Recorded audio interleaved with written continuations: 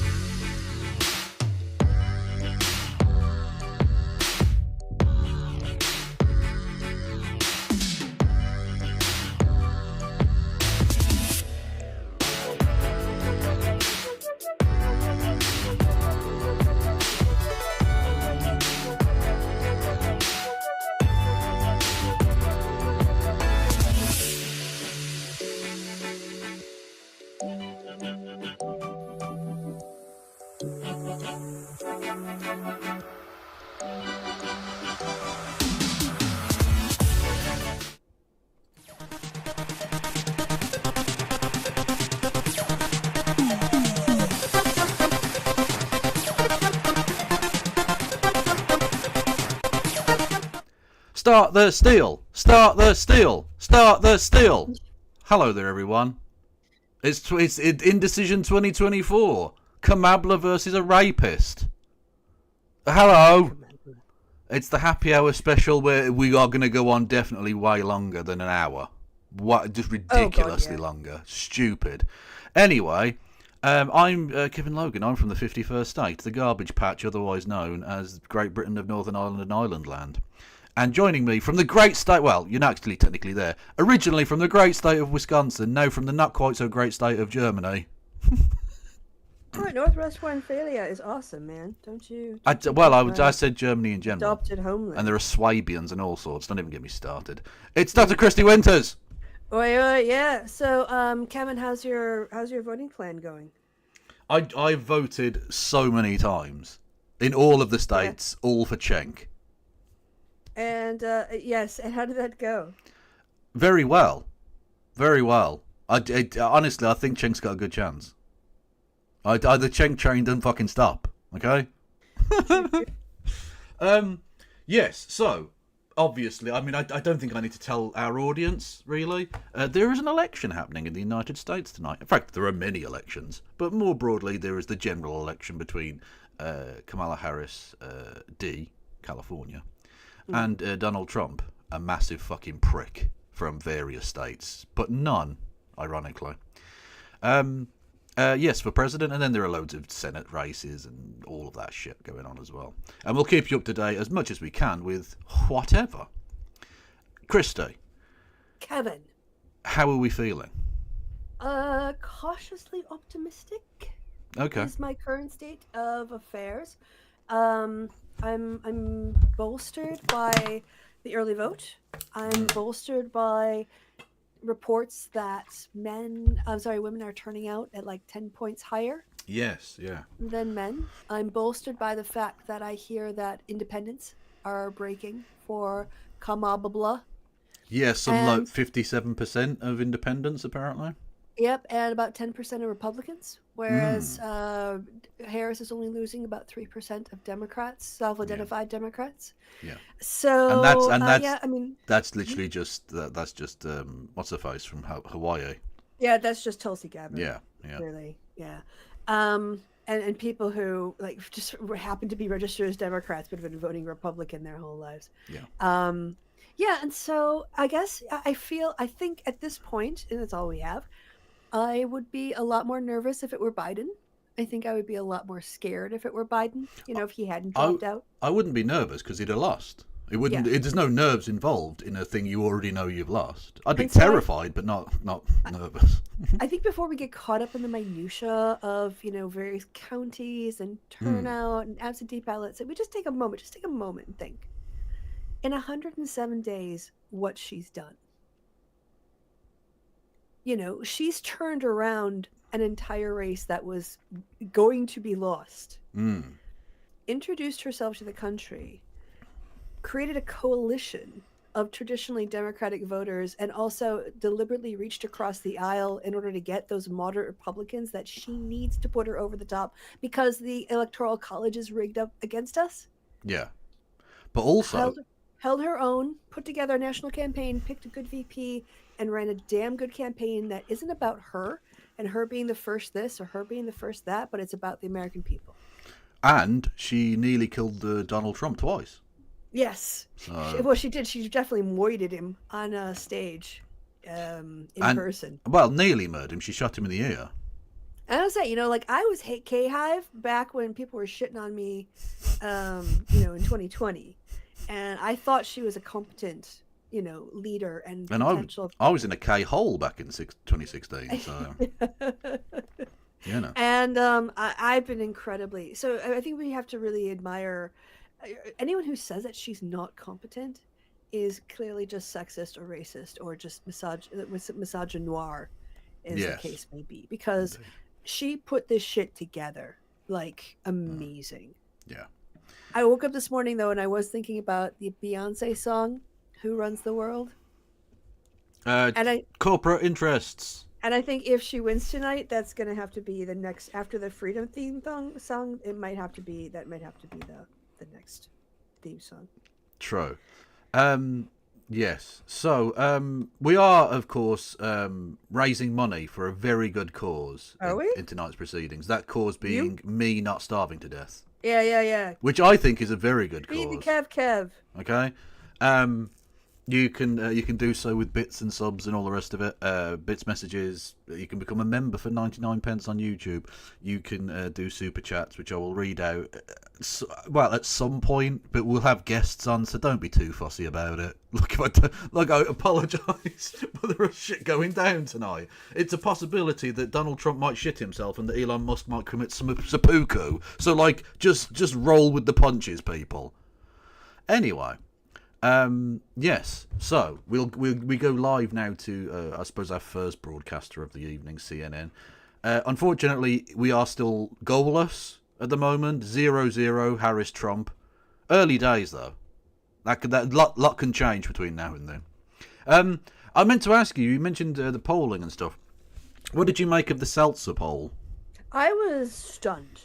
Yeah. I mean, if she wins Iowa, it's over. If she wins Iowa, we can go to sleep. If she wins Pennsylvania and North Carolina, we can go to sleep. Well, I guess... Yeah, go on. Sorry. Yeah, go on. Yeah. So the thing about the Seltzer poll and why I was listening to Tim Miller on the Bulwark talk about the sort of centrist Republicans that she's trying to reach out. That is the Bulwark. But He was saying that the reason why Ann Seltzer can be so accurate in Iowa is one, it's not very heterogeneous. It's mostly just white people.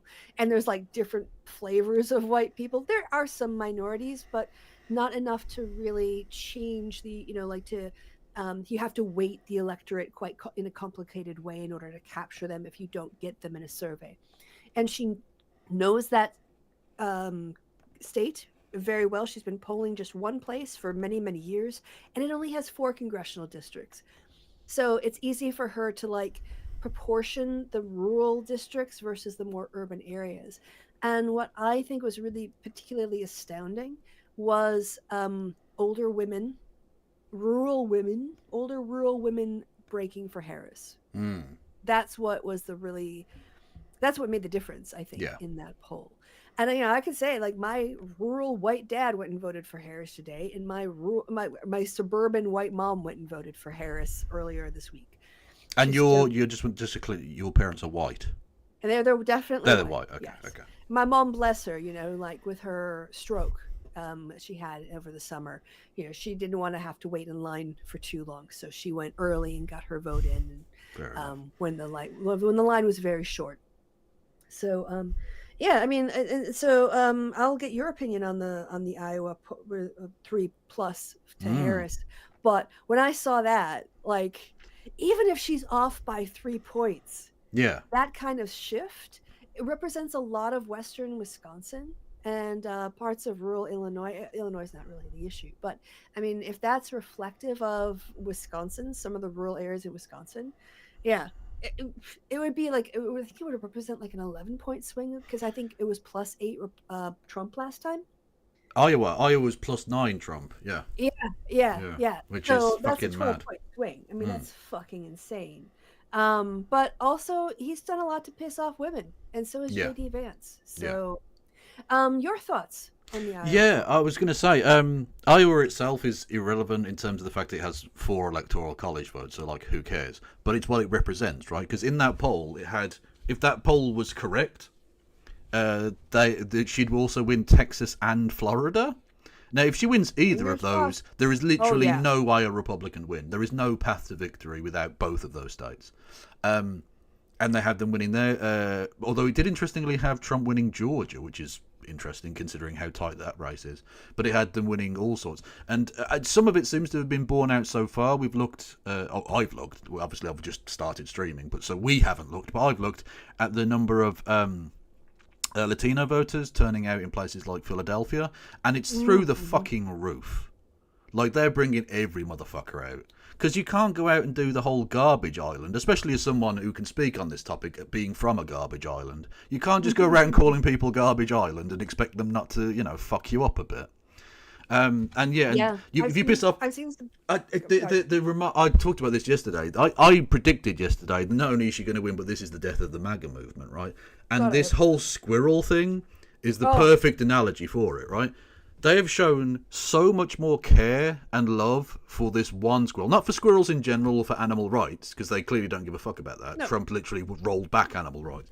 But secondly, they've shown so much more care for a fucking squirrel than they have for half the population in WOMs, in virtually every man as well, actually, interestingly. All kinds of racial groups, immigrant communities, and all the rest of it.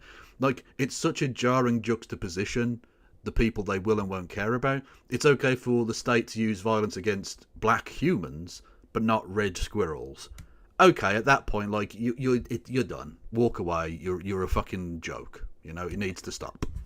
Their white male bubble, their right-wing white male bubble, I should say, I want to be clear on who I'm including and excluding from this, is just such a navel-gazing exercise. I mean, I think that it was just the other day, maybe yesterday, the day before, a woman in Texas went to the emergency room 3 separate times because she was having she was having a crisis with her pregnancy, but they wouldn't perform an abortion because there was still a fetal heartbeat, and she died. Yeah, well, that's what happens. You're not making anything safer for anyone. But these guys get all excited about a fucking squirrel. And I don't think the squirrel should have been euthanized to test for babies. I understand it bit the human, but the human, like, is like, I care less about the like that person made some choices on their own, and just treat them for rabies. But yeah, they care more about a fucking squirrel as a symbol. And you know who owns the squirrel, by the way? Did you look into this? Gay porn star. Yeah. Trump is apparently down 7% with white So again, people this compared to mixed 2020. messaging. He is now Yeah. less than 50%. So anyway. Couple of quick things just before we get going. Thank you, Andreas. With that, Trump is already claiming fraud in Philly. Have you got a link for that? Because honestly, my copium compilations, I busted out the editing software. I was having a little play around with that earlier, so it's going to be fun. I saw Kevin Sorbo also going, if they don't count all of the votes within 6 hours of the thing closing, it's definitely fraud. That they know. They know they've lost. There's no way they don't. And thank you, Kieran with Bits, who says, Trump is apparently down 7% with whites amongst compared with 2020. He is now less than 50%. Well, it's over for him then. He's done. He's completed. He is finished. God, I hope so. Trump. What the fuck does that? Hang on. What does this even mean? So this is apparently from the Truth Social, which is Donald Trump's shithouse site. Philadelphia and Detroit, heavy law enforcement is there. Is that just because black people live there? Is that why you're saying that? Because there's a lot of turnout with black women in that area. Yeah, I don't know what the exact claim is here, but like, okay, I mean, technically there should be law enforcement out in these places because they're large urban conurbations, so you would expect there to be a police presence, you know. But even so, he's expecting to lose both of those states. Then clearly, he's getting his excuses in early. The copium huffery has already begun. And I'm very much here for it. Like I say, you're in a bullish mood. I'm in a positively positive mood. Oh yeah, I think it's done. I'm still burned from. I'm still a little bit of 2016. Yeah, no, that's that. I get that. Yeah. I was naive enough to believe in the democracy. Like there was an inherent value of democracy in the American people, and then I realized how fucked up white people were, and so I can't trust white people to do the right thing until I see them do the right thing. Yeah, don't trust them until it's happened. Yeah. Yes, yeah. Or is he just saying that the cops are fat, heavy police presence? I see what you've done there. I see what you've done. It's very good. What was I going to say? Are we doing predictions? I reckon Kamabababla to win by 11. To win by 11 what? Like you have to do by state, like by 11 electoral votes? Because that's pretty narrow. Like, to be honest with you, that probably wouldn't be that surprising if it was as narrow as that. But also the fucking Seltzer poll had around 400 plus, which is like virtually unprecedented in modern times. Other than Reagan 84, which was literally the biggest win ever. The Seltzer thing is really only applicable to Iowa, so it doesn't transfer to Texas. Texas is a very different makeup. Plus, they go out of their way to make it difficult to vote in Texas. You know, like you have to register by early October. Yeah. And they challenge a whole bunch of votes, and they under-resource Democratic areas. Yeah. So, but if you take that shift, yeah, I think you're looking at quite a number of states. So. True. Remember I told you how I was drinking a lot of water and I'm also a little bit nervous, so I'm going to need to do pee breaks. Yeah. I'm going to have to take my first one. But you can use this opportunity to promote how people can give you money. Yes. Or sign up on Amazon to take Bezo bucks. True. That is a thing that I can do, and I will. Anyway. Cool. Yes, go and do your thing. So, yes, everybody, you can give me money in the form of bits and subs and blah blah blah blah blah. If you wanted to, you don't have to, of course. If you're on YouTube, you can become a member. You can like, you can subscribe, you can do bits messages. Thank you to Andreas with $2 who says 10 minutes until Georgia early votes results. Indeed, it is, and that's why we came on at the time we did, because we know that the first polls close at midnight my time, so in like 8 minutes from now, which is why we've done it that way. Yes. We'll be having guests on relatively shortly. I'll be posting links to the various people I've contacted, and we'll see who pops in. Yes, but it should be interesting to see. 1 second, everybody. I'm trying to get the MSNBC thing to work, because I definitely want what's his name? Kornacki. Kornakatak. Where is it? Is there not a live stream on YouTube? What the fuck? MSNBC, do not fuck me, mate. I'm not in the mood. Yeah, live. Yeah, there we go. Ah, here we are. Oh, that's Kornacki Cam. Which is just the top of his head right now. Alright, and I'm back. We're watching Kornacki Cam.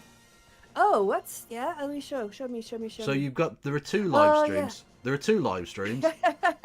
Right? Yeah, where he's just like looking at his phone and then like writing things on the board. Yeah. So there's two MSNBC live streams. There's the actual news report, and then there's just the top of his fucking head.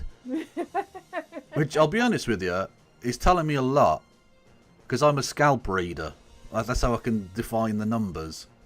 Well, I was going to say, I didn't realize this until today. He's gay. And so I was just, I thought you were just picturing him, the top of his head. Bobbing up and down, yeah. Absolutely. He's sexy like that. Oh, Nancy Pelosi said that she thought the Dems were going to pick up the House. That would be wild. That would be. Yeah, that was not expected. First polls close in 6 minutes. Although we're not going to get results of the first polls until California is done voting, right? So. No, not true. We've already had polls counts from the weird little 6 people. Yeah. 6 white people, old white people. Essentially the Punxsutawney Phil of elections. some shit little town in New Hampshire or somewhere. I don't know. And they split. Yeah. And they actually have mirrored America by splitting 50-50. 3 for Trump, 3 for Harris. Look, that result 100% represents those 6 people, and like literally no. I kind of want to see given how how divided America is. I want to see a reality show with those 6 people. I need to know a lot more about their lives. What led them to this place? Why would you live here? Like it's fascinating to me. We've been so caught up in the presidential, we really haven't talked at all about the House and the Senate. I know that Dems are vulnerable to losing the Senate, and Nancy Pelosi saying she thought we'd pick up the House, and like that's literally all I know. I've been so focused just on keeping the fascist out of the White House. I really haven't focused on any of the other races. And normally I would be, in the weeds on this shit, but I didn't have the bandwidth this time. Are we ready for a guest at all? Yeah, I think I told Marcus that we'd probably could just throw up a link. And I think also, did you see that I tagged you in on Threads about Steve?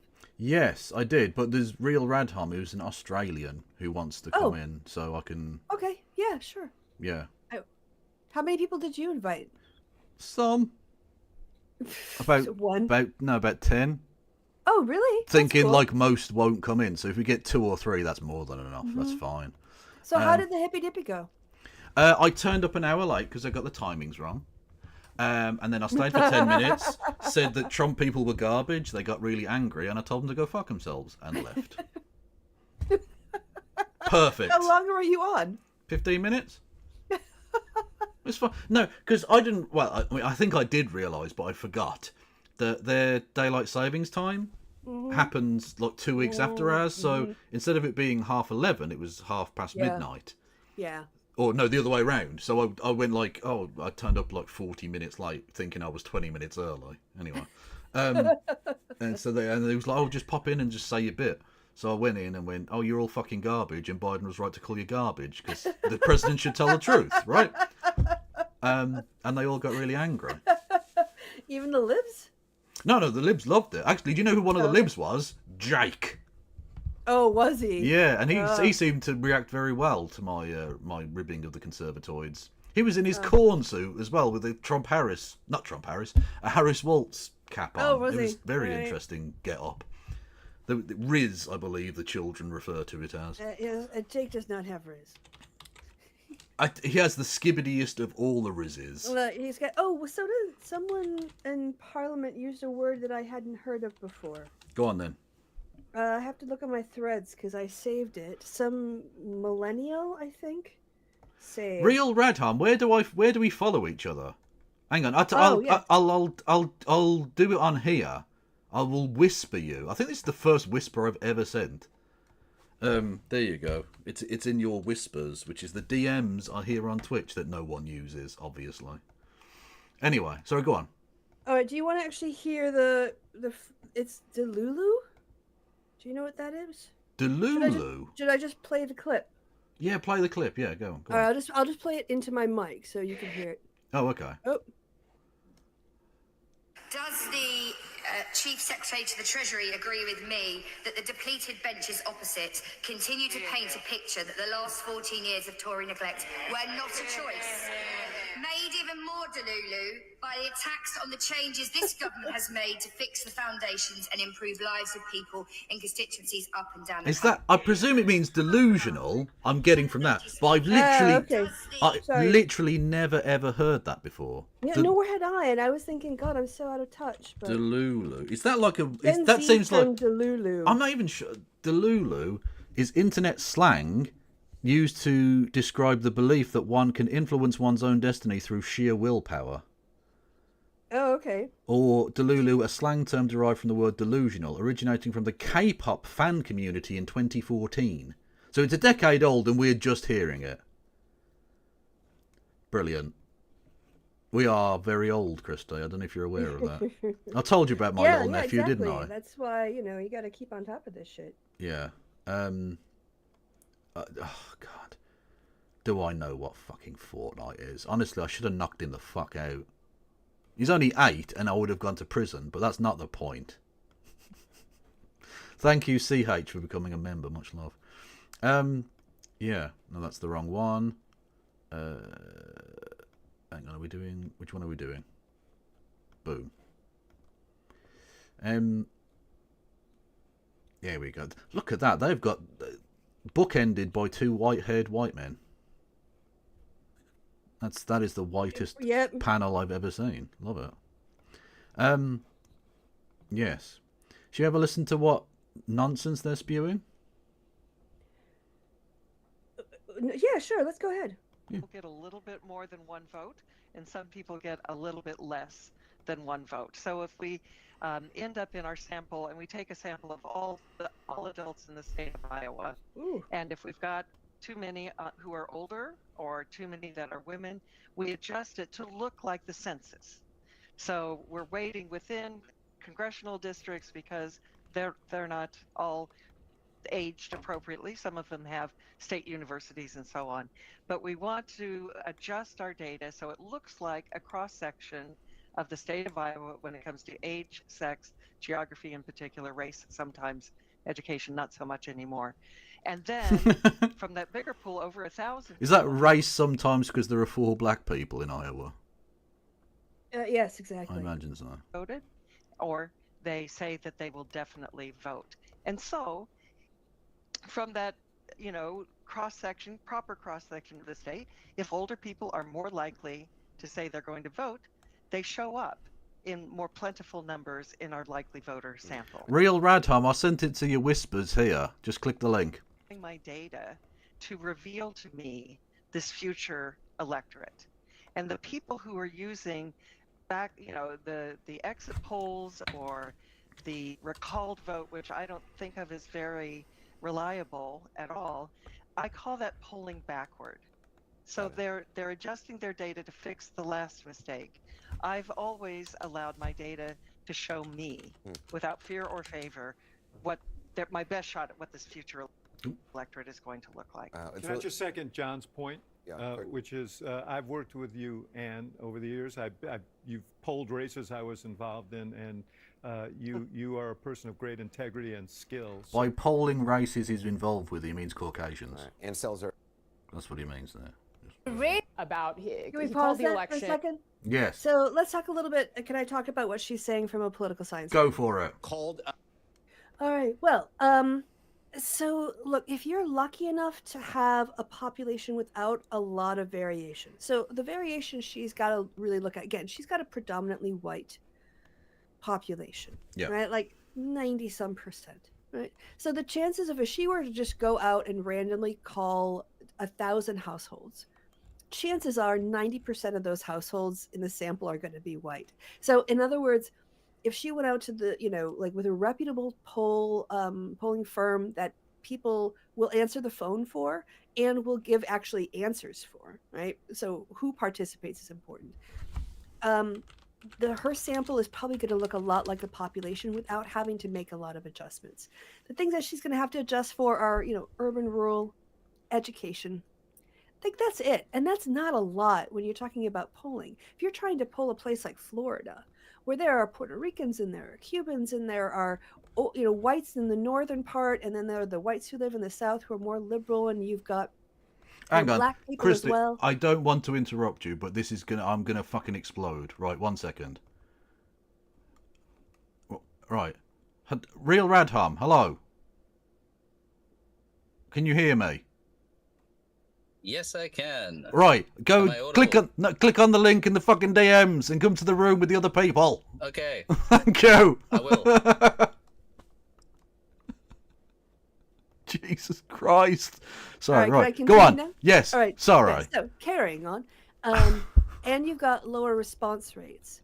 When you get a sample, your sample isn't going to look like the population. So you start to have to tweak it.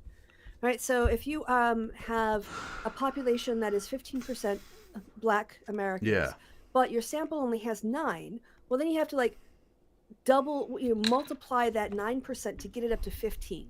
Right. But then some of the Black people will have college education and some won't. So then you got to reweight it based on college education. So you have a weighting for education and for urban, rural, and for, their ethnicity. And you start to almost create the sample, not let the data in the sample just speak to you. So she's in a really kind of privileged position as a pollster, and good on her. She's cornered her little market of Iowa and she knows it really well.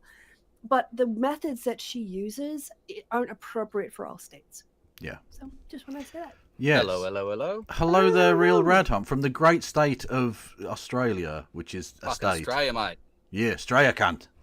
Anyway, how are we getting on? Apologies for getting slightly irate. I was speaking as if you could hear me in chat, but you were in my fucking Discord, so I got angry at myself. Yeah. Look, I'm going absolutely splendidly. I've been streaming since 2 a.m. Oh my God. It's currently 11 a.m. here. Good Lord. I've been painting this American flag-themed Chaos Warrior to celebrate the election.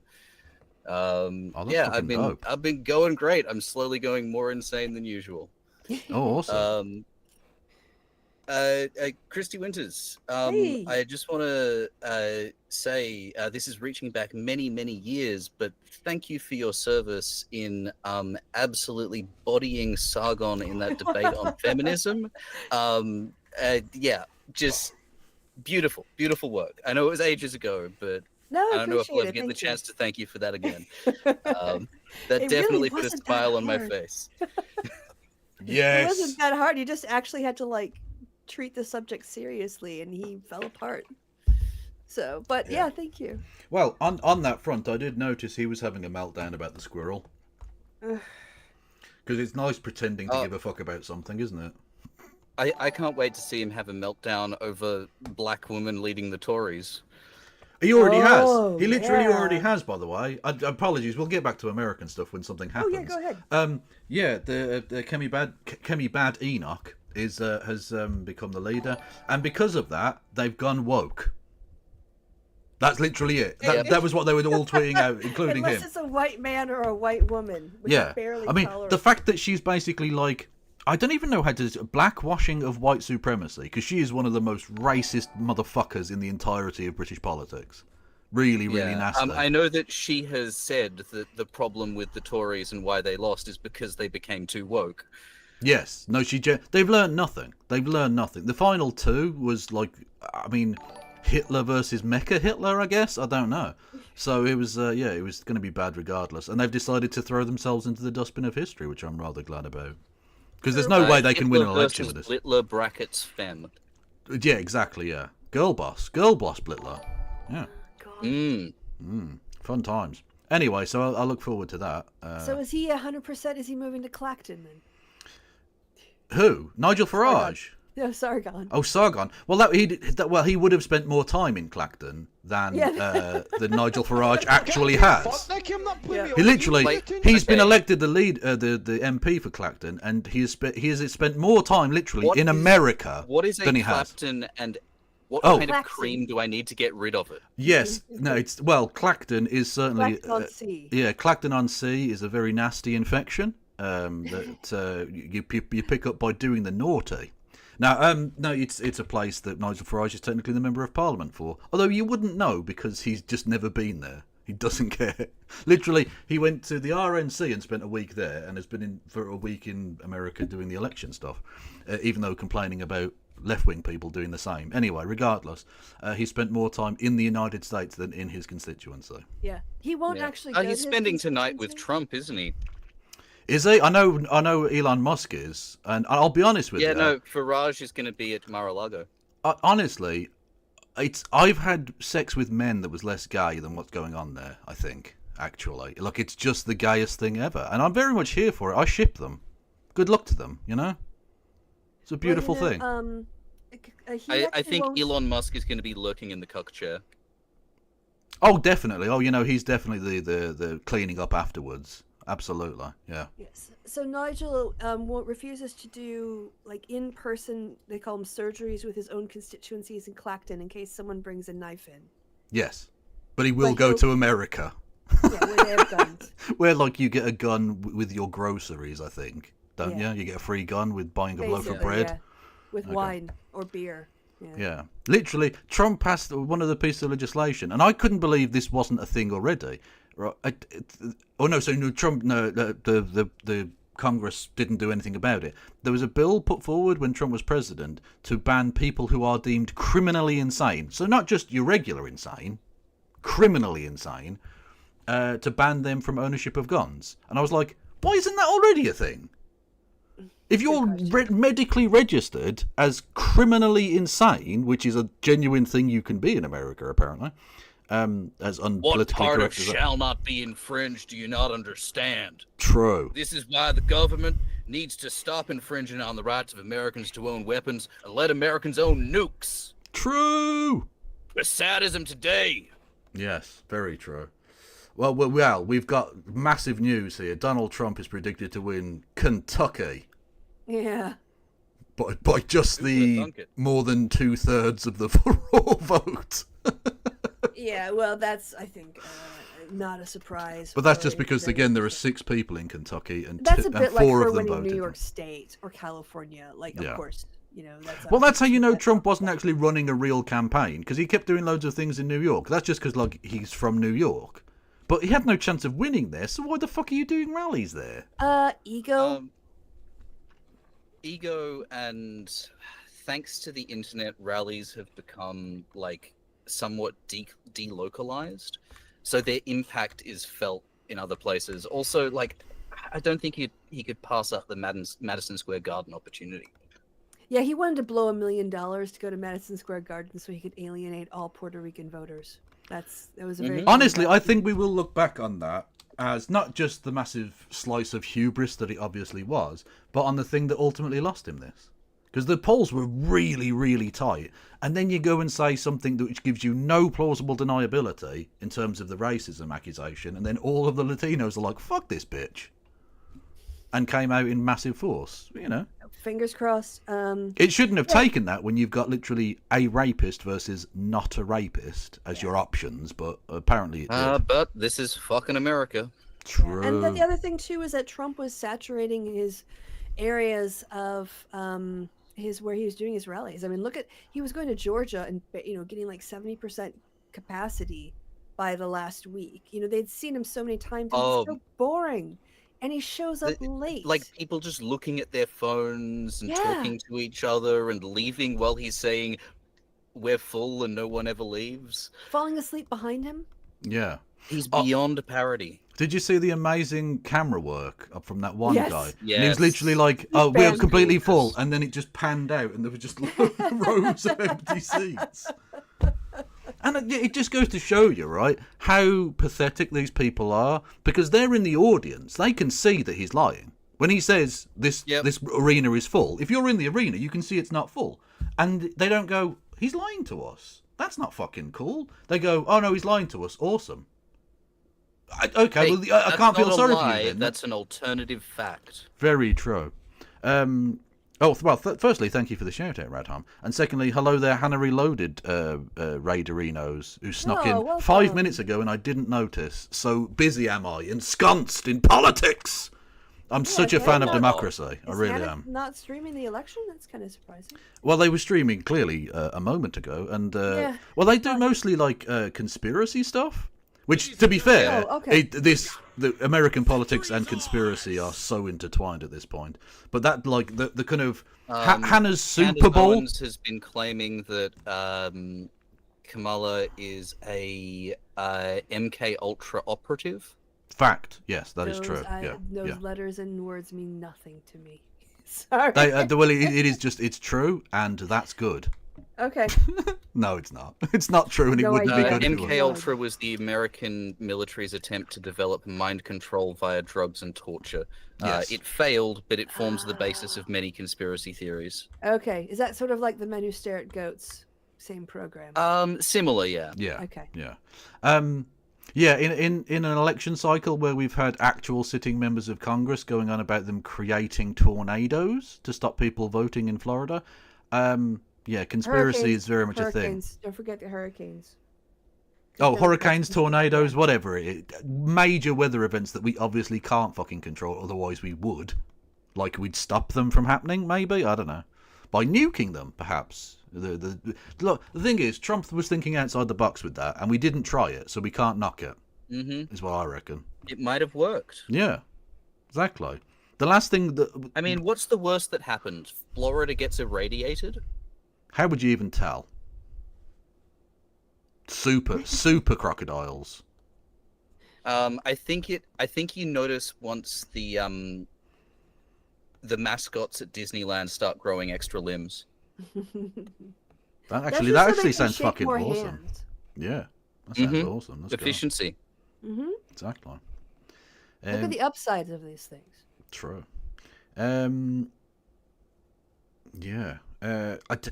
We're at the point of the night where things are about to get vaguely exciting, but not quite yet. Yeah, it's like very, very slowly, and then everything all at once. Yeah, true. Was that Hemingway talking about going bankrupt? Yes, it happens very, very slowly and then very quickly. Yes. Yeah. Which is sort of true. Yeah. Stop it. Get some help. Whilst you're here, Real Brad Hemingway created my favorite drink. Did he? What was that? A Death in the Afternoon. He made it because he was bored on a boat. It's absinthe loosed with champagne. Is that based upon his writings about bullfighting?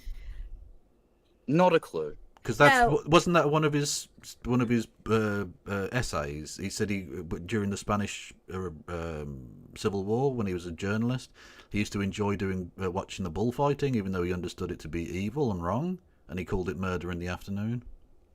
Oh, yeah, which is literally what bullfighting sort of is, I guess. But also, he created, I think, one of my favourite sort of poetic books of all time, The Old Man and the Sea. Fucking beautiful piece of writing. Anyway, I'm not familiar with it. No. I have a question here. Now, when it comes to absinthe drinking, have you had a variety of absinthes? Have you had like the knockoffs that aren't really absinthe, or you have the actual? I've had a few different absinthes. Yeah. There used to be a wonderful establishment here in Sydney called the Absinthe Salon, which had a wide range of imported European absinthes. There was a 3-drink per person limit, and you'd kind of walk out of there into a stiff breeze. Yes, I've been to Prague, and I was too intimidated to try the genuine absinthe that they had in Czechoslovakia. Oh, it's lovely. It's just like it's a mild stimulant as well as being an inebriant. I was about to say, are we talking about the original shit that they had to ban because people went blind? Yeah. That kind of shit. Yeah. I mean, obviously, people didn't actually go crazy from absinthe. No, they went blind, didn't they? I thought that it affected people's vision. Oh. Yeah. That would have probably just been like, poorly made alcohol can make you go blind. That was probably just like... yeah, well, that literally happened during Prohibition in America. The alcohol consumption barely dipped, but alcohol poisoning went through the fucking roof. Because everyone was drinking bootleg shit mixed with like terps and all sorts of cheap shit. Anyway, from the great state of the garbage patch in the North Atlantic, otherwise known as Great Britain. It's Hey! No Justice MTG. How are you all doing? Hey. Are we good friends? Very well, yes. Pleasure to see you, Justice. It's good to see you. It's good. It's been quite a while, Radhom, since we've actually been on It a has screen been. together. True. Hello, But yeah, MTG. and also hello, Christy. You're here as well. Oh, they're lovely. Yeah. The gang's back together. It is. Very much so. Also, when you see the maps with the straight lines on the American states, that's not because they drew those on there. They've just got really straight rivers. That's what they make up all the borders. It's phenomenal. Geometric. God used his potato masher. Yeah, literally. God went, you know what, we'll crack out the set square for this one. Let's go. He was using his technical drawing GCSE on that one. Yes. Thoughts then, No Justice?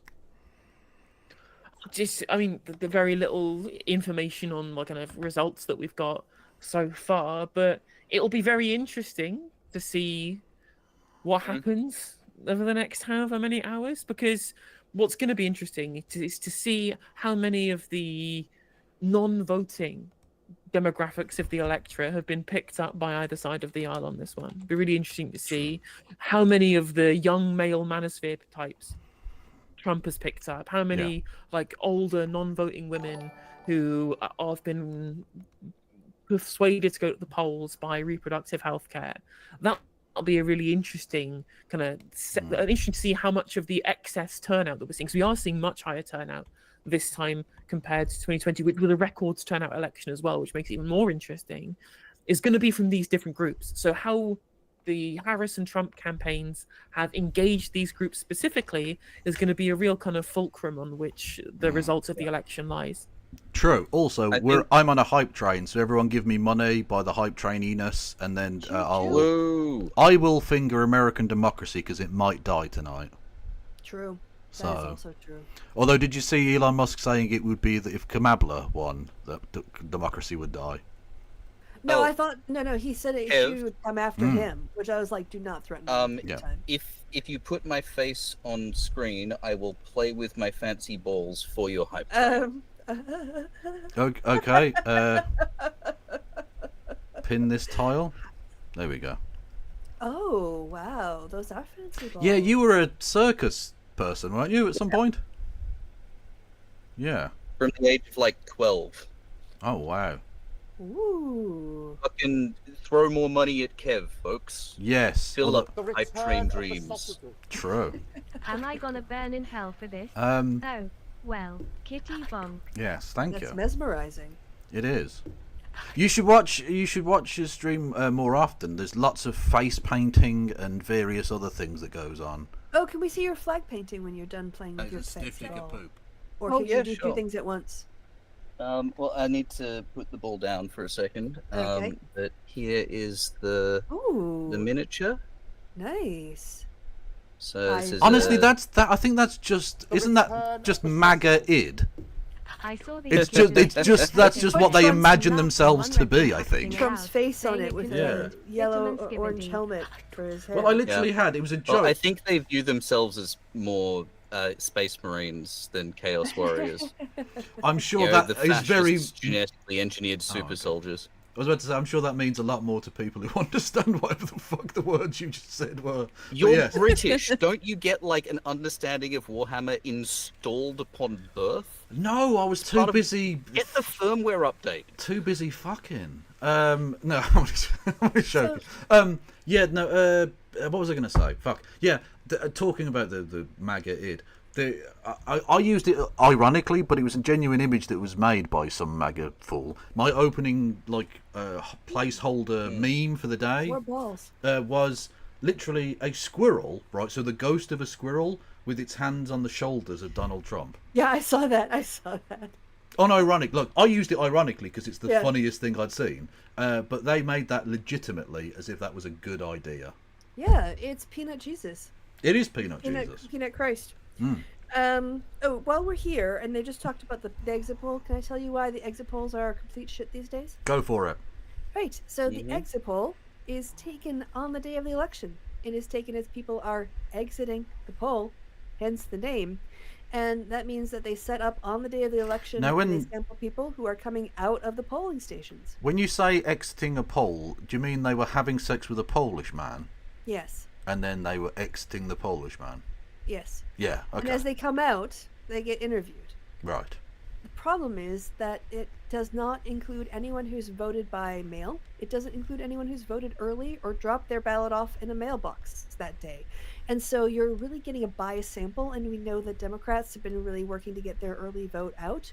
And so you're getting a disproportionately large percentage of Trump supporters in the exit poll.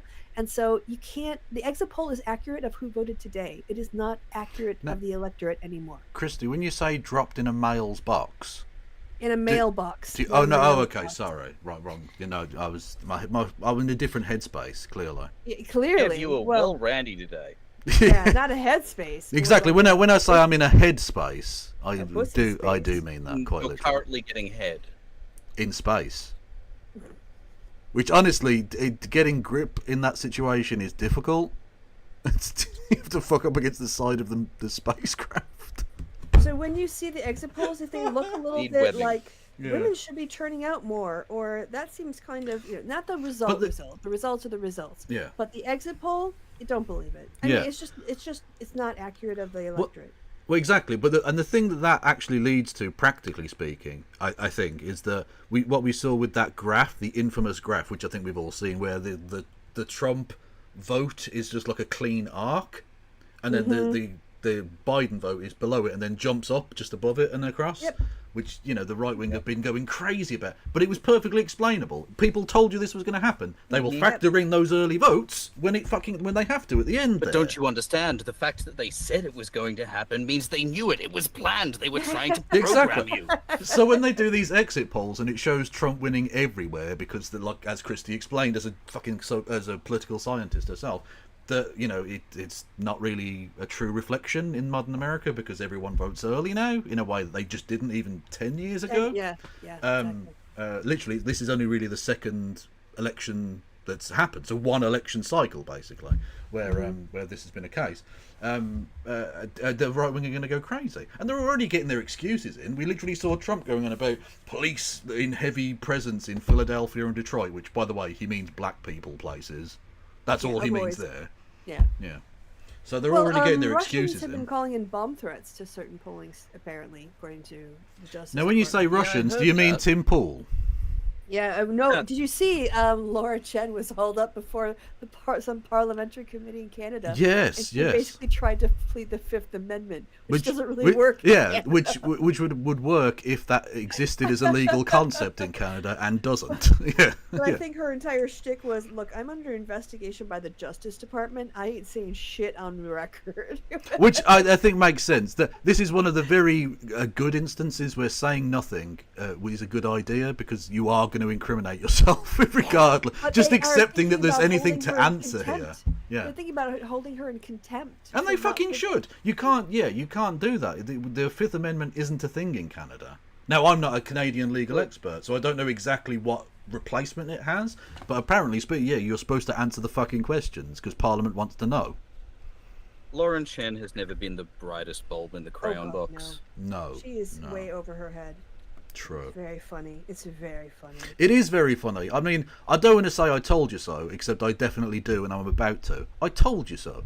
You did. You did tell us so. I did. I mean, you can't say I don't follow through on my promises.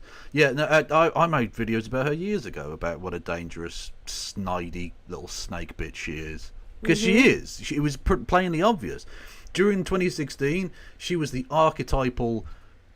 Ooh woo, I'm just talking to people who I disagree with, ooh woo, and then doing like the, essentially giving free airspace to the likes of fucking Richard, what's his fucking name? I've literally forgotten his name. Richard Cancer? Spencer. Well, I'll reiterate myself. Yes, he's a cancer. Literally look him up. He's a Nazi who punched his pregnant girlfriend down the stairs. Lovely chap. So family values. And then, to be fair, he did get punched back by somebody in the streets of whichever town it was. Which city was it? Washington, D.C. I think it was. Yeah, it was D.C. on Inauguration Day. Yeah. Which was nice. And he certainly became much less of an open public figure after that. Yeah. It's Although true, it's true. interestingly, And now he's endorsed Kamala Harris. well, he also endorsed Biden. So I genuinely think he, like, the fact that Trump didn't come out and defend him and like all of that shit, I think he genuinely upset him, and he's now just like throwing his toys out of the pram. His endorsement of Biden and Harris is so partially it's him having a hissy fit because Trump isn't like openly anti-Semitic enough. Yeah. And partially it's him trying to like muddy the water so that people can use his endorsement as ammunition when arguing against Harris and Biden. Yeah. What's interesting as well is that I've forgotten what I was going to say now. Sorry, ignore me. Can I just? I'll jump in and cover you. Did you see Nick Fuentes whining about the Trump movement when he started? He was really excited because it was anti-black. It was racist. It was anti-Semitic, and it was about hating women. And now all that's left is just being racist. Yeah, he said they're not anti. He said something like, "I got into this to hate on women" or something. Like he was literally like, "We don't hate women enough."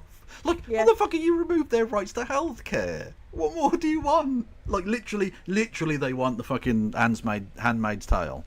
They just do. Oh yeah, always have done. Yeah. Well, I mean, like, okay. Project 2025 does want to set up a Handmaid's Tale thing. I think he's upset because, like, Lara Trump is the chair of the DNC, and there's, like, female Republicans who are running for Congress and stuff. I think it's less, they won't take away the rights that I want taken away. It's more, but you are treating some women with a modicum of respect. Yeah, pretty much, yeah. So I had a thought, and I'll just share it here because we're filling time. But people, when I've argued with people who are of faith, Christians or whatever, and about democracy, they'll say, well, democracy came from Christianity, because if you look in the Western Europe, we're the ones who developed democracy.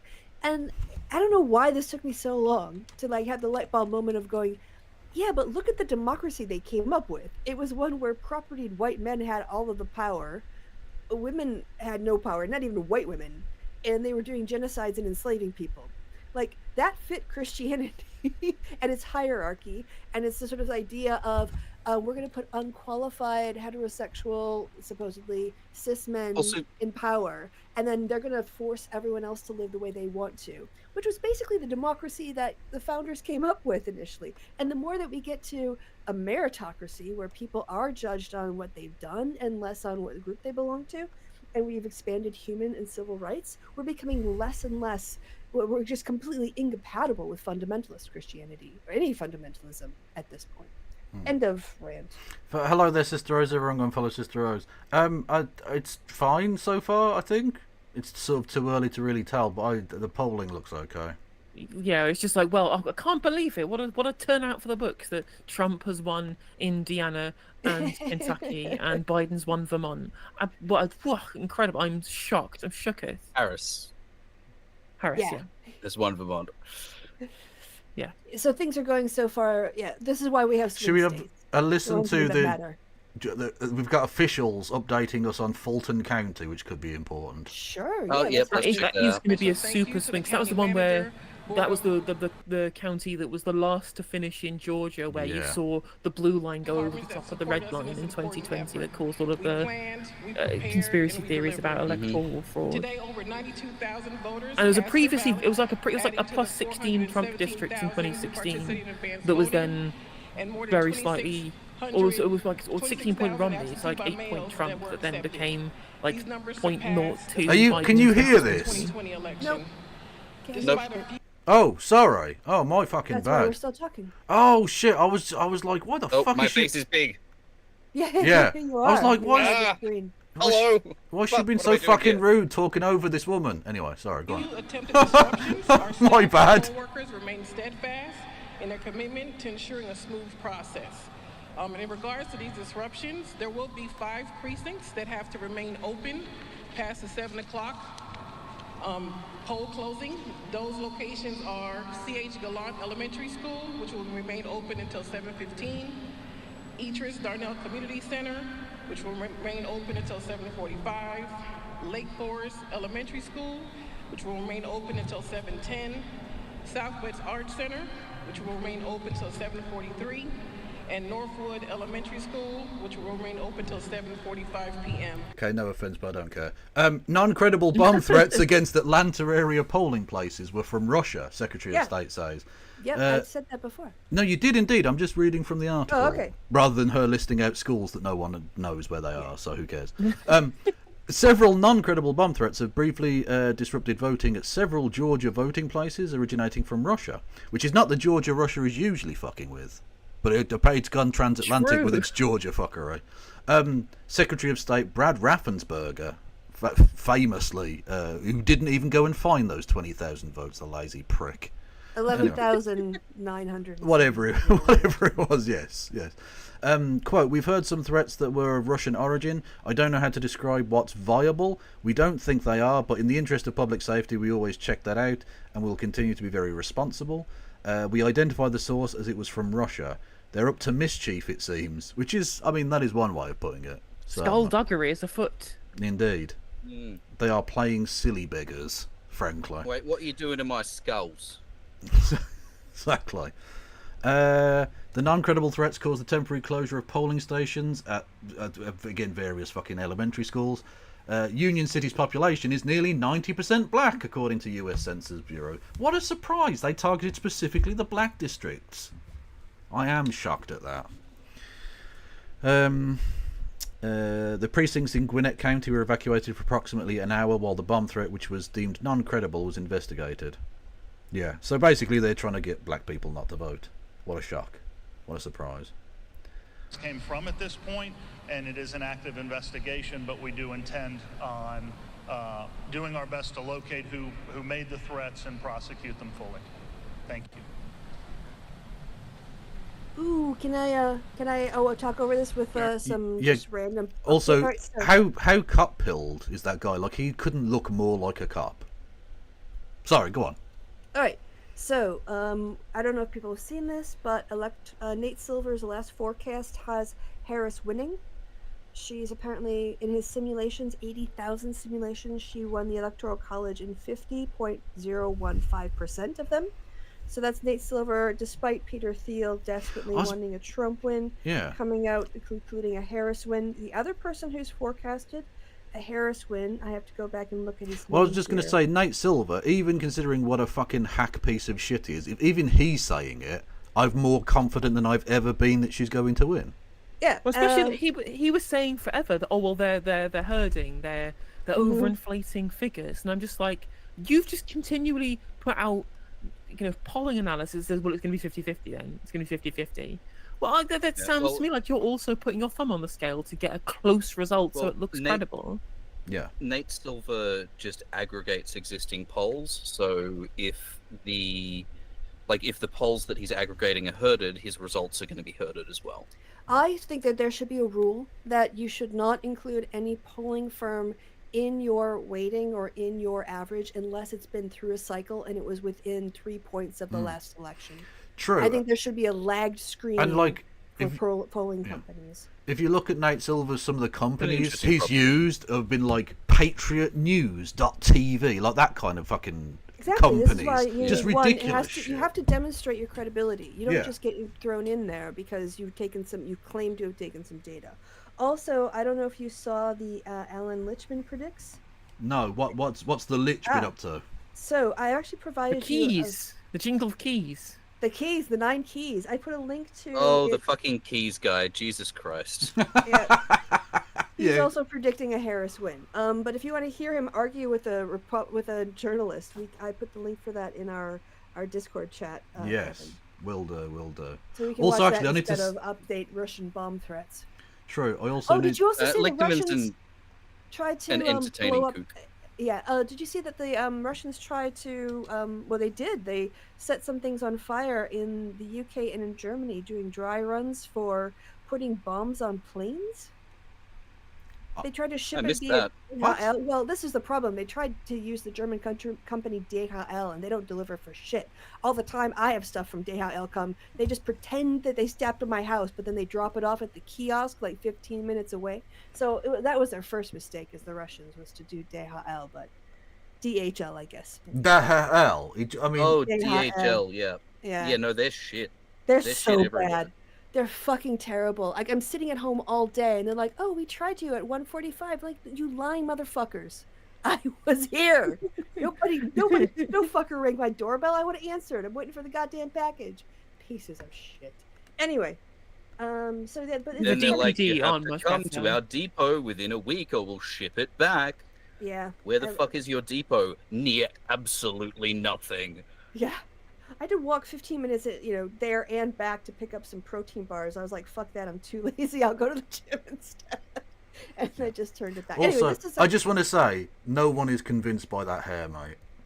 No one. Yeah, this is That's actually a not. pretty spicy. This is kind of a little spicy back and forth. Which If your hair and your eyebrows are that far off, like, come on.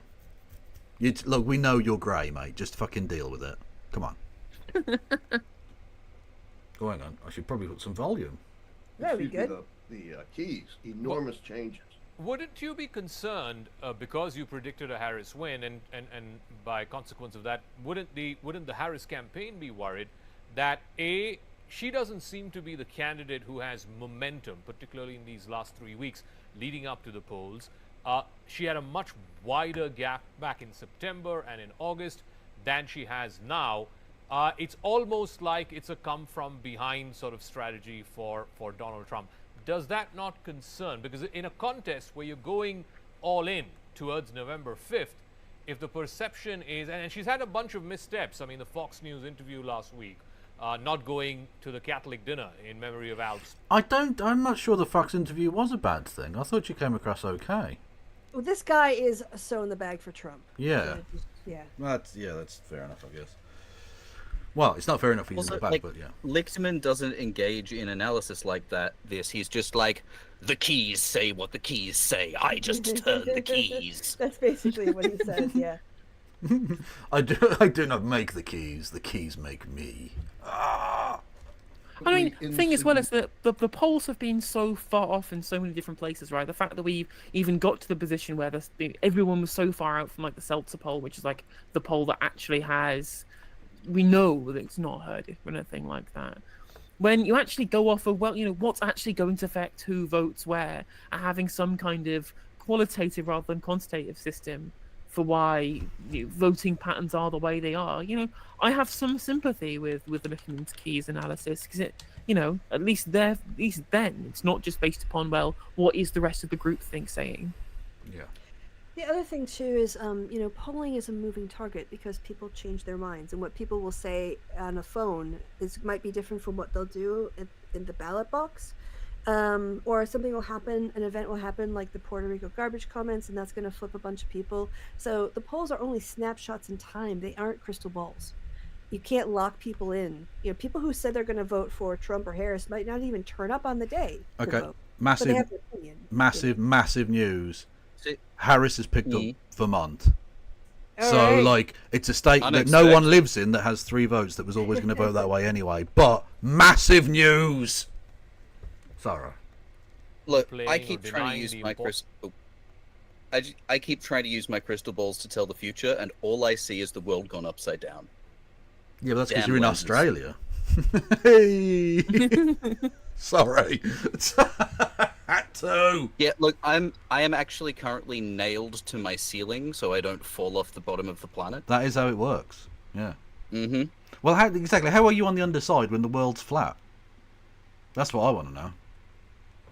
We're gripping on. Australians actually have prehensile toes that we use to hold on to the ceiling ground below us. Fair. That's how you put it onto the turtle's back, upon which the Earth sits, of course. Mm-hmm. Yeah, facts. Was that Discworld? Something like that, yeah. Yes, hello there, Marcus Drake, from the great state of Massachusetts! Hello. I'm from Pennsylvania, and I will fight you. Oh, I thought you lived in Boston or somewhere. No, I'm from Philly. Oh, apologies, from the great state of Pennsylvania. How's Philly An doing? important state. A very important state. I wish it wasn't. Because we have a lot of arguments about which gas station makes better sandwiches. We should not be in charge of this. Yeah, I was about to say, some of you are fucking Eagles fans. Disgraceful. Oh, Look, I'm not a fan of the Eagles because of the game. I'm a fan of the rioting. Well, that's fair. Yeah. You know. So you'll be interested to hear that Trump has posted out that in Philly there's heavy police presence. Can I just something like that. share a picture I saw on Threads and I thought it was hilarious. It's a guy standing out with a handmade sign on some cardboard with a black marker, and it says, "List of assholes defeated by Philadelphia: King George, Tom Brady, Donald Trump." True. All right-wing cunts as well. Look, Marcus Drake, I've got a bone of contention. Wait, you said you're Philadelphia. Okay, no. Yes. I mixed up my states for a moment. There's a lot of my brain auto-completed Pennsylvania, and I have a bone of contention with Pennsylvanians. Philadelphia is fine. My contention with Pennsylvanians is that it should be pronounced Pennsylvania. Why? Okay, well, Philadelphia is... Like Transylvania. Pennsylvania.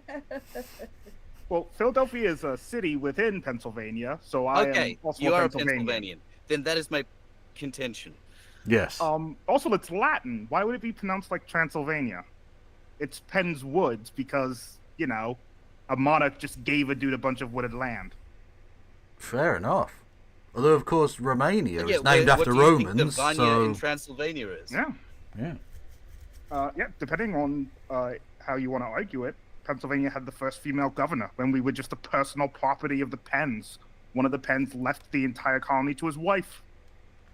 I'm hearing good things about turnout in Philly. And you can have that system of government back by coming back into the bosom of Mother England. No, thank you. I would No, to the rule of the Australians. It wasn't. Well, they're also under the thumb of London, so that's. I mean, you're not winning that fight particularly. But, okay. Yes.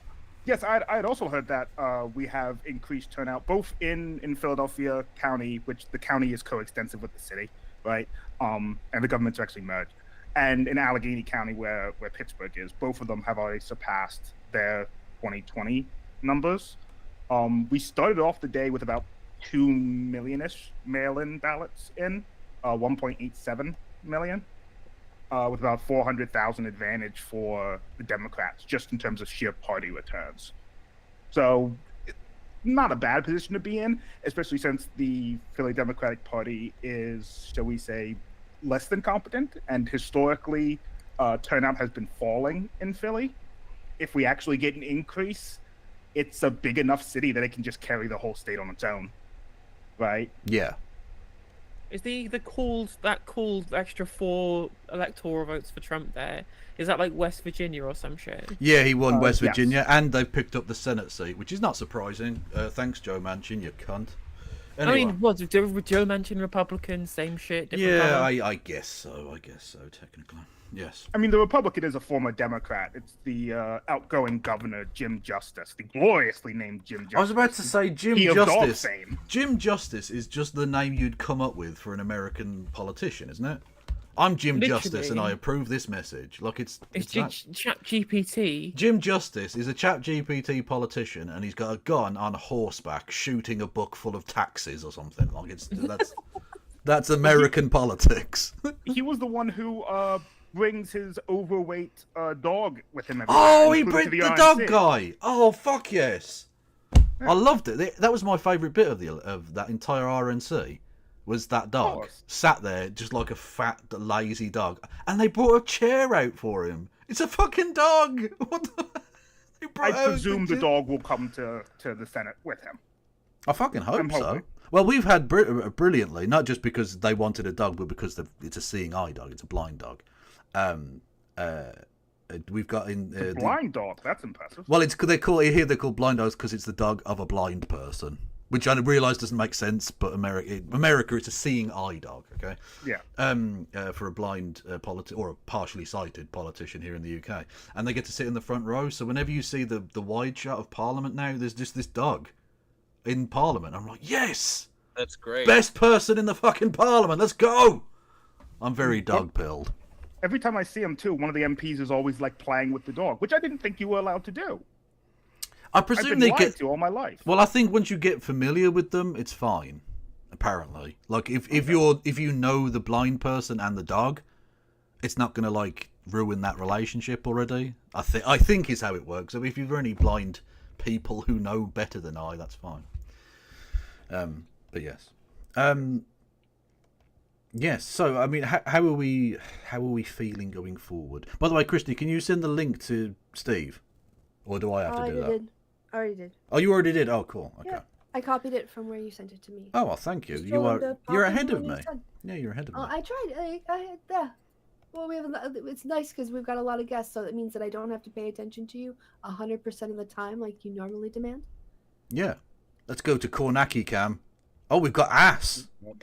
We've got Ass saggy white boy I ass. redeem a little while ago that I just need to say something quickly. Go for it. Are you stressed out this election? Is it making you parched? Do you desire something to sate your thirst? Well, you should try water. Wet and wonderful. Staying hydrated would help to prevent election-related headaches. So drink water now. This stream, all of these streams, are brought to you by Big Water.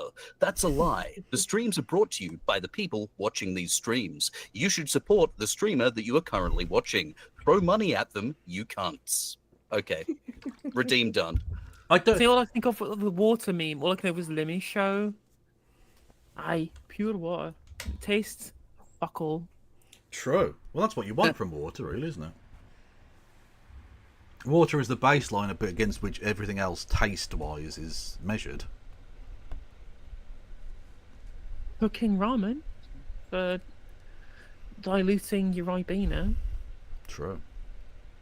I mean, honestly, if you're going to have your ass on show, you've got to get caked up, mate. This is poor. By the way, this is Steve Kornacki, who's like, I don't even know how to describe him for British people. Do you not have, like, a beloved pollster? Like a beloved, like, election night? Well, John Curtis is now, but, like, what was the guy before him? The one who's now... Is he dead, even? His son does stuff as well. Someone in chat will know. We used to have a very famous one. Snow.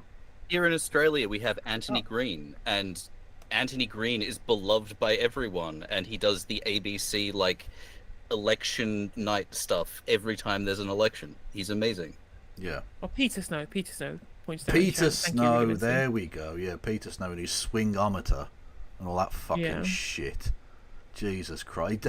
He stopped doing it. He stopped doing it in like 2005 was his last one, right? They got Jeremy Vinan instead, who was infinitely worse. Way worse. You can't just replace one posh white kid with another posh white kid. That's, when I say kid, 80-year-old with a 60-year-old or whatever. That doesn't work. It's not the same. Are you sure? Because that seems to be the principle your parliament runs on. That's not true, actually. Firstly, the Prime Minister, his dad was a toolmaker, so you've embarrassed yourself there. And secondly, the leader of the opposition is now a black woman who is also a fascist. So you will take that back. Minority boxes ticked. Exactly. We've got poors, women, and people of colour. So, like, what more do you want? And fascists. And fascists. The most oppressed minority, thankfully. That's almost not worth mentioning. Of course, they're fascists. Yeah, it's the British Parliament. It wouldn't be the same without it. Yeah. They are an integral part of our parliament, the fascioids. True. And I say that with genuine angst in my heart. Yeah. I mean, look, say what you like. They are very stylish. I mean, where do you think we got the term fashionistas from? Literally. That's not true, but yes, literally. I mean, that implies that, I don't know, I guess the Italians started an actual fashion police. Which would be on brand for that. Well, I mean, quite literally, and I don't say literally, not literally, I mean it literally. Hugo Boss literally designed the Nazis' uniforms. Yeah, absolutely. Yeah. Do you remember when Joe Lycett changed his name to Hugo Boss? I do remember that, one of his many things, yeah. Joe Lycett is genuinely amazing. Like, he's so funny. He's rich enough that he could just sell out and be a cunt, but he hasn't. He's still, like, doing the lefty bit. And I'm like, yeah, go for it, man. That's awesome. Well, actually, I find he's very right-wing. I was about to say, if he's rich, that explains why he's so terribly right-wing. No, he's terribly left wing. He's very left wing. He It's did just a he was joke, right? Yeah. So go on. when they invited him on one of our mainstay Sunday show called Sunday with Laura Koonsberg, and he kept saying, oh well, you know, it was during the Liz Truss mini budget that crashed the economy, quote unquote. And he did this like sarcastic way of pretending to be a right winger throughout the whole show, just saying, "No, I'm sure she knows exactly what she's doing. I have full confidence in Liz Truss." Other people would have said maybe it would be worth having a discussion around what was in the budget beforehand, or having the OBR talk about the budget beforehand, or anything like that. But not our Liz. Our Liz knows exactly what she's doing, and I fully support her in that. And she was right to do this. Amazing. You reassured Emily. It was. He did the whole bit throughout the entire show. It was incredibly funny. It's well worth watching. And it was the first time they ever had the show as well. It was literally the first episode. Yeah. I'm being corrected, and I should have. I misspoke. Hugo Boss didn't technically design the uniforms. He and the company made the uniforms. My Presumably bad. with That's slave fine. No, actually, well, I'm not sure they would have been at that point, but possibly later on. Yeah, maybe. Yeah, I was actually not aware that was the first episode of that show. I had never heard of it before, but I just assumed random British thing. Why would I have? Actually only saw that bit. I think Lysa posted it to his YouTube channel. Yeah. Yeah, probably. He's probably quite proud of it. Yeah. Look, it was fucking hilarious. Nothing could have encapsulated the failure of our media better than Joe Lycett treating what was clearly, quite frankly, a totally bonkers piece of political theatre, where people were, having a serious conversation about whether Liz Truss was a sensible, person to be the leader of one of the sixth richest economy in the world, right? And a serious discussion about, well, is it bad? Is it good that the pension funds have been bailed out by the Bank of England to the tune of £60 million or whatever it is? What do we think? What's the two sides to this story? And I'm like, no, there isn't two sides. She's an idiot. It's incredible that this facade continues, and it couldn't have been parodied better by somebody mockingly taking it more seriously than it deserved.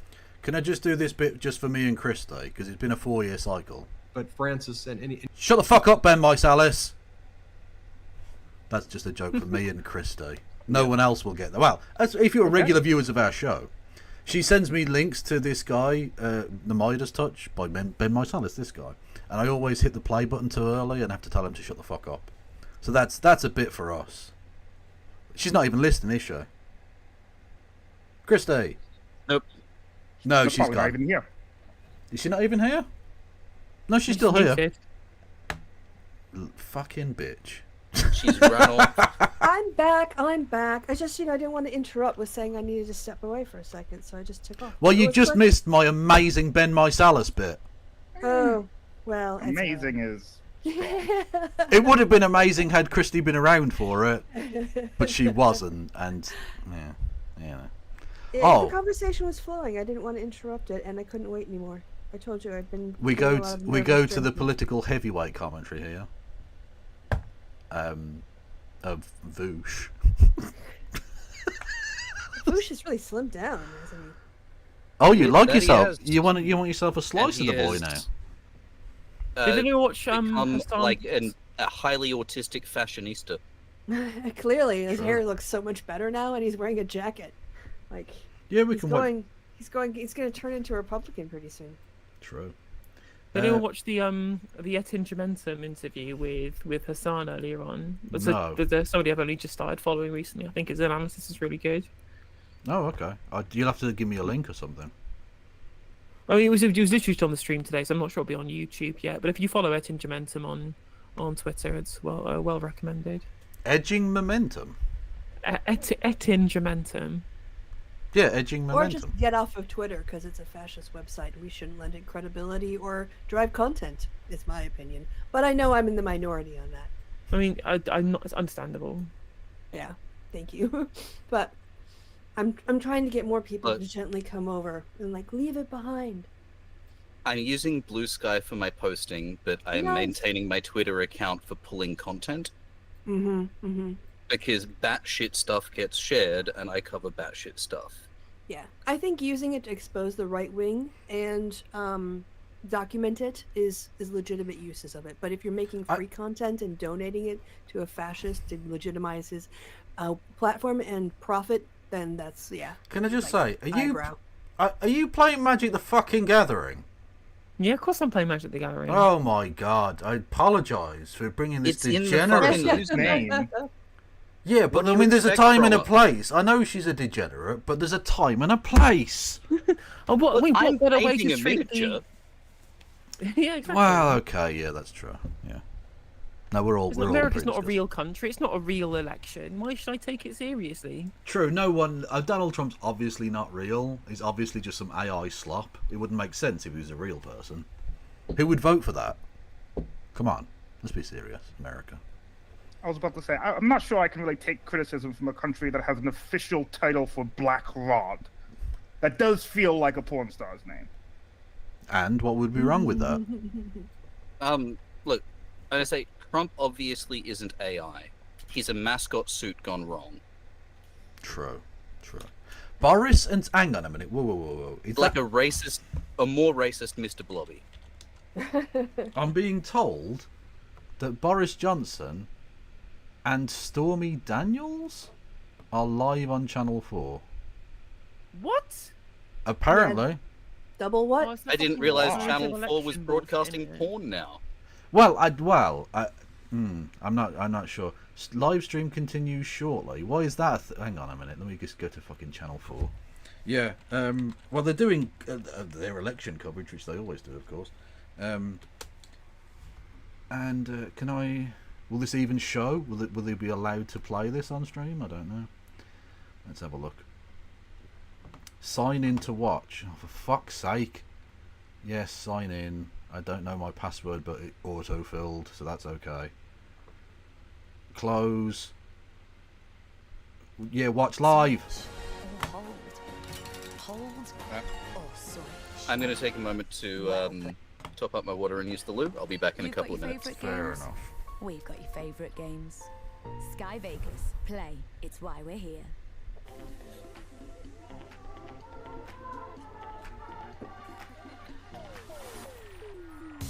Apologies. Oh, no, a bunch of blue hairs. Exactly. Pronouns in bio. That's gonna be me. Only a little more purple, a little less fuchsia. Yeah, she's even got the rascal. Now what she needs is a Pringle full of white wine. Pringle cube. Of course, the big man. Oh, chin up. With Paddy's super sub, your bet rolls over to the player coming on. Oh, I was hanging out with someone who had to do a shot every time there was a sports betting ad. Yeah. It's not going to get us copyright cuts on YouTube. Hopefully not. New super sub from Paddy Power. Oh, the super sub. No, you won't. Oh, for fuck's sake, what's the fucking adverts? How do you know they're innocent? Wow, that's a lot. Yeah. True, he didn't do anything. I'm an innocent man. Don't you believe me? I do believe you. You just dig until your tickers all down with you. Brand new after the party on Channel 4. Oh, thank you for that. Sorry, it's gonna coming soon. A lot of people shouting at each other. Welcome That's back not to Stormy America Daniels Decides and on Channel 4, with Boris the time Johnson. approaching 8 p.m. here in Washington and 1 a.m. back in the UK. Voting is about to close in a lot of states. Now, Fox has already called South Carolina for Trump. In total, the next states count for 171 electoral college votes. So it's a big moment. Remember, it's 270 to win, and Jeremy Vine has the details. This is not Stormy Daniels. I've been lied to. You have been. We are waiting. Well, here's Jeremy Vine. 16 states where polls are closing, and these are the ones that are being called, and this is big. So this is Florida called for Trump. Oh, that's unfortunate. It was in our red column, Not really. Well, but it was yeah, it leaning, was not expected, certain but there Trump. was a little bit of hopium And there. had he lost that, you would think it would would have be been game over. So Florida called for Trump. That's by our broadcast partners CNN. Let's see what other states we've got here. Has anything else been called of the 60? Tennessee, Republican, reliably called for Trump. 11 electoral college votes in the bag. Missouri called for Trump, again reliably Republican, not a swing state. Let's just see, Alabama reliably Republican. Massive 9 votes news. for Trump. We're waiting to see what comes The in that we aren't Confederacy. expecting. Yeah, exactly, yeah. Oklahoma called for Trump, 7 votes, electoral college votes, all piling up.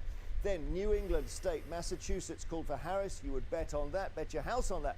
11 votes. Maryland. Hey, talking of Maryland, hello, Steve Shives. Reliably down. Hello, hello, hello. Hey, Steve, good to hear your voice. How you getting on? We have a whole party here. There's a lot of people. I don't know if you know everyone. Can you do a quick introduction, Kevin, and mute the... Oh, God, do I have to? Okay. Please. Okay, so we've got Christy Winters from Wisconsin. Hello, Christy. You've got Marcus Drake from Pennsylvania, who's the top right there. You've got Helena, who is No Justice MTG, here on Twitch. You've got Real Radham, who's just an empty chair right now. And you've got Steve Shives, bottom left, from the great state of Maryland, who is... I mean, I think I can safely say one of the few original atheists who didn't turn into an absolute fucking monster. Well, so that's there's still time. Well, exactly. Yet. Yeah, how are you getting on, Steve? I'm doing pretty good. Well, I mean, we'll see as the night goes on, but for now, I'm doing pretty good. Good. How are you feeling about things? We're getting gut checks. Optimistic. I'm optimistic. I haven't heard any news yet that has given me any reason to panic. 170 so I think things are going pretty good so far. But it's Do you know what early. the margin is likely to be in Florida? Do we know what the margin is? No, not yet. No, they just called it. I haven't seen that called yet, but they're claiming that CNN has called it. So, but yeah, no idea what the margin is yet. Yeah, probably a bit seems to be hovering at about 1 million right now. Oh, that would be quite substantial. But to be honest with you, I didn't expect the Seltzer result to actually stick. But it was just because it was so out it's there. only no. Seltzer's poll is only for Iowa. You can't generalize about 90% white population in where mostly it's corn to Florida. You can't just take Seltzer's poll and apply it to Florida. It only applies to Iowa and part of Wisconsin. That's it. Well, neither of those are real, so that doesn't count at all then. Because Iowa's not real, and Wisconsin's basically Canada. Whoa, Kevin! If Iowa isn't real, then where did that Slipknot album come from? Literally, yeah, quite literally. I mean, I think they're the ones that made it up, wasn't it? And if Iowa's not real, then why did all those people in the Music Man tell Professor Harold Hill that he ought to give Iowa a try? I mean, that is a reference I don't get, but I appreciate your attempt. I don't know what that means. The cultural education of Kevin Logan continuing. What is it? Well, tell me. Am I being a boomer there? It's the Music Man. The Music Man. The musical. Meredith Music Willson's classic American musical. No, that's beyond me. I apologize. You never heard? You got trouble right here in River City. With a capital T, and that rhymes with P, and that stands for pool. Oh, you're just making up trouble. shit now. You got trouble. This isn't real. City. Right here in River City. No. Yep. No. Rubbish. See, Christy knows it. Mm-hmm. High School Musical all over the states every year. They're doing music. Yeah, what were you doing before you came here, Steve? You had a thing. I did. I dropped in on Jesse Dollamore's stream for a few minutes. and Mr. chatted with Big him Guy. and Nice. Yeah, you're moving up. Congrats. Yeah, you guest posted for that channel for a week. I right? did, Leo, in September. I did. It was a lot of fun. And it was a lot of it was a lot of work. And you're a hardworking dude already. Yeah. I know. Jesse was like, "Hey, do you want to guest host for me in September?" And I was like, "Absolutely, dude. That's great." He says, "Cool. We need 3 videos a day." I was like, "Okay." 3 videos a day. Okay, I can do that because when you always say yes when someone says, "Hey, can you do 3 videos a day?" Absolutely. Mm-hmm. Yeah. Well, on the point of your content, Stephen. Yes, sir. I watched a video of yours and I thought it was good. I don't want to get too controversial, but as this is a politics stream, Indeed. your stream, I saw your video. I thought it was very good because I'll be honest, I was trepidatious going into it. I thought this might be some shit lib stuff that I'm going to be really annoyed with him with, but it wasn't. It was your video about if you care about Gaza, you should vote for Kamala Harris. Oh, yes. Yeah. Would you like to explain your thesis to the fools who may not have seen your video? Well, the thesis is fairly simple. The thesis is no matter how strongly you feel about Gaza, and I mean you should feel strongly about it. In my opinion, it's a absolutely horrific situation. But no matter how mad you are at Kamala Harris for being part of the Biden administration that has not acquitted itself very well at all in the Gaza situation, to put it mildly. It's still going to, the president of the United States is going to be one of two people, and it's either going to be Kamala Harris or it's going to be Donald Trump. And Trump's worse. Yeah. So you should vote for her. What's your opinion then on the vote swap campaign? The campaign to get people in safe states to swap their votes with people in swing states, so that you can maximize people voting for third-party candidates to show discontent over the Gaza issue, whilst not affecting the ability of the Democrats to win the presidential election. I'm fine with it if that's what it takes. At this point, I'm like, look, if that's what you need to do, if you live in a swing state and you were not going to vote for Harris, but now because you can swap votes with someone in a safely blue state, if that's what it will take to get you to vote for Kamala Harris, okay. Like, I'm at that point where I'm like, just vote for her. If you need if you need to do some kind of exchange, in order to make that feel right for you or whatever, then yeah, okay, do whatever you need to do. Just vote for it. I mean, at this point, the point where Masoud Pezeshkian can make the utilitarian calculus of, well, maybe we shouldn't do our retaliatory strike against Israel before the election because it might hurt the chance of Harris being re-elected because Trump would be worse for us in Iran, probably is, if they can make that utilitarian calculus over which of those two options is going to be better for them, maybe people on the online left should be able to do that too. Maybe. I mean, yeah, I think, yeah, I But have you considered their personal sense of moral purity? I know. That is the most important political consideration. I'm that sorry, is the most important thing. Yeah, it's how am I personally going to feel about it tomorrow. It's weird. It's weird to have. It's weird to have the Ayatollah, Keir Starmer, and Richard Spencer, and Dick Cheney, all supporting the same candidate. It's like it's the blunt rotation from hell. It really is the blunt rotation. Yeah, absolutely awful shite. Yeah, but yeah, I mean that's the thing. If you're going to say the voting isn't enough and that we need to do X, Y, and Z, that's fine. And I mean, if you don't want to vote, fine, but also shut the fuck up. And secondly, what else are you doing? Because a lot of the people who make that point also aren't doing those other things to change the situation. Exactly. It's the burning down the Walmart tweet all over again. What is interesting as well, the other thing I would say on this is that, fine, you don't want to vote for it. You're well within your rights to do. I understand why they're not voting for it, and I absolutely empathise with it. But the leftist perspective on liberal democracy is that it's a bourgeois pantomime, right? You get your choice of whichever capitalist neoliberals that you're allowed to have your choice from. And then that is the pantomime that you engage in liberal democracy.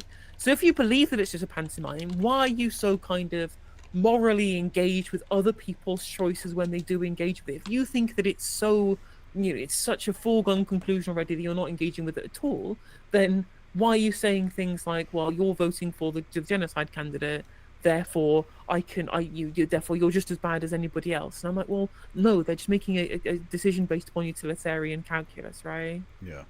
Also, can I just say to the fucking holier than thou pricks voting for Jill Stein, because I don't like genocide. She's denied the genocide of Syria. She's denied the genocide taking place in Ukraine. She's not pro-genocide. She's not anti-genocide. She's more pro-genocide. She has denied twice as many genocides as Biden has. I'm just saying. It's 2. She wins that particular game 2-1. Just saying. She was on Rising the other day talking about her connections with Israel. I'm just like, well, you're kind of undermining your credentials here a bit, aren't you? A little bit, just a smidge. Yeah. Also, I can't wait for her to go back into her 3.5-year hibernation after this to come out for the next cycle of grift. That'll be fun.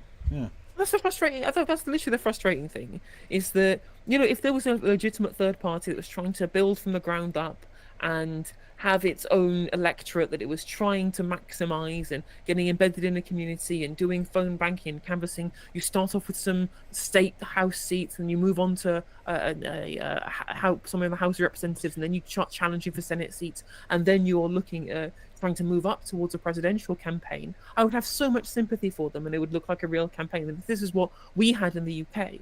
We had explicit anti-genocide candidates. We had explicit anti-genocide candidates standing in specific seats who were embedded in their communities, who did leafleting, phone banking, canvassing.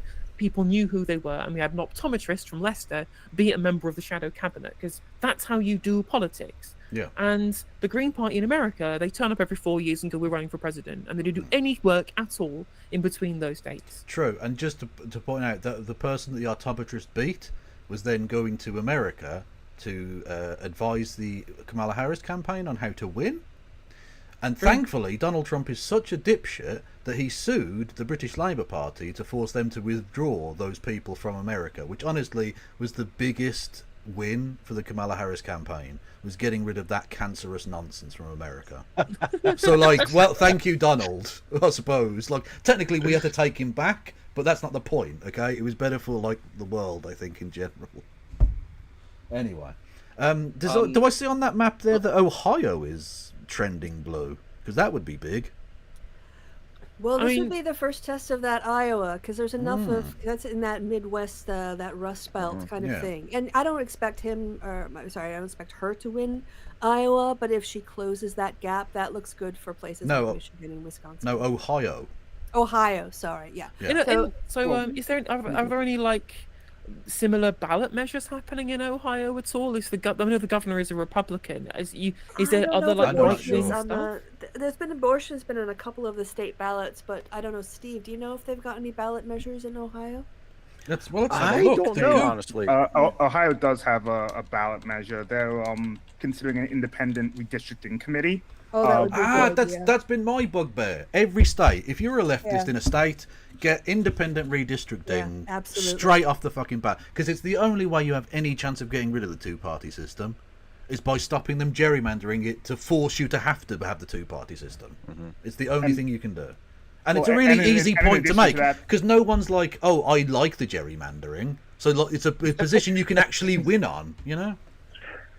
Well, I was going to say, in addition to the ballot measure, because that's going to help, Sherrod Brown, who's probably the most labor-friendly senator, I'd say, for both for good and for ill sometimes, is running for re-election. He's quite a popular Democrat in Ohio. So there's even if Harris doesn't end up carrying Ohio, if it helps boost his Senate campaign, that will be valuable enough considering how narrowly the Senate's going to be split. This is Joe Manchin got picked up by some 73-year-old Republican who's going to die before the end of his term. My whole point is, it's like American elections are everyone gets a free puppy versus everyone gets AIDS, and it's like 50.1% to 49.9% all the time. Right? Yeah. And literally, so you've got redistricting committee, so that everything's fair, so you actually have a democracy. And so far, with a third of the vote in, it's 50.9% to 49.1%. How? How, Ohio? How is it this fucking close? You mad cunts! Oh. It's interesting to see if Sherrod Brown does well, right? Because it would prove the theory that we've been having here on our side for a long time, which is that all of this, both sides, bipartisanship, let's talk about like this certain kind of economic policy that is kind of centrist, has basically no support anywhere. And the real people who are actually going to turn the election, especially in the Rust Belt, are the people from the pro-Labour camp, right? I mean, I think that in general, also, and I say the pro-Labour camp, not pro-Labour camp. Just want to make it clear. What are you talking about? Trump must be Gulags 2024. Let's go. Trebuchet, let's go. Vote Gulag. But that is the thing. I mean, the independent polling shows as well the discussions on Trump's threat to democracy and his personal character had basically no carry at all with people in the swing Rust Belt states. But Bernie Sanders style policy, like what they would describe as quote unquote populist policy on the economy, is what really resonated with people. But of course, that's something that you don't have because there's no Bernie Sanders anymore. But as a viable presidential candidate. Yeah. And Sherrod Brown represents that. I mean, again, like he's probably the most left-wing senator outside maybe like Ed Markey at this point.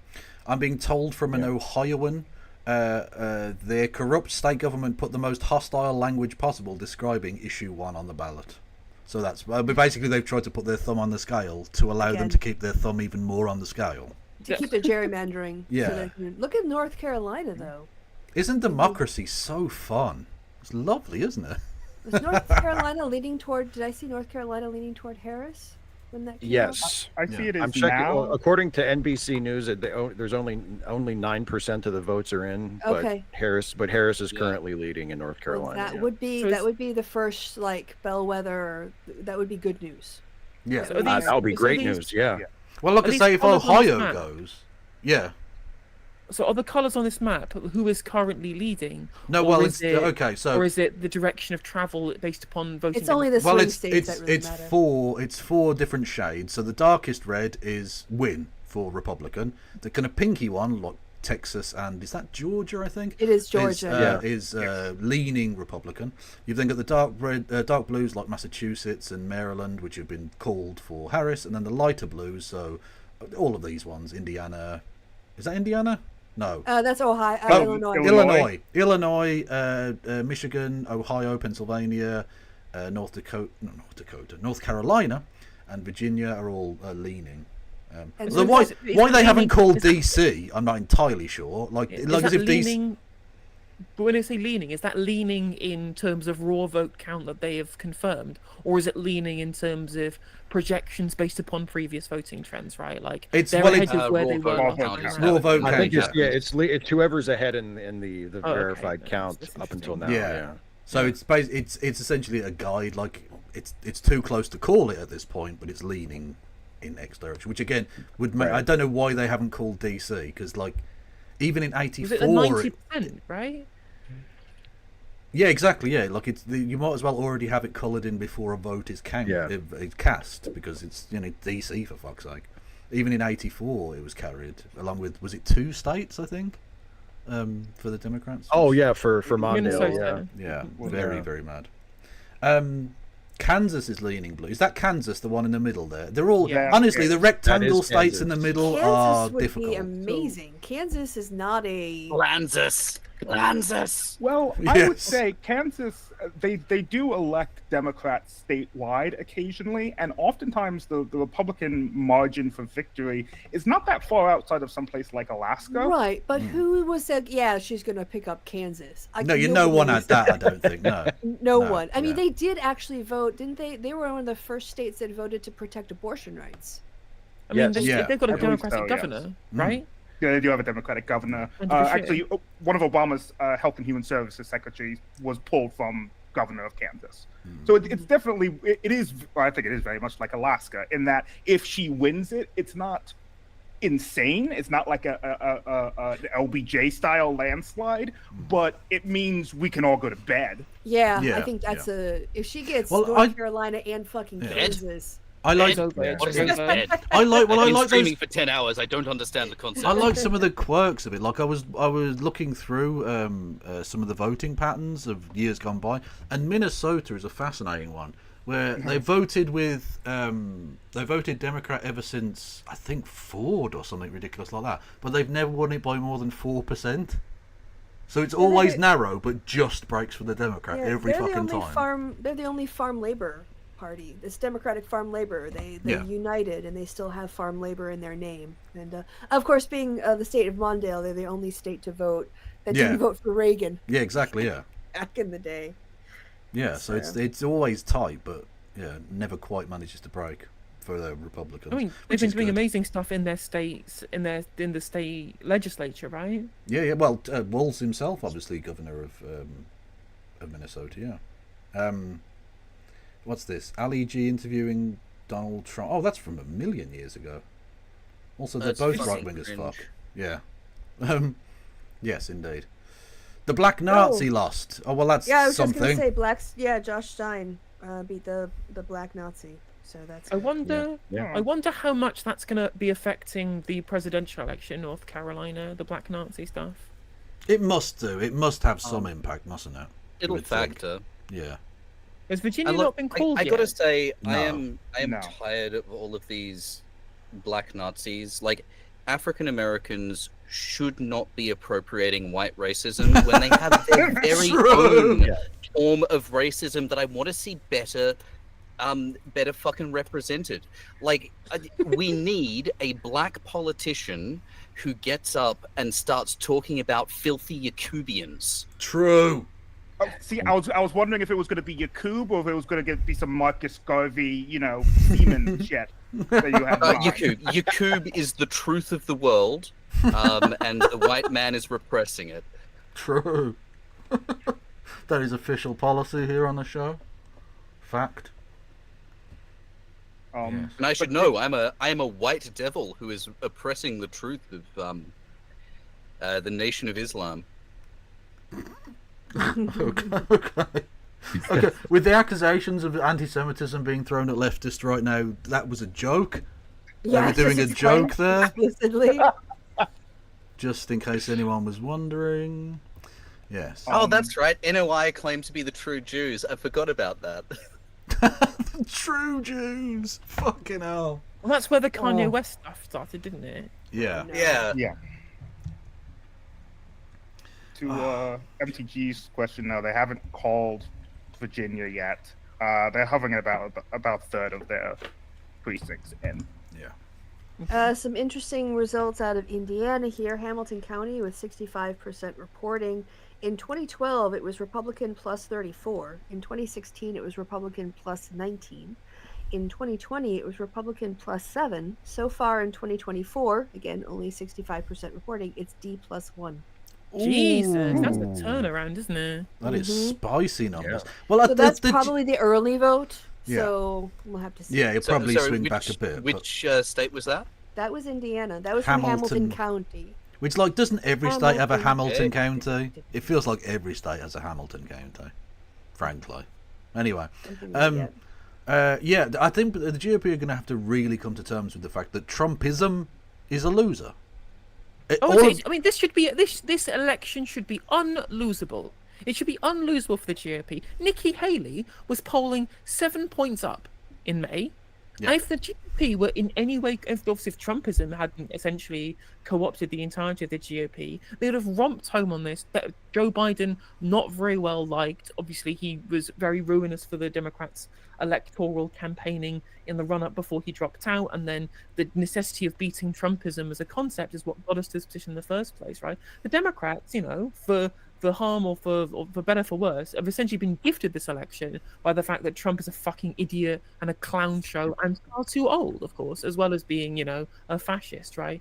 It's a masterclass in political ineptitude, and you know what? America is better for it. Yeah. But at what cost, right? How many people in the country of America have had their brains broken and have been kind of brought into the only thinking in conspiracy theory? And it's a really fucked up situation, but it really is. If any normal election, Democrats would have lost. Yeah, probably. I don't see how the Republican Party gets out of this situation, though. What if it gets smashed? What happens? What happens if Trump gets obliterated in this election?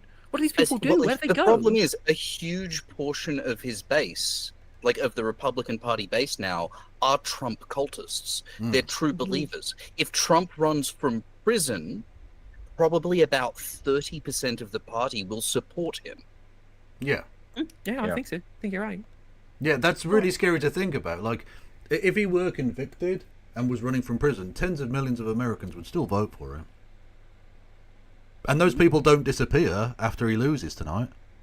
Well, the thing is, how obviously people are talking about the reasons as to why Dick Cheney is endorsing Kamala Harris, right? And people are saying, well, it secretly shows that the Democrats are neocons. And they're just normie liberals, let's be real, right? Of course, they're incredibly fucking chauvinist in terms of foreign policy. This is nothing new.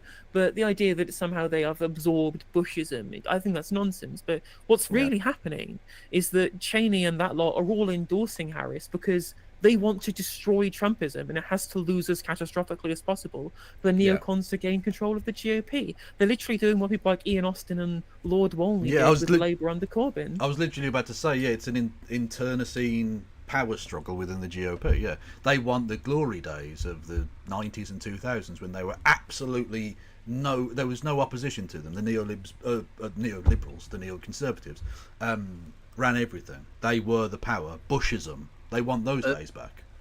By the way, So I think it's going to take several election cycles for them to. Breaking news. Yep. Sorry, Republican Rick still got one re-election in Florida, sadly. So the downer on that. That's Senate. Piece of shit. That's yeah, the that's Senate the seat. Senate. Yes. The Senate, yeah. Okay, please continue. Fuck, what was I even saying? Sorry. Oh yes, so if this is like a catastrophic Trump loss, then I see it taking a couple of election cycles for the GOP to like manage to reprogram their base. In the short term, if Trump ends up in prison, the only chance that I see for the GOP to like energize Trump's base is for one of them to run on pardoning Trump and to have Trump's blessing as the candidate. Yeah, there's going to have to be a passing of the guard because, like, realistically, well, yeah, but I mean, the thing is, none of them are Donald Trump, and I don't just mean that in a very literal sense, of course, but like they don't have that Trump appeal to those base. None of these acolytes, none of those people have anything like either the charisma that these people perceive. Exactly, yeah. There's no one in the GOP that has that. Donald Trump is almost uniquely like fine-tuned to speak to these exact people in a way that no one else is. I mean, things you talk about like being not about the man himself, but about I guess the vibes that he has. And actually, I disagree. I think it is literally him. Like it's such a cult. They treat him like their daddy. They refuse to entertain the idea that he might ever be wrong. He's not just daddy. Well, I mean, he's Messiah. Oh, absolutely, yeah. Well, what I mean is that. I mean, naturally, he won't be alive forever, so there would have to be a passing of the guard. And I think at some point, if he were to give his blessing to someone, like they would go with him initially, but they would find it almost impossible to keep that momentum going because they're not Trump. Again, not him as a person, because he'd have been given the blessing. They'd have been, passed on as the torch would have been passed on. But none of them have the ability to speak in such unbelievably stupid fucking ways that for some reason taps into these people's sense of grievement. Grievement isn't a word, Kev, but it is now. Grievance. That's the word. There you go. I heard what you meant. I've completed speaking. That's what they hand out at funerals as snacks. Oh, for God's sake. Like an after eight grievement. Yeah, exactly. They leave it on the pillow in the coffin. Florida voters reject an effort to legalize use of right when I was taking marijuana. Sorry. Florida. What the actual fuck, Florida? Maryland has elected its first black woman to the Senate. Oh, they called the Senate race finally. Yeah, congrats. Yeah, baby. Were you not, Steve, were you worried about Hogan? I mean, I understand he was a fairly popular governor in his time. He's a piece of shit. So I was worried that he would win, but I mean, I don't think the in-state polls for that Senate race never had him anywhere close. So I wasn't worried as a practical matter, but I think he has broken from Trump. So he's kind of gotten an undeserved reputation as, he's one of the good Republicans. Mm-hmm. But no, he's a piece of shit. And he would have been he would have been a terrible senator because he would have been one more vote for the Republicans, and that would have been bad just across the board. But specifically, he's not a good. No, he's not good, and I'm glad that they lost, and I'm glad that Angela also Brooks is going to be my new senator. Yeah. What will be interesting to see.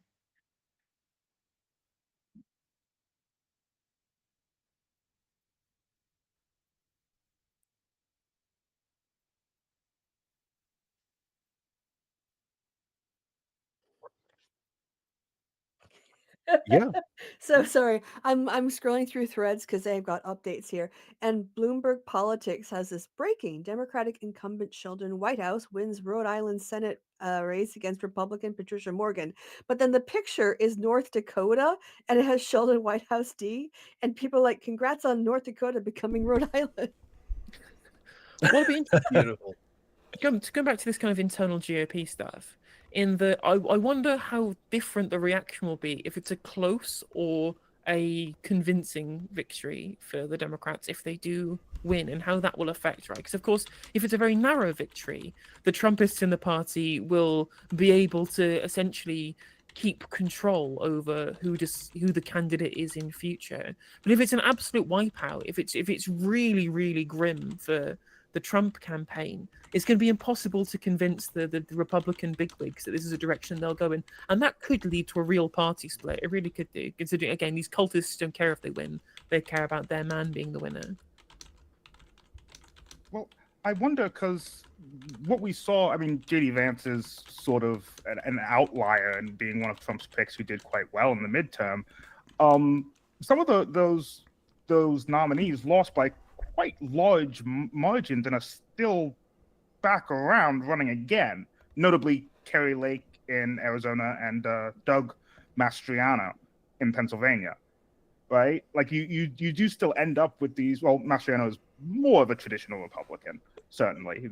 I think he's an investment banker. Yeah, he's still insane. And so it is kind of like, well, how can you lose by like almost 10 points to someone like Governor Shapiro and then go, okay, let's do the exact same thing but with a different dude?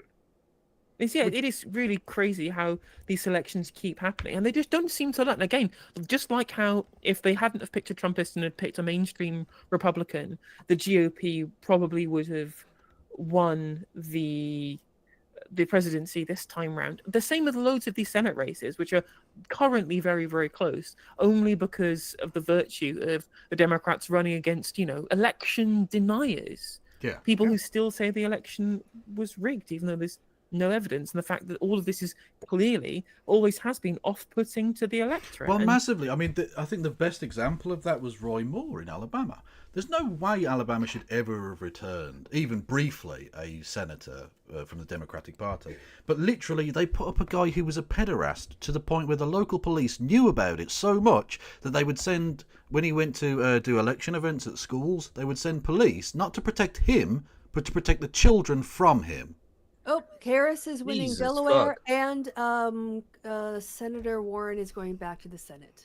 Okay, well that's good. Okay, so like Trumpism. Congratulations to Ms. Pocahontas. Wow. Yeah.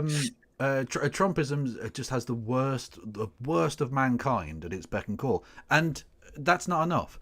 And also just the issues.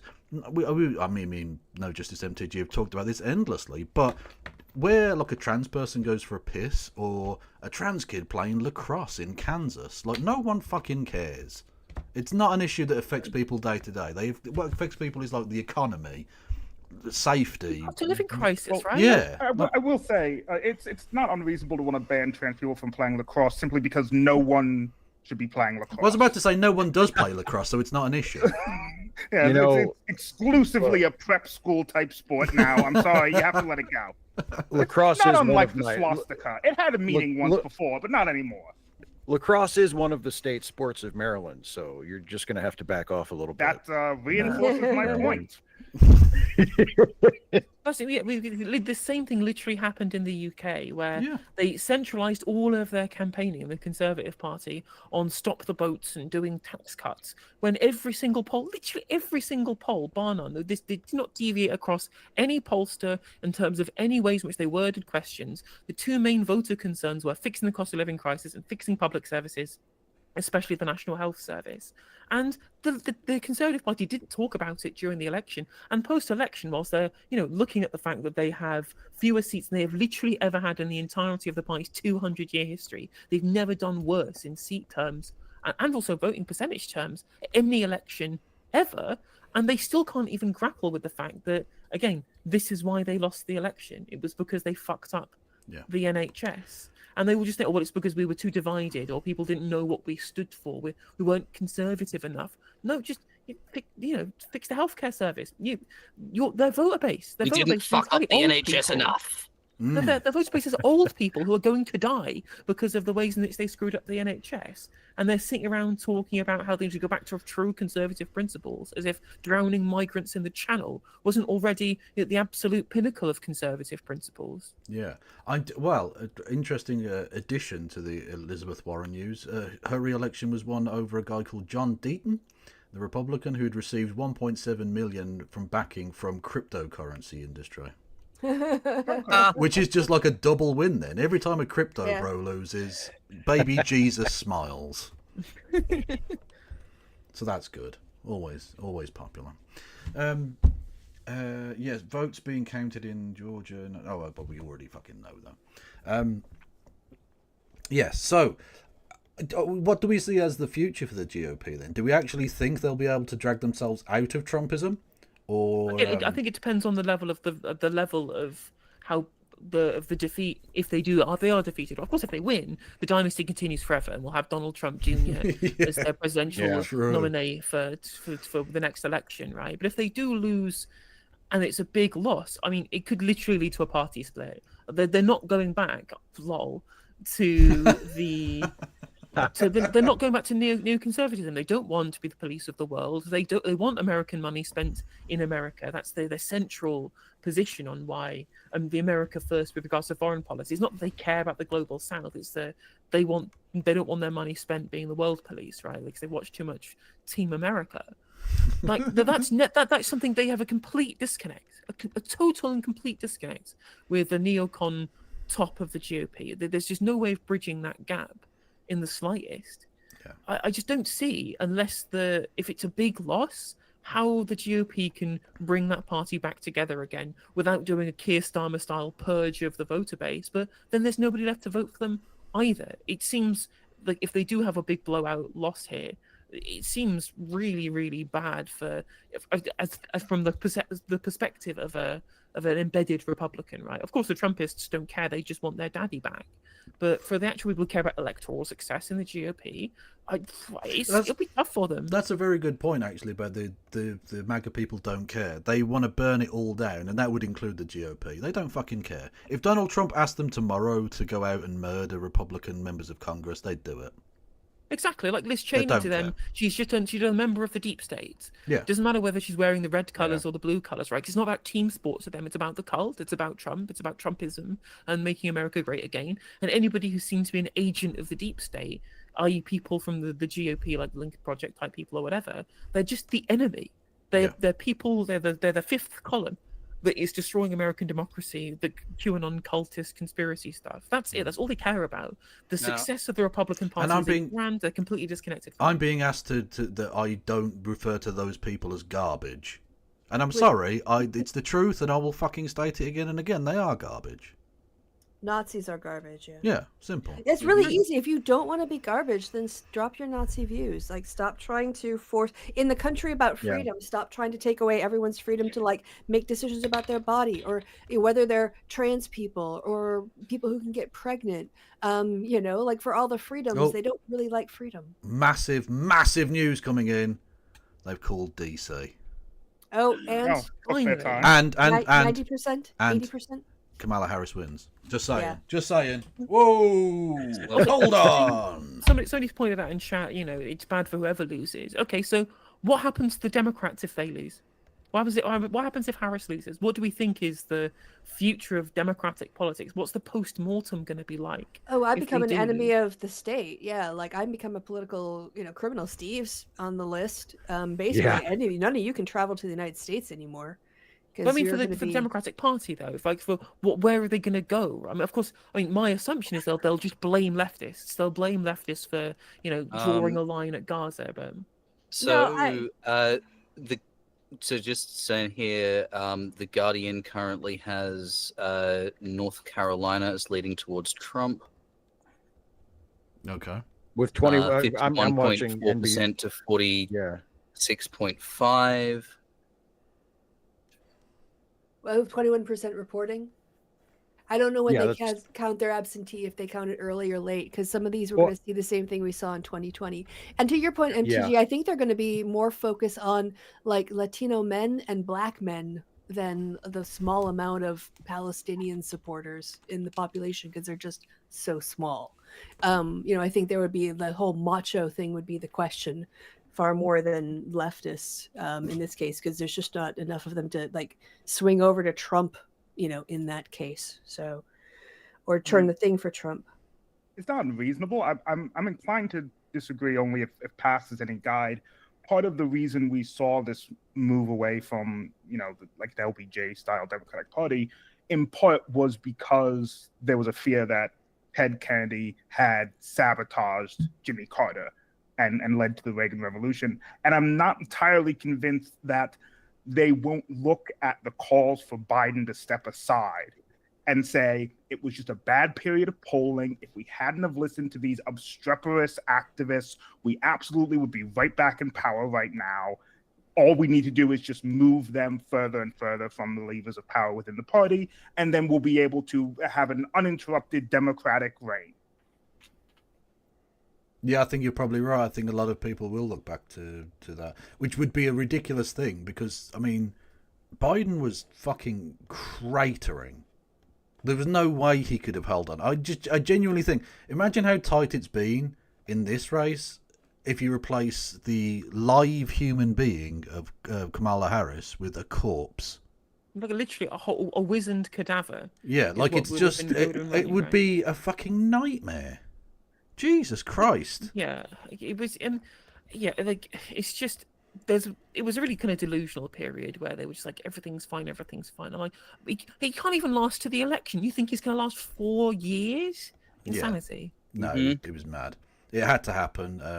I'm still surprised it did. The Democratic Party its tendency towards critical support for Comrade Pelosi, I guess. Well, exactly. Yeah, I mean, exactly. The assassin strikes. Very much the Brutus of the 21st century. Their seniority usually plays as like this massive thing in the Democratic Party. So I didn't expect them to actually make the move, but they did. And yeah, Pelosi, fair play to her. I've been critical of her politics, certainly, if not her efficacy. She went in there and just told him, look, the time's come, okay? Joey stopped talking to her after that. Well, yeah, exactly. Well, to be honest with you, I don't blame him. It's quite embarrassing to have been essentially old yellered in front of the entire world. Like, I can understand him being a bit slighted by that. Yeah. He is a human being, after all, you know. It is a little rich for him to be upset as if this was some like personal betrayal when, like, my dude, you were friends with Strom Thurmond and Lindsey Graham. Also, he promised to only run for one term. He did. He literally did before that first election. So, like, yeah, like, you live by the sword, you die by the sword. It's politics. Get over yourself. Yeah. But anyway, look, I understand him being upset, though. That's, you know. Look, you achieved your bucket list. You got to be president. You told us when you ran you were going to pass the torch. And then you're like, actually, no, I kind of like the torch. And then people, Biden, fucking pass the goddamn torch. Pass the torch, Joe. Also, let's be honest. We love you. Fuck off. He's only aggrieved by this during the brief period of time each day when he's lucid. The rest of the time he's off in Wonderland, so it's fine. It doesn't matter. Once the fucking benzos just give him his ice cream, he'll be fine. Also, like, total non-sequitur. Did anybody see that Florida margin? Margin with like 87% district score, like reporting, is like 12 points. Yeah, it's crazy. It's way wide for Trump in Florida. Yeah, Florida is Florida. It's a weird one. It's the south of the south. I'm glad we've given up as Democrats. I'm glad we've kind of given up on Florida because it was this big sort of. It was, the Moby Dick, and we'd dump a bunch of money in there trying to chase it, and it was getting fucking more and more Confederate. Well, do you remember the days when Ohio and Florida were the only states that mattered, and now no one gives a fuck? That's true. Ohio was like the swing state for a few elections in a row, and now it's like Virginia and North Carolina. Pennsylvania, Pennsylvania, even Georgia to an extent. I mean, Georgia if she wins Georgia again. After Biden won it last time, we have to call Georgia a swing state. Yeah. Texas. Texas is on the cards. If we can flip Texas, then Republicans Texas would be amazing. They would start clamoring for the end of the Electoral College. They'd be like, "We need to get rid of the Electoral College." If we get Texas, it's done. Because they can't win without Texas. They cannot win. New York, California, and Texas. It's over. It's just over. Sure. Which I'm very much here for, because the Electoral College is a fucking joke. It's a really silly thing. It's weighted so that the people of Wyoming get to be kings or whatever. It would be unfair to the slave states. Yeah, exactly. True. It's DEI. The Electoral it's DEI College. for Republicans. It really is. It really is. All these whiteoids getting diversity hires. Yeah. Outrageous. Yeah. Polls are closing in Michigan, Wisconsin, and Arizona in the next Arizona in the next 14 minutes. I'm led to believe. You've always got to look at the percentage counted. I was like, what the fuck? That margin in Pennsylvania is massive, but they've counted like 26% or something. Yeah, and also if looking you're at the direction of travel in the districts so. Yeah, if you're looking at a map that lets you zoom in to like on a county by county, like I've been checking Georgia specifically because Trump has stayed ahead by roughly the same amount in Georgia as more votes have come in, but I keep checking the counties, and the bluest counties in Georgia, the ones surrounding Atlanta, where she's really far ahead, but they have like a tiny percentage of the votes actually counted. Steve, say black people. Come on. It is black people. Well, it's Atlanta. It's basically like all the Atlanta counties, right? Like Fulton. I prefer to say urban. Urban Americans. Urban. Of course you say urban. Urban Americans. Yeah, the hip hop seats. Yes, go for it. Dirty South. Yes. That Atlanta hip hop scene. Well, literally, yeah. The Donald Glover TV show is the only thing I know about Atlanta. The Childish Gambino. Yes, yes, indeed. So anyway, those are still up for grabs. Which again, this is how the conspiracy will be, won't it? Oh, see, they were robbing it. Or the black people in Atlanta. Or they found a squillion more votes for them. No, they just counted the votes of the people who fucking lived there. Yeah, exactly. They counted the votes, which took a little bit longer because you motherfuckers kept calling in bomb threats. Yeah, exactly. Literally, yeah. By the way, John Ralston out in Nevada also predicted Harris in a squeaker. And so I have yet to see like someone who does predictions. Nate Silver, Ann Seltzer now, John Ralston, Alan Lichman. They've all predicted Harris. I haven't seen, like, maybe someone else knows of a election predictor dude or a lady, but Tim Paul, 51 state landslide. Also, Otto Thingamajiggy, wherever the fuck his name is. Warmbier? What, the dead guy? No, he's not going to have much to say about this. Yeah, he's been. His silence speaks volumes, frankly. That's true.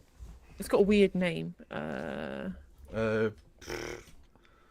Is this like a Kent? Oh no, one of the prediction guys. I'm assuming that. Yeah, he did a bunch of predictions. Also had it predicted for Harris as well. Yeah, as we've got it called pretty right in previous elections. Let me find who I'm thinking about. Ladies and gentlemen, we got victory is ours. Thank you for following.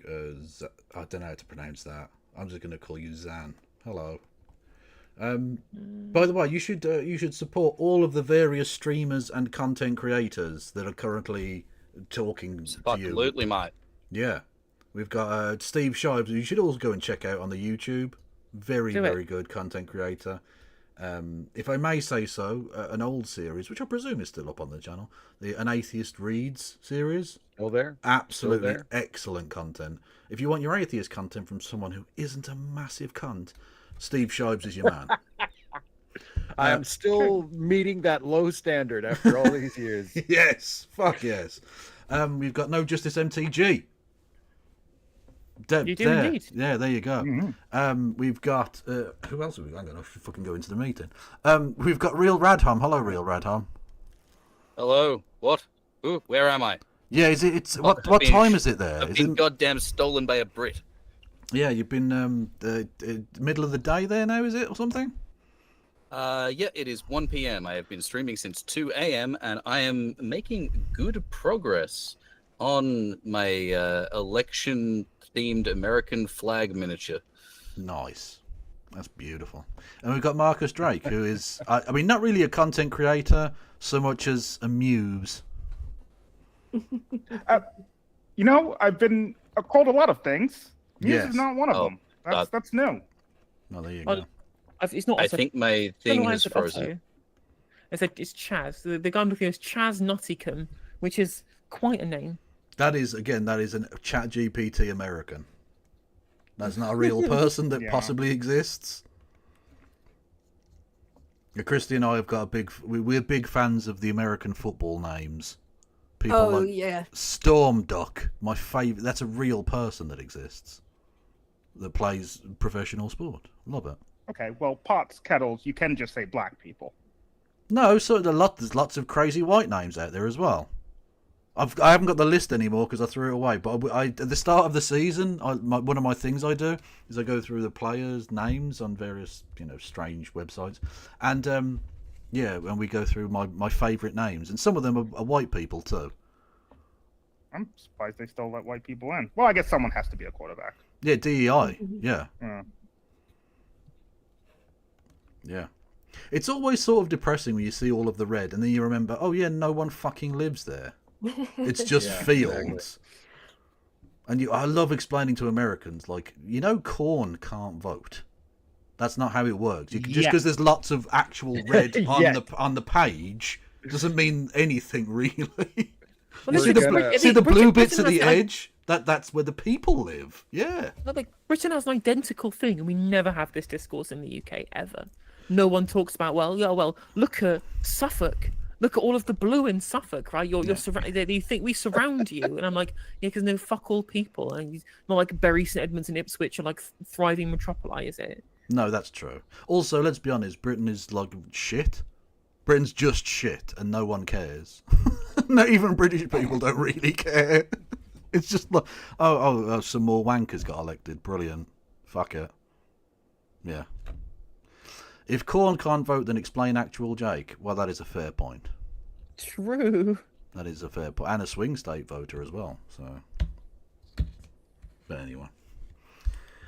My. So we're coming up to the top of the hour, so we'll get some more states in, some new states in soon. We will indeed. We've got reporting in the next hour.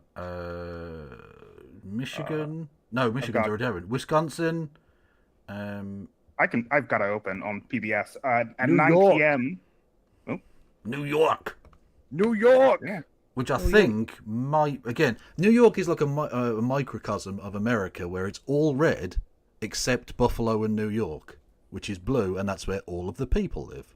Where the people live. Yeah. If trees could vote, New York would be deep red, but they can't. It's the people that vote, and then they all vote for. Well, in the presidential elections, they vote blue, but yeah, such is okay, I am back. My OBS crashed, and I had to reboot some shit. Oh, no. Yay! Palestine flag on NBC. Fuck yes. Nice. I mean, they tried to cut away from it then, but oh shit! Heaven forbid. Yeah. I was gonna say, at least in terms of swing states, at 9 we should get Arizona, I guess Iowa, if people want to pay attention to that, but then Michigan and Minnesota as well. Yeah. So. You leave Scotland out of that analogy, we're not shit. No, you're not shit, although you are one of those places that so few people live in various vast parts of it that your constituencies are massive by British standards. I mean, they're minuscule by American, of course. But, yeah, so you'll see these seats that take up huge, like a quarter of the country, but 4 people live there because it's all mountains. And then Glasgow is a tiny little speck and has 20 seats because everyone lives there. That's civilization, kids. Well, there's weird how it's the opposite way. I which guess it's kind of similar, but it's not the Tory seats who have the big areas. It's Lib Dem seats, those ones in SNP, of the big areas in the north of Scotland. Yeah. Well, it is funny that because it's the Conservative and Unionist Party, the Tory seats are all border towns, all border constituencies of this little blue collar. Yeah, because it's English wankers who move just over the top. England and the south of Scotland, yeah. Just English wankers who move slightly further north. And okay, we'll settle here. Yeah. I'm going to momentarily vanish. I'm going to try rebooting Chrome because it's somehow eating like a third of my CPU. That's fair enough. Well, pop in and out. Well, this goes for everyone. You can pop in and out as you please. You don't have to stay all night. Whatever. It's free for all. Go for it. Okay. I might fuck off at some point to watch the most unhinged election coverage I've found, which is Steve Bannon's War Room. Oh yes, beautiful work.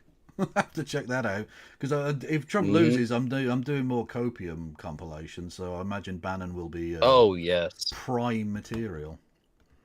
Be very funny. I'll be back in a moment. Yeah, true.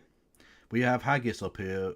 What have you got? Well, do you refer to haggis the food, which is awesome, or haggis the baby pygmy hippo, which was born in Edinburgh Zoo, which is also awesome, but I don't know what it tastes like. Either way, Yeah, Scotland's awesome. Yeah. I would eat both at least once. Well, I think with both, Well, you can only depends eat on it once. preparation. I mean, how do you cook it? You know. True. True. I mean, I'm Well, sure you- hippo meat could be delicious if it's properly prepared. I wouldn't know how to go about it. And that tells me everything I need to know about you, Steve. Well, and nor would I for ethical reasons, of course. No, kill the motherfuckers. But if I were Kidding me? starving and a hippo was the only food source, I mean, I would have no choice. Well, why have you Be put either yourself me or in the that hippo. extreme situation? When is that ever going to be applicable? Well, That's what I'm I mean, hopefully never. No. But if I find myself trapped in a zoo for an extended period of time, and I have depleted all the other food sources, and it's just me and Moodang, you know, sorry, kid. Well, okay, this is targeted now. We were talking about a hypothetical hippo. Now you are putting essentially a hit out on a specific hippo. A specific, incredibly beloved hippo, yes. Exactly. Like, do you want to get cancelled? Because this is how It's you an get cancelled. extreme hypothetical situation. I'm not saying I have any plans to kill and eat Moodang. I already said I wouldn't know how to cook hippo meat but then again, if it's a survival situation, that doesn't really matter, you know. Yeah, true. Hang on a minute. How 86% are in? Oh, they have to get to a 60%. 60% Yeah, in in order Florida. to. Oh, Florida, you're so shit. Yeah, it was really close. I think 40% of people, 41% should be able to overrule 59%. Yeah, that's democratic, definitely. So what's that Florida 60% rule? In their down ballot thing For about the the right ballot to question. to an abortion, that you have to get a 60% threshold to pass it, and it's at 59%, so they're calling it no. Jesus. Or 57%, and they're calling it no. Yeah. Which is ridiculous. That's fucking. Sorry, ladies. Yeah. That's fucking that. It's I mean, Florida. I kind of get the higher They can't standard win. This is the thing. insofar as- Republicans can't win. In a fair fight, they know they can't win. They have to put their thumb on the scale in every single way. Voter suppression, gerrymandering, even 60% rule, everything. Even if that did get through, if fuckface would just override it like he did with the allowing ex-felons to vote. Well, maybe so, but at least force him to fucking do that. You know, look, it shouldn't be a democratic vote. Shouldn't be on the basis of fucking 60%. That's silly. That's not democracy at that point.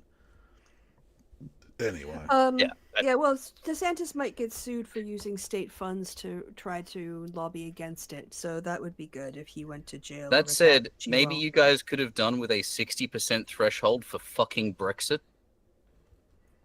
No, again, I disagree. No, I think it's not touche because I don't think that's true. What do you think of it, Kevin? I don't think it's true. I voted to remain, but ultimately, if other people decide otherwise, that's sort of what you got to do. That's democracy, unfortunately.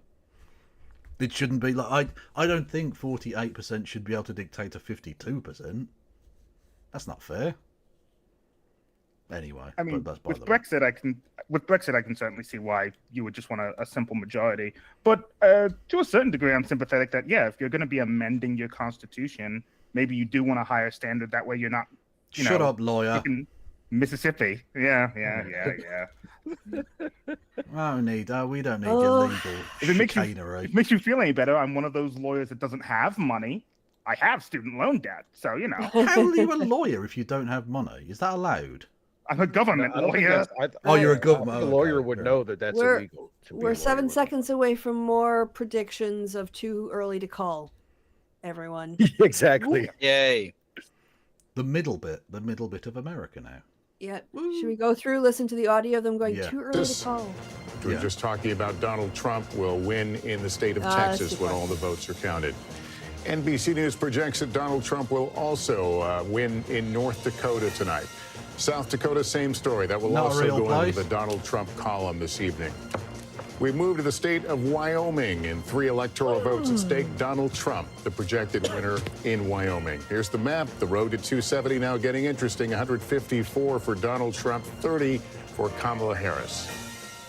All right, let's go to the uncalled races just from those 9 o'clock poll All of closings, them. including New York, Colorado, Minnesota. So we still await results there. But let's go to Michigan. That's the biggie at this hour. Polls closing in Michigan, and it is, wait for it, too early to call. We will be waiting for it perhaps into the wee hours tonight. Why are you showing us? Arizona also too early to call. 7 o'clock in the Mountain West, 9 o'clock on the East Coast. Polls just closed there. Let's go to Wisconsin, the other of the Fuck you, blue wall states, Wisconsin. along with Michigan and Pennsylvania, too early to call. And speaking of Pennsylvania, too early to call. Starting to see more vote. No, stop the count. Stop the count. Stop the count. Stop the steal. Stop the steal. Anyway. Too early to call. Yeah, too they're all close to too call. they're all too early. Yeah. And that looks like Georgia. I mean, 66%, and that looks pretty bad for the Dems in Depends Georgia. on, yeah, but I think the rural areas count faster because there's fewer people. Yeah, the outstanding counties are still counting. I mean, that's exactly how Georgia went last time when Biden won. Like Gwinnett, Fulton, Cobb County were the ones that came in last, right? And if you remember the Senate seat, it looked like it wasn't gonna go to the recall election until the very last minute, and he just got to the. He just about managed to get there. Yeah. Imagine if Herschel Walker was a senator. Oh God. Then you'd have had an infinitely smaller but still larger number of rapists in Congress. Steve Kornacki's pointing where the vote is outstanding. Atlanta metro region because the margins are so close. Every vote matters, but because the margins are so close, Trump runs up that rural vote. The Democrats run up the urban vote. They run up the suburban counties around Atlanta as well. Let's take a look. Let's see how Atlanta and the surrounding counties are looking, the ring counties. Cobb County, 77% of the vote is in. Harris slightly overperforming where Biden was in 2020. Let's go over to Fulton County. This is where Atlanta is. A huge county for Democrats here. She's about where Biden was, 72% of the vote in. She can catch up and bring that up. Gwinnett County, again, these are the counties that Clinton flipped in 2016, and they just got bluer and bluer. And you can see what's happening here. 60% of the vote is in, but she's at 60. Biden was at 58. Let's keep going around here. Douglas County, 84% in. Here we go. Harris overperforming in that county. We'll come a little further out. Rockdale County would kind of move a little out the suburbs, the exurbs, if you will. 69%. Look at where Harris is tonight. 74%. She's running up that vote in the Atlanta metro region. If she can keep that momentum going, she could possibly take the state of Georgia. But again, we got to wait and see. I want to see how Trump is doing in some of his rural counties. 78%, 95% of the vote is in. So 78% in 2020. He's at 78 right now. Let me go to a neighboring Towns County right here, 8180, and then in Union, 8180. He seems to be hitting his marks too. I want to hit some sort of swing counties, if you will. Dooley is one of these. Trump won it in 2016, but if we go back, Obama had it in 2012. Tonight, Trump is up. He's building on his margins from 2020. That's a good sign for him. Let me see if Peach County is in. Peach County is another one that no vote is in. Look this at is the one numbers, of those swing though. counties, not a whole. That was like 1,400 votes to 1,200 votes. I mean, it was 4 digits worth of votes that was the margin in 2020. Well, exactly, yeah. But I'm so like, it's when he says like, oh, he's winning 80% of this vote, but it's 80% of nobody. Right. I mean, that's true because the margins in all the other counties were similar to the last election. Yeah. Whereas you look at places like Gwinnett and Cobb and Douglas and Fulton, like these are like large 5-figure counties, much more populated ones. So the increase in the vote share that Harris is getting in those counties up on Biden in 2020 is going to translate to a more important, total of the electorate when you get the whole state as a whole. My question though is on the Nebraska, did they call the 2nd congressional district? Did they give them all 3 points, or how many votes are there in Nebraska? I know that there's the one that splits. Yeah, there's the one that splits. So I I saw 4, and then one of those 4 splits. Yeah. I'm assuming it's just at large that they've called then. Do we know? So they might not, Speaking of Nebraska, do we have any projections on the Senate election, not the special elections, the main election? 25% in. I'm looking at CNN right now. 25% in. Dan Osborne is up about 20 points. The independent on his Republican. That is one I'm really looking forward to seeing the result of. I don't think it's not going to affect the Senate composition because Dan Osborne won't caucus with the Democrats. Yeah. But it's going to be super interesting for like where potential challenges can come from independents because that guy's like literally a trade union shop steward. Yeah. Christy, to answer your question, Nebraska has been called for Trump, but only of the two straight off electoral college votes. The special vote is Okay. Yeah. Okay. Yeah, the one Has not yet congressional been district, called. basically Omaha. Yeah. Yeah. Yeah. Okay. The Destiny vote. Thank you very much for that update. No problem. I'm glad we could inform you. True. Oh God. So it's going to be. It's certainly, I think, going to be tighter than the Seltzer poll. I think we can tell that now. Well, I know we didn't know what's happening expected in Iowa. that Nebraska thing was expected. I mean, it's fucking Nebraska. No, you but know. the Seltzer thing, when they tried to explain it, was they had them taking Texas and Florida. Like that wasn't going to happen. Again, no. Again, Iowa is only. I can't emphasize how white that state is. It's like the Hispanic population is 6.7%. They probably shouldn't you have. You can't take Iowa out of Iowa. You can maybe apply it to Western Wisconsin, but you can't take that as a global shift. That is not a representative sample by any means of the imagination. Well, they probably shouldn't have it as the first place where the caucuses happen. Then, really. Exactly. That's why the Democrats don't anymore. They have it in South Carolina. Things with Iowa, though, like I was looking at the Seltzer poll metrics, and the increase in Democrats' vote share was coming in older women very specifically, which were getting underpolled in pollsters elsewhere. But of course, it's also specific in Iowa because they had the abortion measure that was passed down by the state. I think they have legislature. I think they might have a ballot measure in Iowa, or they did recently. So it's a little more salient, and the Rust Belt is in Texas. You know, the Rust Iowa is not Texas. Iowa is not Arizona. A very good question from chat. Can we have a poll of everyone in the room? Are we feeling more hopeful or more worried than we were at the start of the evening? I don't think anything's changed substantially. There's been no upsets yet. I mean, there's been like you get hopium on Florida and Texas, but honestly, they're always like Charlie and Lucy in the football for Democrats. So you just got to focus. That's why she only went to Texas once. And it was to help kick Ted Cruz out. So well, that's the Senate election is the important one there. What might be interesting is looking at the Pennsylvania and Georgia. If Georgia is given the county stats we were looking at before, it might potentially be a pickup for Harris. It'd be interesting to see if they might lose Pennsylvania but win the election by carrying Nevada and Georgia. That would be weird. That's why I was always confident going into this, because there are so many more routes to 270 for Kamala than for Trump.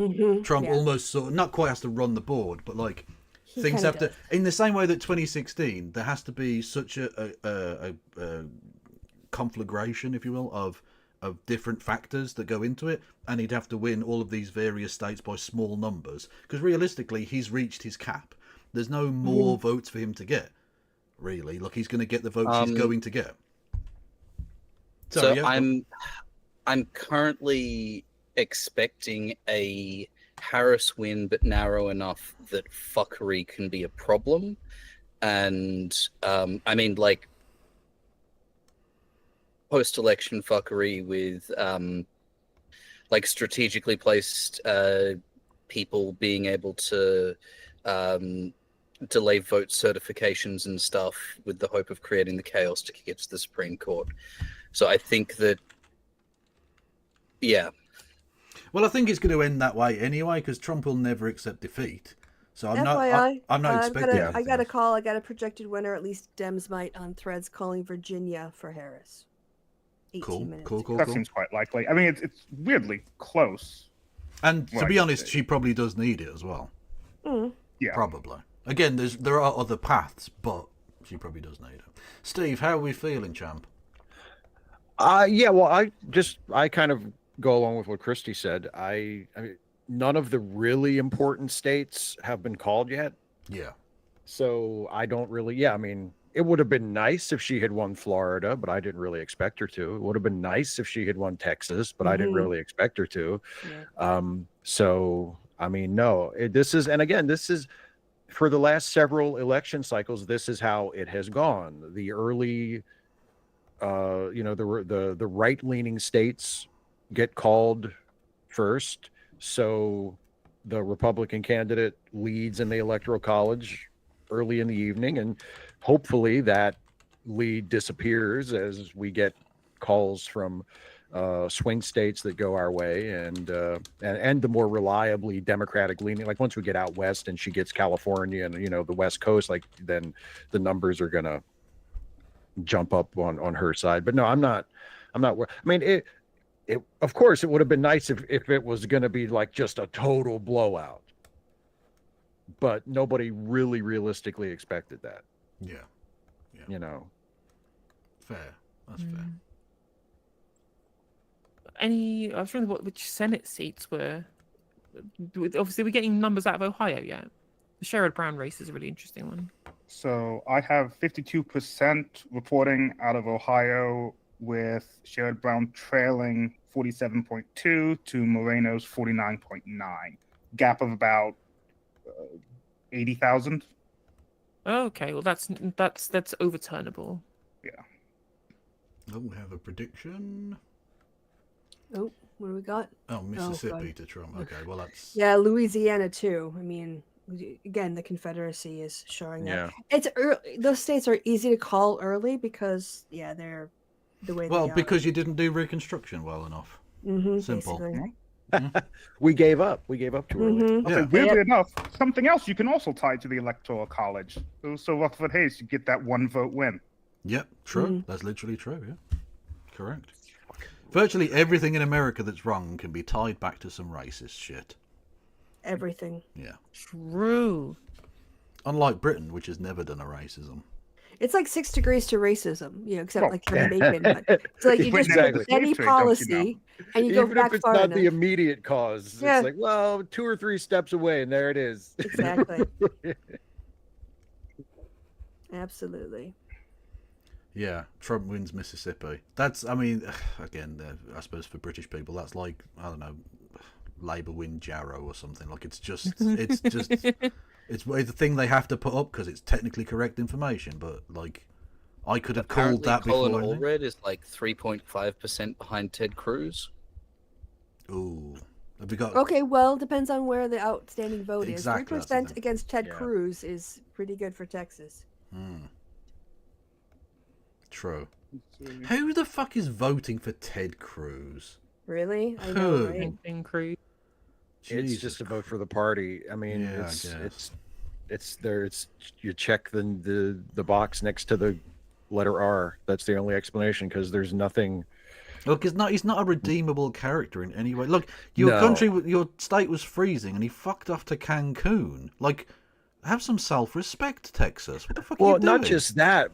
That's really more important. But even, I mean, he's just a deeply unlikable man. He's a very unpleasant chap. Yes. He's a deeply he's an immediately unpleasant man. Like you look at him and you hear him speak, and within 3 words you're like, what?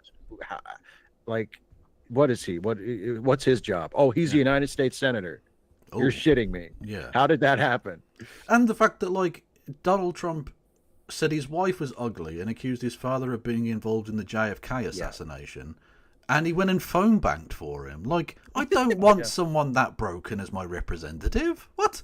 Yeah. Ted Cruz really is the ScoMo of the USA. He can't he can't stand up for his own wife. Where the fuck's he going to stand up for his constituents? What? It's embarrassing, honestly. Anyway, but Texas looks like they might be re-electing him. America's Texas cooked. going to Texas. America's but again, remember that Texas makes it hard to vote. They close voting like a month before the election. They don't properly resource. They they just make it really difficult for, unless you're really white, wealthy and privileged, to vote. Yeah, Republicans have to put their thumbs on the scale. In a fair fight, they can't win. I keep hearing things about purged voter rolls, and I'm just I was purged. This is the from most the voter anti-democratic shit I've ever heard. Yeah. I was purged from the voter rolls and had to go and re-register. Yeah, before. That's because you're a traitor who left. Why are they letting you back on? You don't even live here no more. It's like you're basically foreign at this point. Yeah.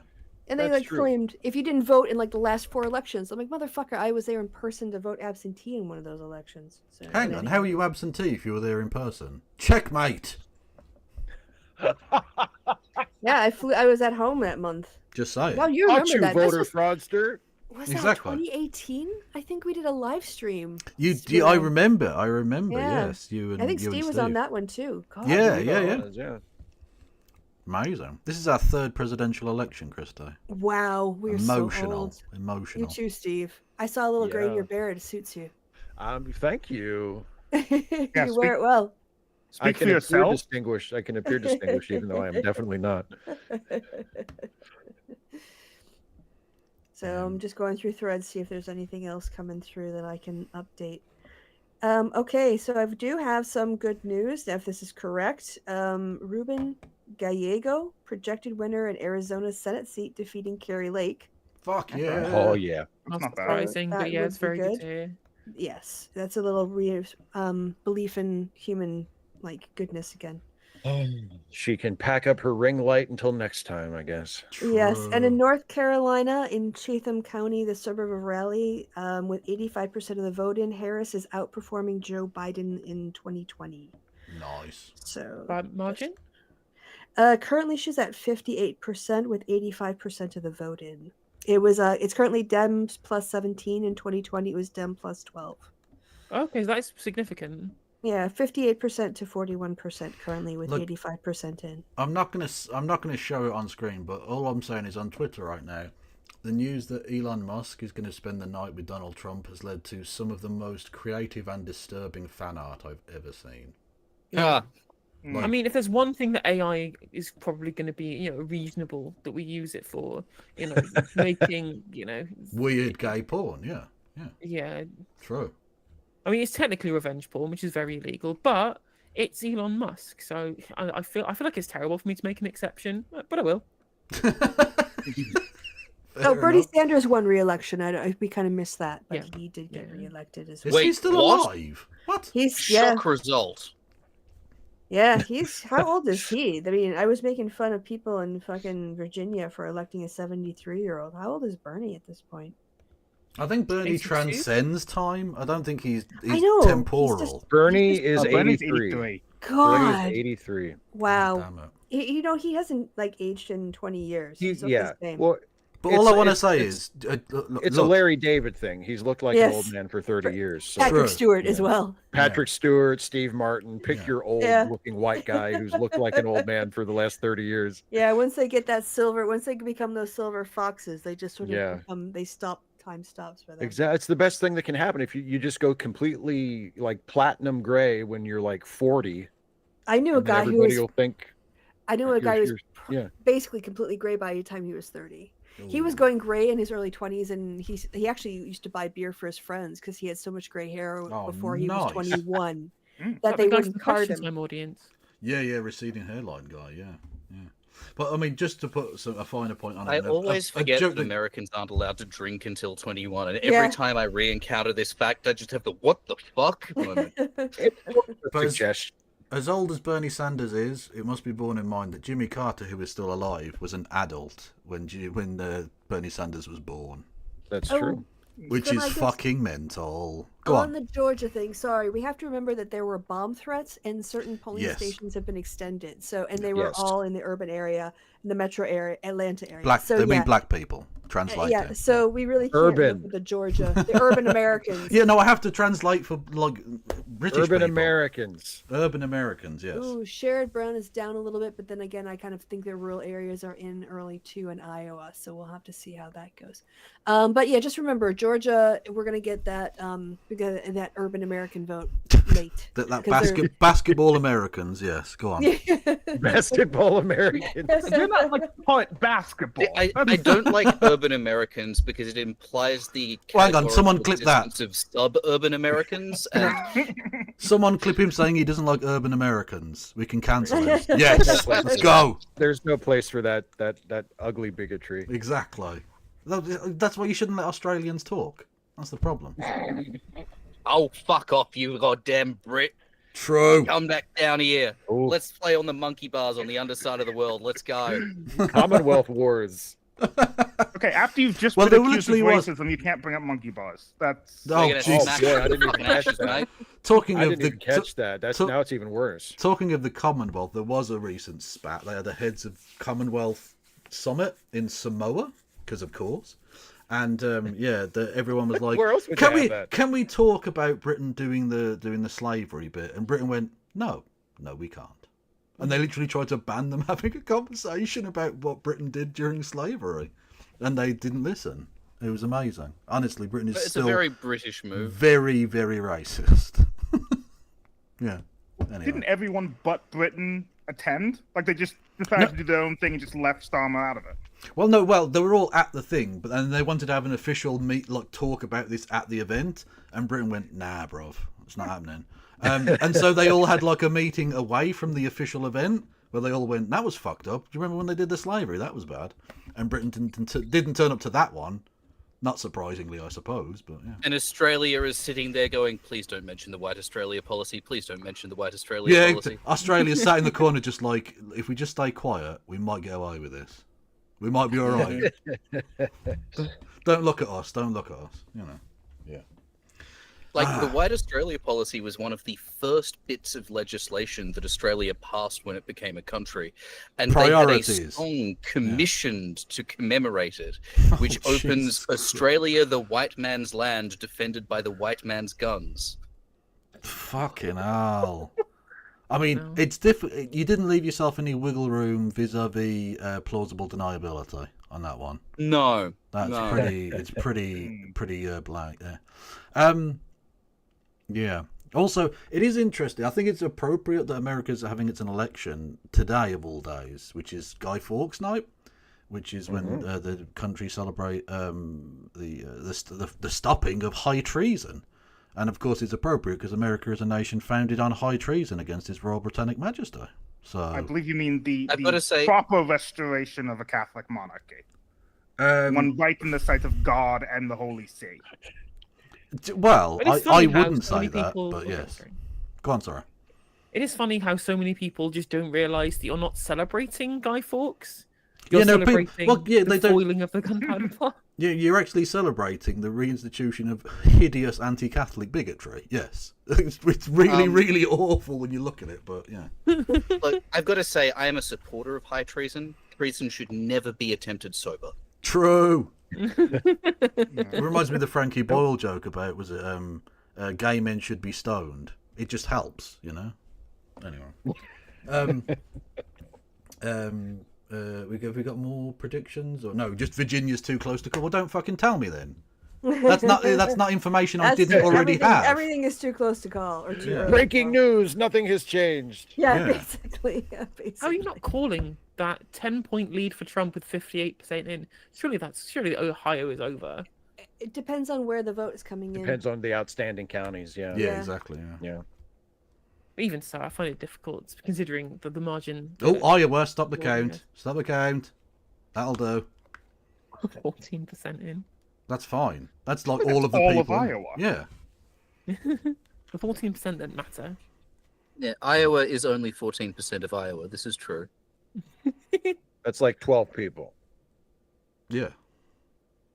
Honestly, I genuinely think this. America, you need to stop pretending you have 50 states. You don't. Well, how We many do you could think consolidate. Yeah, exactly. You could literally, like, the I'm sorry. Dakotas. Yeah, the Yeah, we Dakotas can be we one don't state. need 2 Dakotas. We don't need a Wyoming and a Montana. No. We Exactly. Two Carolinas? What? Well, at least they do have Well, I mean, there's- cities. They do have some there are- actual places in Carolinas. Yeah, there are some people that live in the Carolinas, but yeah, like Montana, Wyoming, North Dakota, South Dakota, you could just smash that all into one big state. Yeah, call it Mega Dakota. Look, honestly, California is far too big and populous, Yeah. but all of the people live in like the one central area. So what you need to do is divide California into 3 separate states with each state line running right through San Francisco. Or radiating out from San Francisco. Yeah, in radiating wedges. out. Yeah, okay. They tried to put a bill through the California legislative branch, the legislature, sorry, to try and get it to split California into 4 separate states. They tried to do that. Oh, nice. It was the California. Hey. Well, they no. Essentially, because California is just some Democratic areas and then all of these Republican rural areas, and it just made it really weird. Oh my god! Suddenly the song makes sense. Californication. Hey. Yeah. Well, you know, people in California, if they don't live in San Francisco or Los Angeles, they just get bored and they need something to do. So they come up with all these ideas of, you know, let's make it 3 states or let's make it 4 states. You know, it's just to occupy their time. But I mean, to be fair to them, though, there's so many people for so few senators, and that's unfair, I think. Yeah, massively. Well, but that's the Senate. That's just the nature of the Senate. I mean, every state gets 2 senators, whether there's 30 million people living there or whether there's 6 people living there, as in the case of Wyoming and that's what Montana. I mean. There's no like, the Dakotas get 4 senators. How do they even get fucking 4 people that aren't already employed in other business in the Dakotas? What the fuck is this? I mean, it get a little ridiculous, like in those really low population states where like they have more senators than they have members in the House of Representatives. Yeah, because the population is so low. Mad. But yeah, it's it is not for us to debate the wisdom of the founding fathers, Kevin. It is. It definitely is.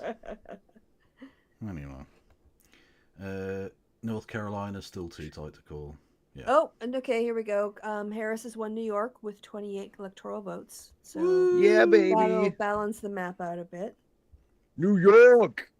Yeah, New York. True. They Not may the have Yankees, lost the in this World case, Series, but they may have go won for New York. democracy. I'm glad they lost the World Series, and I'm glad Harris won the state. True. Let's go. Iowa has changed to 60% for Harris on Google. Oh yeah, but it's too early to call because it's relatively small states. A relatively small number of votes swings those percentages pretty wildly. Yeah. Which is why in places like Georgia, Come on, Bliowa. you can't just prefix everything with blah. I mean, yes, you can. You fucking can. You can. Georgia proved it in 2000. You should, but you shouldn't. So, facts. I'm just looking forward to the day when eventually Blexus happens.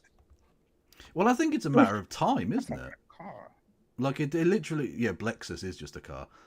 It's a matter of time because you're getting more and more sort of liberals moving there over time, and it's becoming purpler and purpler to the point where even with their thumb on the scales, they're going to find it difficult to hold that back. They might be able to for another couple of elections, but it's a matter of time. Yeah, I mean that's the least surprising thing ever. Yeah. So Liam in game, no, yes, no game in my chat. Sorry, Kansas is looking strong for Harris with 50% reporting. That's Do you have stats on that? amazing. That's that would be amazing. incredible. So, I'll say I have her here at 43%, CNN, but she's up about 3 percentage points. Okay. Oh, she's. bad. Oh, we already had her like winning Maryland. She'll also pick up Maine. Have they have Maine on the map yet? That seems like an obvious. But again, that she'll pick up hasn't those been called 2, yet. and almost certainly the 3rd will go to the loser as always. Yeah, and how many does California have? Like 150 billion jillion? Electoral Like- college votes. 79 or something ridiculous? 54. 54. Okay. Yeah, And it's the biggest, isn't it, in terms It of is. electoral college. it is. Yes. Yeah. Although geographically, that's Alaska. But don't nobody live in Alaska? True, because it's again not Grizzly really, bears don't vote. Not It really would a be state. amazing if Utah went. Oh, for no. Harris. Can you imagine if all I the have- Mormons came out for Harris? They have a new candidate for most cursed live stream. Go on then. Russell Brand. Oh, you should well, be. on an interesting point, which Americans may not have seen because it's a technical thing, but the police have handed over the docket of information to the Crown Prosecution Service and requested that he be charged with his various and many sexual That would be assaults. amazing. I heard about that. Good. So do you Yeah. think it's possible he could actually get arrested during his live stream? Yes. That would be... That would be amazing. Oh, please. Oh, like when the Tates were online and the cops showed up. Yeah, And they had Yeah, please, just have him please, dragged please. away, like calling out to Jesus for help. help as he's dragged away by the cops. Jesus might be the only person who can save him now, I think, to be honest. Oh, she's up in Michigan, Yeah. 12% in, so that's good. Better to be up than down. True. Also, I'm being told that... Nope, I was completely wrong. What? We have the most cursed option. Oh, okay. Andrew and Tristan Tate, Nick Fuentes, and Myron Gaines. Ugh. Just put schemo or whatever. If there's anything if there's anything that makes me pray for like an asteroid strike, it would probably be something like that. I think. I was really happy when I saw polling showing that Andrew Tate is not popular in the UK. And there was obviously a problem that we have with people being influenced by him, but this kind of swathe of manosphere kind of content slop hasn't really reached the UK in the same way that it has in the US. And quite frankly, you know what? I legitimately put this down solely to KSI and the Sidemen as being our pop culture guys du jour who don't do any of this shit. That might be true. Yeah, there's probably something to that. They take them down a different pipeline to... I mean, still slop, but it's just not hateful slop. Yeah, it's funny slop. Yeah, which is fair enough, I guess. Or terrible music slop. Also, I'm being asked to correct Real Radham, who says that bears do vote. Hairy gay men are an important constituency. So I said grizzly bears, by the way. I didn't say bears. I specifically said grizzly bears. So what Bruins do vote? Isn't that a hockey team? Well, it is, but it's also a type of bear. I think it's a brown bear, isn't it? Unfortunately, grizzly bears vote, they have opposable thumbs. Grizzly bears vote when Timothy Treadwell is on the ballot, and they vote against him quite harshly. Fair. Is this some kind of Yankee joke? So it's a grizzly man joke. Okay. Oh, you've never seen Grizzly Man? No. You should see Grizzly Man. Okay. Is that the guy that lived with the bears and got eaten by bears? That's the guy that lived with the bears and then hilariously was eventually eaten by one of the bears. Yeah. And in the most surprising turn of the time. Yeah. I say hilariously, even though, you know, it was a human being who was killed, and that's tragic, except it is kind of funny. Well, no, it's not tragic. If you go and live with bears... What do you think was going to happen? Look, tragic is an innocent family that go live in a tent for a week in the Nebraska or whatever, and they get eaten by a bear. That's tragic. If someone goes to live with the bears and gets eaten, that's just Darwinism. That's just inevitable. Yeah. Yeah, that's just like I mean. And to be honest, I mean, I don't know. I'd call it tragedy in the Greek sense, as in like a story with a negative outcome where you can tell the negative outcome from the beginning. Exactly. It's a narrative tragedy. True. It's not tragic, but it is tragedy. It's in an Aristotelian sense. It is tragic. That doesn't imply that there would have to be be theater nerd for a moment. That does imply there would have to be some sort of woodland chorus. Hey, that was Sarah narrating it. McBride. Yeah. Becomes Awesome. the first out Good for her. transgender person elected to Congress. Nice. Good for her. Awesome. Fantastic. McBride, a Democrat who served 2 terms as the state senator. You are the only person here who can do that joke. So, that's true. I am the only person who can make that wins joke. Delaware's only house seat because Delaware is a place that only has one fucking house seat. Again, it is not a state. Stop pretending. But anyway, it should be. By the way, it should be part of Maryland. I'm just annex it like Wisconsin's going to take back the UP. It was taken from us, and we should have it back. No, it was part of Greater Pennsylvania. Well, along with that, there's that strip of southern Pennsylvania, that's ours. There's Delaware, that's ours, and Washington D.C. that belongs to us too. Oh my God, I feel all like of these. Anyway, so it was all taken from us. They're just the East Coast Russians. This is what if we had the post-Napoleonic, like if we didn't have borders that we respected, this would be how the U.S. would states would carve each other up over and over again. On the line of everything, Delaware is the Poland. Exactly. Everything in America can be tracked back to racism. Literally, the existence of the state of Maine can be tracked back to slavery. Mm-hmm. It was once a part of the state of Massachusetts, And in order to keep the 50-50 compromise thingamajig, when I forget which state it was, it might have been Alabama or something, was added to the Union, in order to keep the exact same number of slave and free state senators, they chopped a massive chunk off the top of Massachusetts and created a new state called Maine. Yeah. Because why not, I guess. It's not a real place, who cares? Can I give some news that will lift all of us up and make Please us feel do. a little better? All right. So, Elon Musk was sued in a proposed class action suit on Tuesday by registered voters who signed his petition to support the Constitution for a chance to win his $1 million a day giveaway, and now claim it was a fraud. Because it was. Sorry, that was me editorializing. The complaint filed by Arizona resident Jacqueline McCaffrey in the Austin, Texas federal court said Musk and his America PAC organization falsely induced voters to sign by claiming he would choose winners randomly, editorializing, which he did say, though they were predetermined. She also said the defendants profited from the giveaway by driving traffic and attention to Musk's X social media platform and by collecting personal information such as her name, address, and phone number that they could sell. Yes, all of these things are true. Yeah. Also, do we know anything about the Elon Musk story where there was like a labor lawsuit against him for his canvases? Yes, because he basically flew them out to another state, drove them around in the back of the U-Haul, promised them $30 an hour, and said, "Oh no way, I'm going to pay you by door." Yeah, that's also a thing. Yeah. What a surprise! It's almost as if no one ever becomes rich honestly. Yeah. It's almost like they're literally all bastards. Yeah. What are you talking about? An apartheid emerald mine is the most honest way to get rich. Literally. Like, there's no way you can spin that as something good. It's honestly awful. Yeah, true. He worked hard, and he did a lot of honest work, and never took credit for anybody else's accomplishments. True. And now he's reaping the rewards. Well, on that point, I mean, I'm not going to put the crab suit on, but you get the idea. Bernard Marcus, the billionaire Home Depot co-founder and massive APAC funder, has died at the age so young, the age of 95. So that's good. He barely had a chance to live. True. Rip Bozo. Pack watch. He had just become old enough to qualify for the U.S. Senate. Literally, he could have run. He could have run for president next time, I reckon. Yeah, why not? It's a tragedy. Yeah. Anyway, so that's good. Fuck that guy. Yes. So that's why I go to Lowe's. I don't go to Home Depot. I always go to Lowe's. I presume that's a competitor.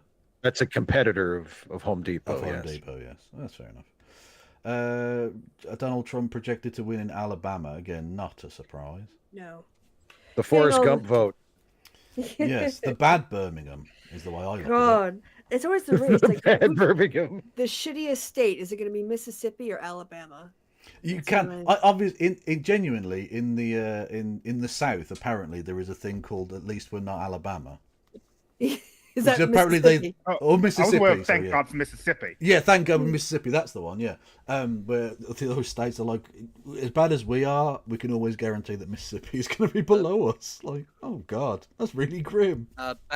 Backtracking slightly, one of my mods has pointed out correctly that Musk, with the fraud lawsuit, has admitted to the fraud in court. In fact, that was his defense. Yes. Say, oh, no, I wasn't breaking the law by running a lottery. Voting. I actually rigged it. Yes. So he is everything's fine. Sworn in court that he was committed fraud. People were predetermined to be Don't spokespeople, worry. and they didn't win. It was a crooked lottery. Everything's fine. Yeah.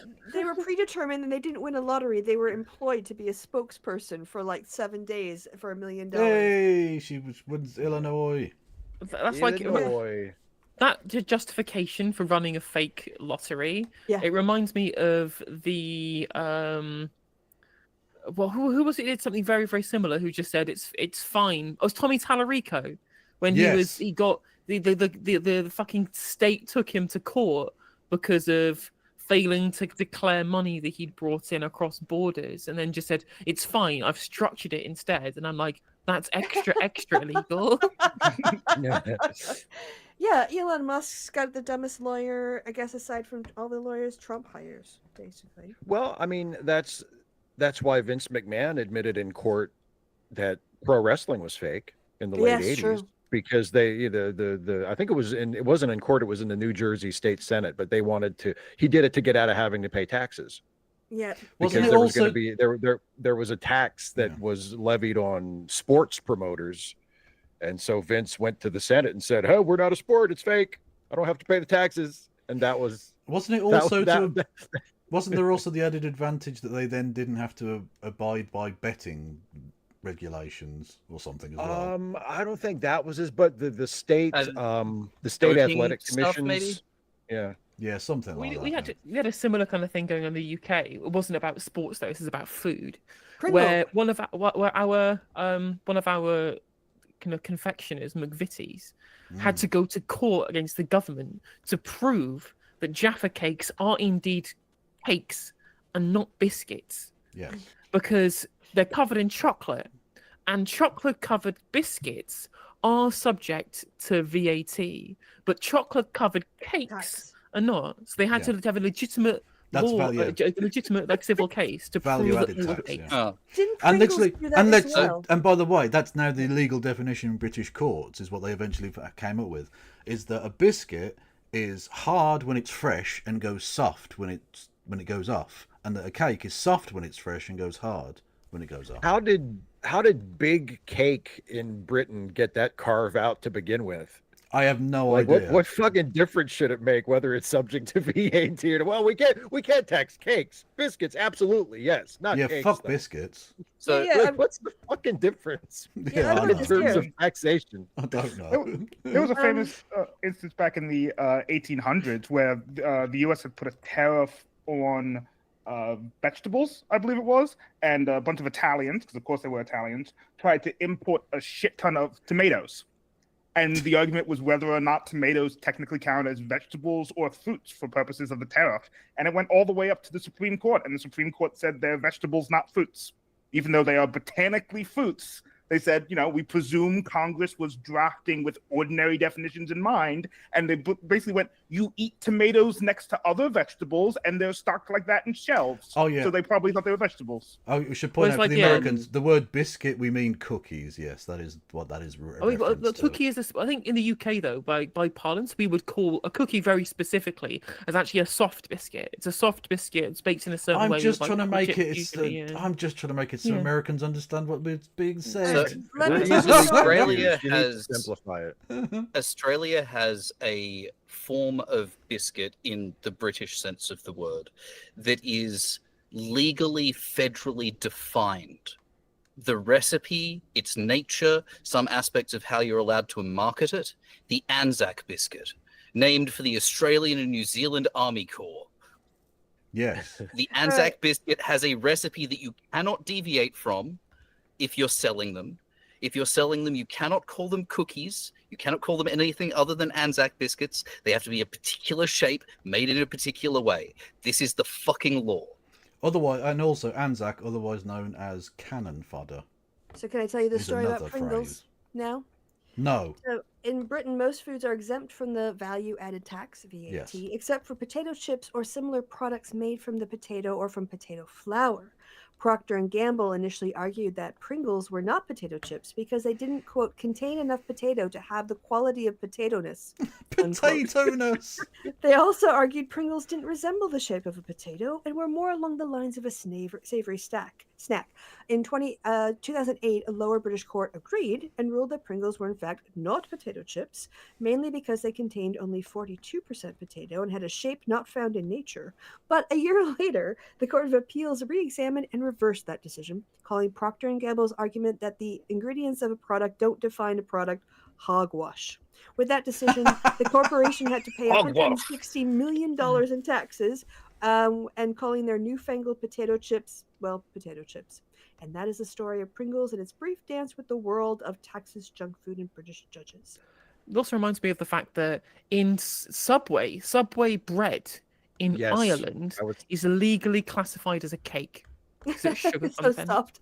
It's got sugar content. Oh my god. Well, not Yeah, to Americans just consider that base amount of flavor. not to drag us away from this incredibly serious conversation, but the state of New York has passed its abortion rights legislation. Yay! So that's nice. But Ohio has just gone for Trump, so that's not ideal. But not Well, that was unexpected. expected. Yeah. Not at all unexpected. I mean, J.D. Vance is from Ohio. It'd be pretty embarrassing Yeah. for him to lose his home state. Yeah, but it would have been very funny. It would have been It would have been great. It would have been Yeah. great. Yeah.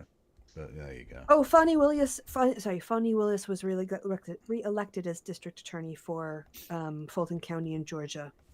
So she's going to continue on with her prosecution against Trump, I guess, unless the Supreme Court tells her she can't. So. Yeah. Fair enough. Yes, Trump's predicted to win North Dakota again, not a state. I'm going to invalidate all of these states. Fuck it, I don't care. If you voted for Trump, like I don't feel bad for you. I'm sorry, no.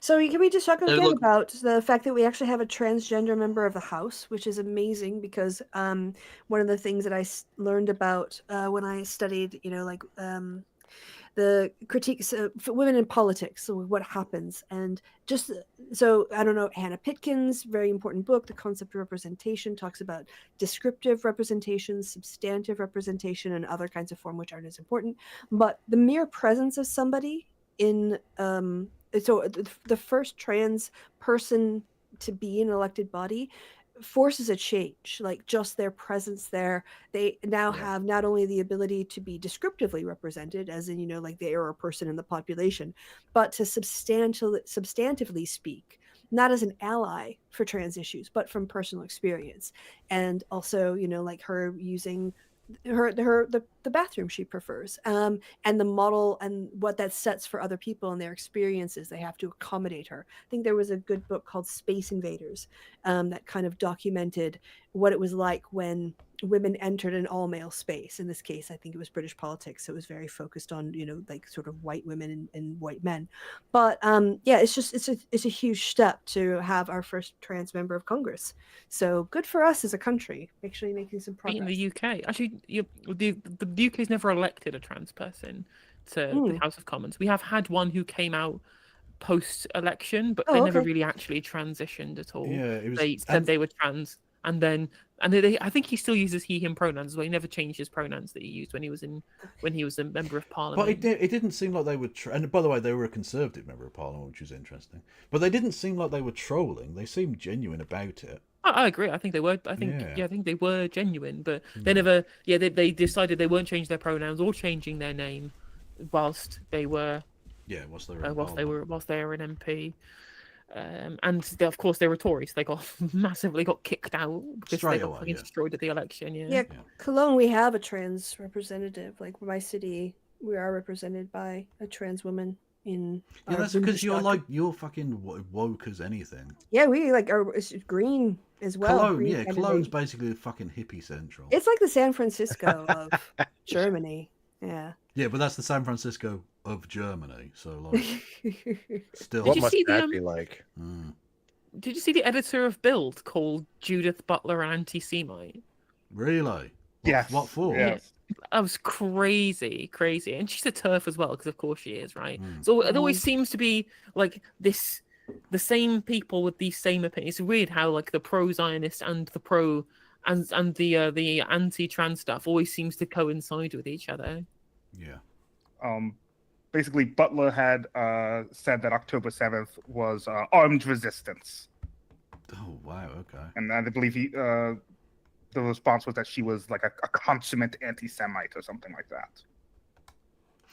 I mean, I don't know if Christy can necessarily speak to this, but there's something weird in the German left where I think it's probably overreacting to, let's say, a certain period in German history. That their support for the state of Israel is like really ironclad in a way it probably oughtn't be. Basically, Germans, in my experience, are terrified to criticize Israel because It's kind of like they feel like, that whole thing like we've experienced where if you say anything nice about Palestinians, people just jump down your throat and accuse you of being an anti-Semite. Germans have had that for since the 1940s. So to be fair, it was justified in the 1940s. Oh, come on, Tammy! Come on, Tammy! Come on, Tammy! Come on, Tammy! So I think that there's been a generational hesitancy to bring up to challenge Israel. I think Germans kind of feel like, I'm going to step back and let other countries do that can't have that Nazi card pulled out on them. Still a bit soon, yeah. Still a bit. I mean, yeah. That would be slightly more understandable if the German government and the politicians were not working as doggedly as possible to then suppress any sort of criticism that comes from their own people.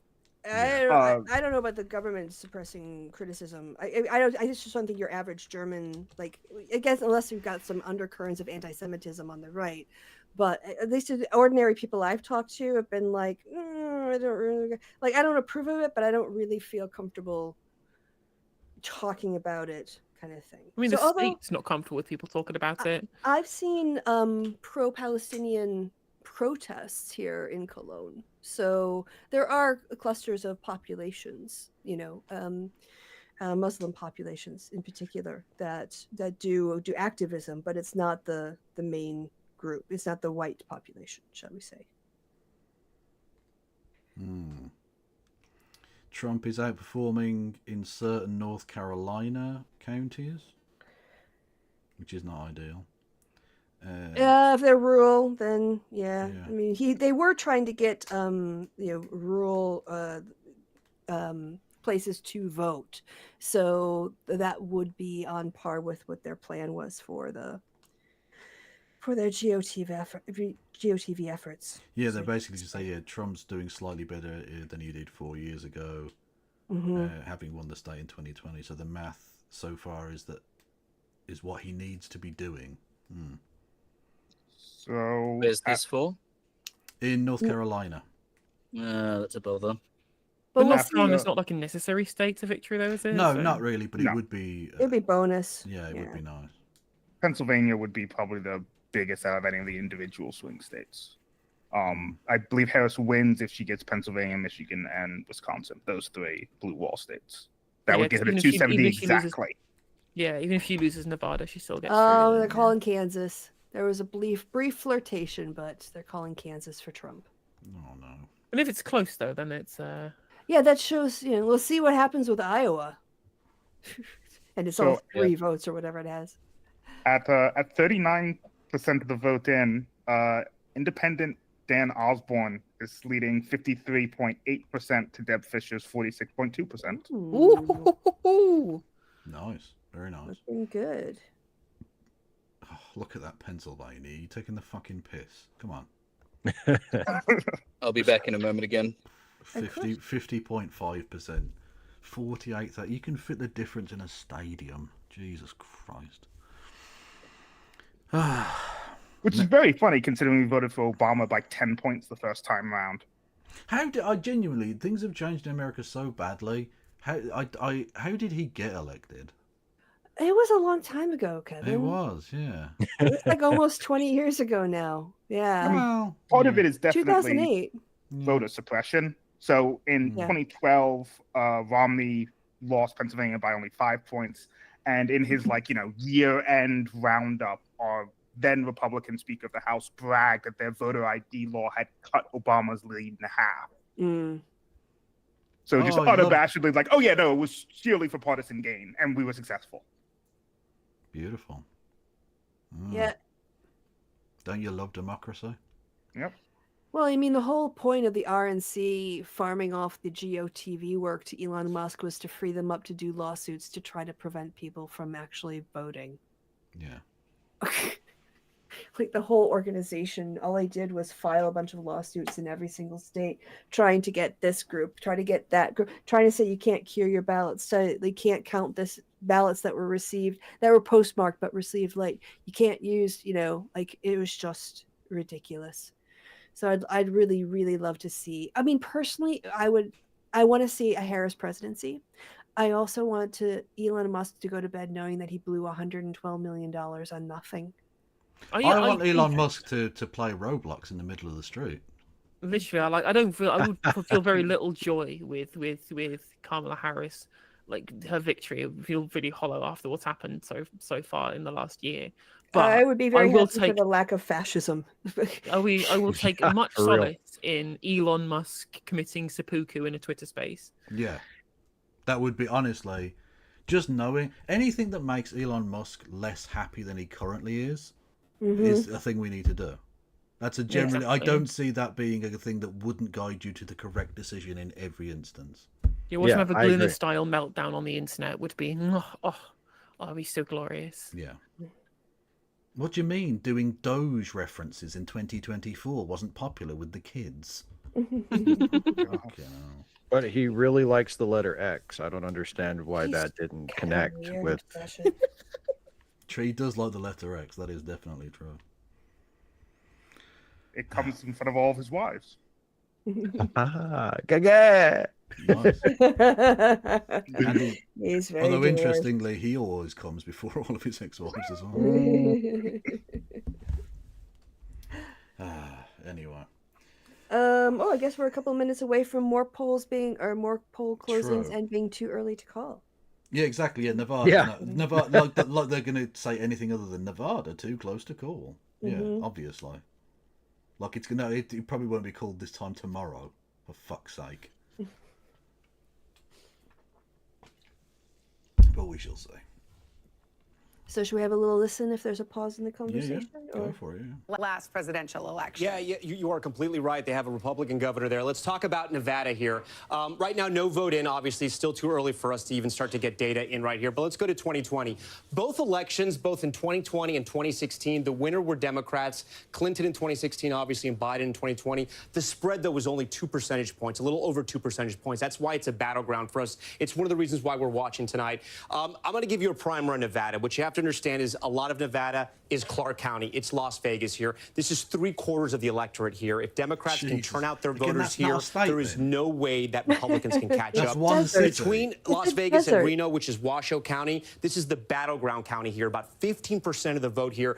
The vote in Washoe actually is more reflective of the entire state, much more than Las Vegas is. It's reflective because it's a mix of both Republicans and Democrats. Democrats have been able to hold Washoe County for a couple of elections now. If they can hold it tonight and do well in Las Vegas, it's game over there. But look at all of this Trump country in the middle. It's not a lot of people, but it is rural desert. With the exception of Elko, you have some population centers there. And this is where Trump hopes to run up the score. Something else we have to understand, I'm going to zoom out a little bit, about Nevada, is that you have people from Northern California who have been moving since the pandemic into Reno, right? And then Southern California moving into Las Vegas. People from California find it more affordable. They find it that they can get more for their money. Because of that, housing prices have gone up. So the economy and housing prices are a huge issue in Nevada. And finally, the last point I want to bring up here is that the unemployment rate right now in Nevada is over 5%. It's the highest of any state in the entire country. So the economy is going to be huge here. And you got to remember, Trump came out with his plan about no tax on tips. You have all those service workers and the service unions in Las Vegas. Democrats quickly adopted that plan because they knew it was a good idea. Unclear if it's ever going to become law or if they can even do that. But it was a plan that caught a lot of attention in Nevada, guys. And a populist appeal, definitely. And I think I'm glad Tom was talking through those points here because I think of Nevada and I think economy, right? You talked about the Republican governor, largely driven by anger over pandemic shutdowns on the Strip, et cetera. No tax on tips. I'll also tell you another number. I think it's $3.80, just about $3.79. That's the price of a gallon of gas in Nevada, the highest of any battleground state. The economy. I don't want to hear a single American ever complain about gas prices. True. Like 380, that's literally nothing, you fucking babies. Jesus Christ. Pay fucking 4 It's times. just not what almost. we're used to, Kevin. We're just not used to it. I know, but you need to get used We like to our it. gas cheap. True, well, you need to start invading more brown people places then. Well, I mean, don't there's tempt a us lot with of a good people. time. there's a lot of people in the country that are working on that. Very much so. On that note, I will leave you in the kind hands of Christy Winters for a second because I need to use the facilities. Kevin needs a break. All right, so we got very exciting, actually perfect timing because we got the polls closing coming up. So, how many? More too early to call and too close to call. Yeah. Now I have to fill 15 seconds. It's the worst. It's the worst. Although it'd be nice if we got some results in. Although they'll probably be all for Trump because they're like, middle of nowhere states. Montana. But, yeah, I would love it if Utah went for Harris. Just if all the Mormons came out and voted for Harris, that would just be hilarious and completely off everybody's radar. But don't think that's going to happen. In Montana's going to be important for the Senate, though. So. Yeah. Yep, Montana. The Mormons don't have the same evangelical apocalypse myth as the evangelicals, do they? No. No. Actually, they're kind of they're more put off by Trump than more conservative Christian groups, definitely. And Nevada is too early to call because yes, that's going to be a squeaker. So I think we're going to start narrowing in here in on states like Pennsylvania and North Carolina. That's fucking interclenchingly close. That's a good way to describe it. Still a nice, like 15. Was that? Oh, that was 15. Fucking votes, so hard I can taste last night's dinner. Jesus. Oh, 49 to 48. That's another pretty close one. And currently up in Georgia, but we know that those delayed counties because of the bomb threats are going to come in late. So yeah, I mean, at least it's worth noting insofar as there will be any sort of post-election litigation. All of the Rust Belt swing states have majority Democratic Supreme Courts. Oh, that's good. Yeah. At least you have a fair shot then. So yeah, all the states we thought would be up the swing states are being the swing states. Anyone want to comment on that? Any thoughts?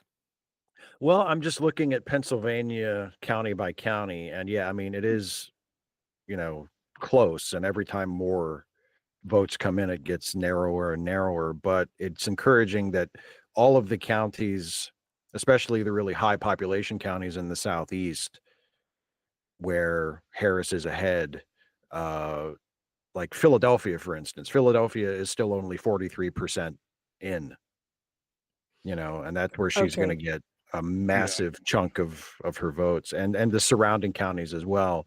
Those are, there's still a very high percentage of votes yet to be reported. So even though it's close, it's not, if Trump continues to narrow the gap, but we still only have, less than 50% of Philadelphia and surrounding counties only in the 20s, like it's no reason to panic that, oh shit, she's lost Pennsylvania yet. Yeah.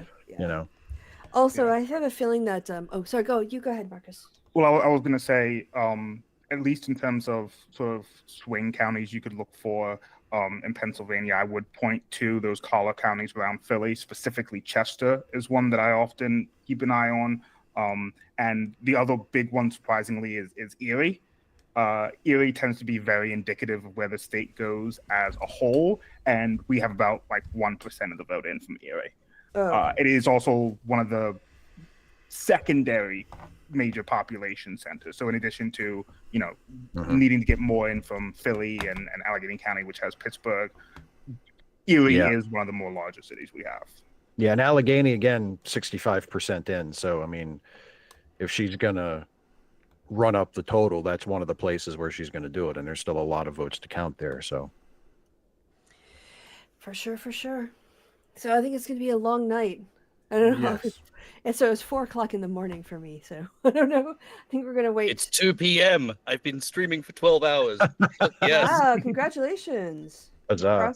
Ain't no stopping this train. No, don't congratulate. You're an enabler. This needs to stop. This is unhealthy. I don't care either way. I'm just trying to be positive. Fair. No, that's fair. Yeah. Excellent. It doesn't really matter to me in any meaningful way.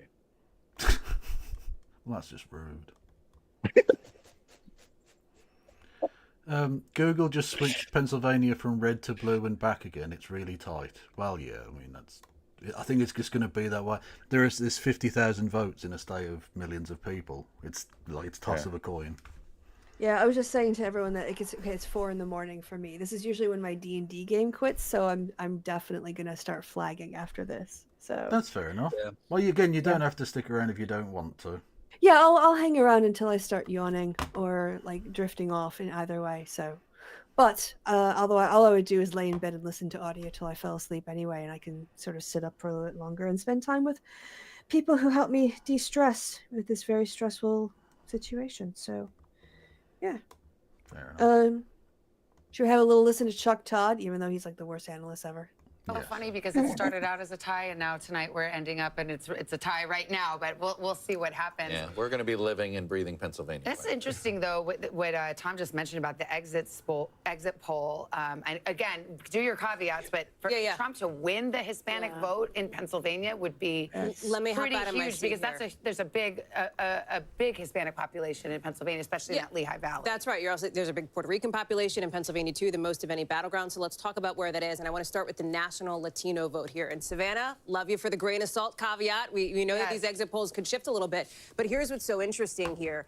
It is Kamala Harris, of course, the vice president, who is winning the Latino vote over former President Trump, 53% to 45%. This is nationwide. But the number that you want to look at is this 45%. That is because of the overperformance of former President Trump nationally among the Latino vote. And you can see it here. He's 45% this year. 2020, I mean, this is a double-digit plus overperformance from where he was just 4 years ago.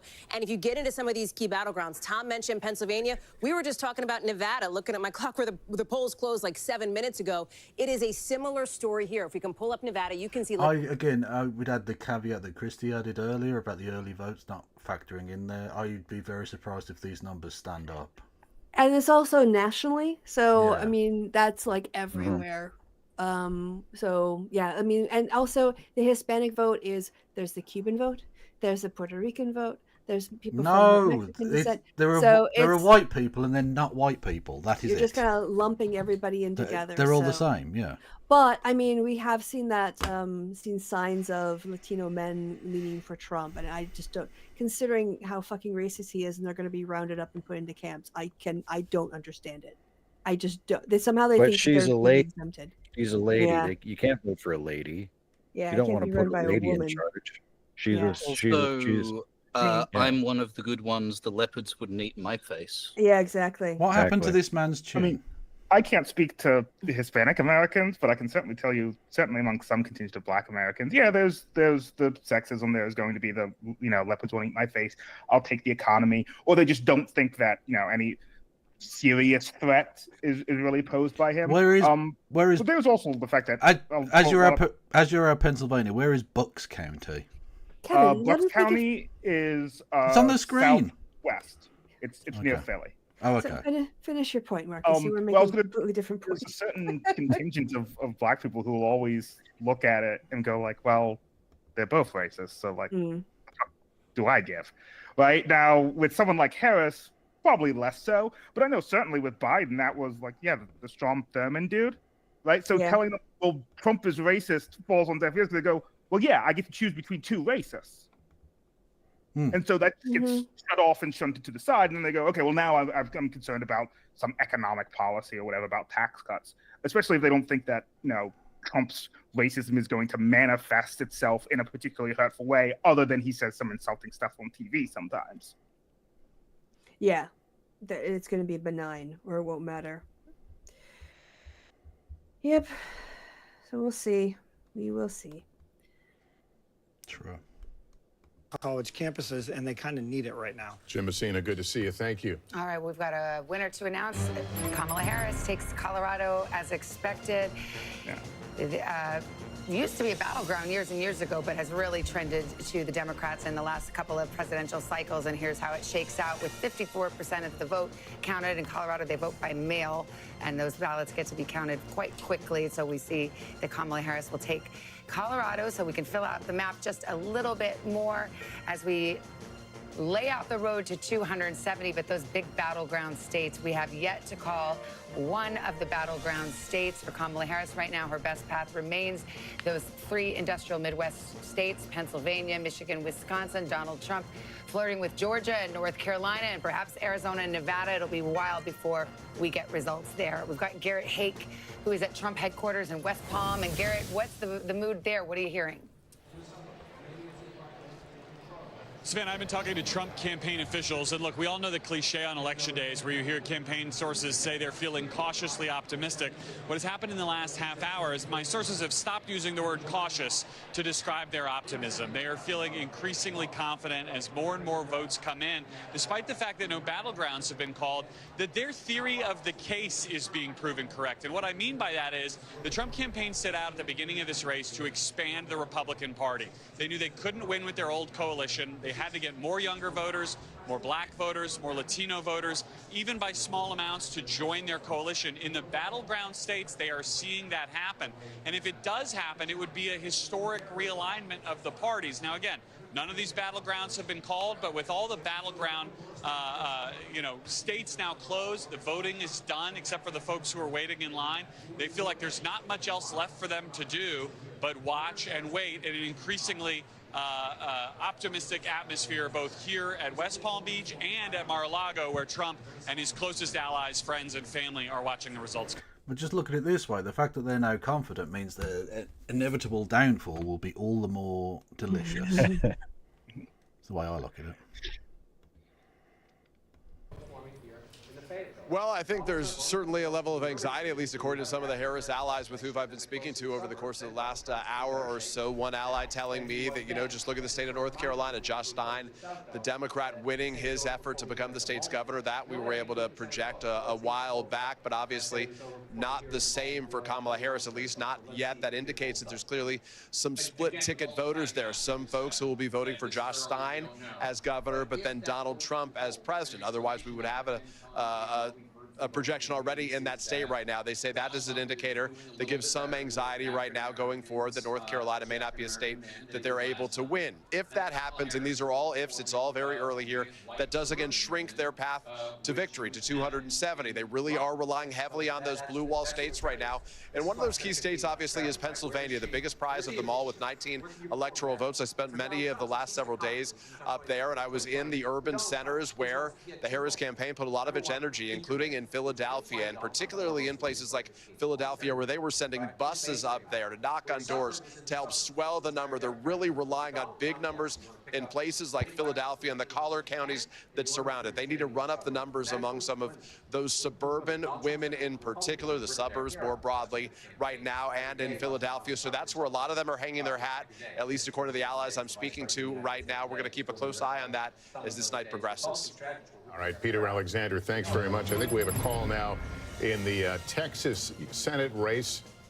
No. NBC News projects that Ted Cruz will retain his seat again in Texas. Democrats have taken some big swings in recent years in Texas, but I know the haymaker Colin Allred will come up short tonight in his bid to unseat Ted Cruz. God. Let's go to Chuck on this because I told you, Texas white is people the white can't be whale for trusted. Democrats. Yeah. That's true, yeah. Fuck white people. Am I right? So that means with the Sherrod Brown looks like he's losing as well, probably means that the Senate's going to be 52-48. So even if Harris gets in, nothing will be achieved. Nope.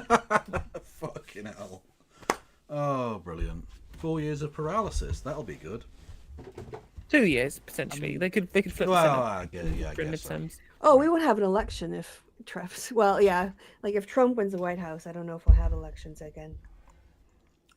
Certainly not fair ones, because I'm sure Elon Musk will oversee a election fairness commission or something. Election efficiency committee. We don't need polling booths. That's expensive. I still can't believe that Musk wants to call his department Doge. Yeah, again, he's just such a dickweed. Yeah. Like, why do we have to 5-year-old be man. saddled with all of these subpar white men? Like, it's just... Excuse me, he's an African American? he's an Please. Afrikaner American. He is literally. I keep trying to tell you, it's Yakub's fault. It is. It is. Oh, Maryland voters on add people protections like for that. abortion rights to the state constitution. Whoop, whoop. Yeah, baby. So that's good. Let's see.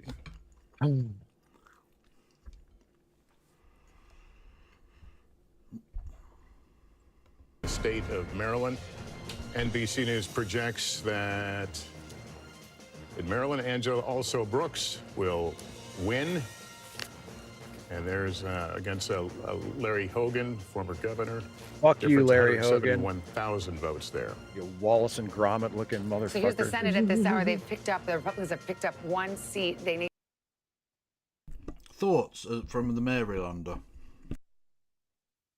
I'm just happy that Larry Hogan lost because he's a piece of shit, and he looks like he looks like he looks like he escaped from a Wallace and Gromit movie. Smaller margin than I would have expected, though. Well, the thing about, I mean, Maryland is one of the most reliable blue states as far as presidential elections go, but we do have a really nasty habit of voting for Republicans at other levels. I mean, like I said earlier, having seen earlier polls that had also Brooks way ahead, like I was never really super worried about Larry Hogan actually winning the Senate race.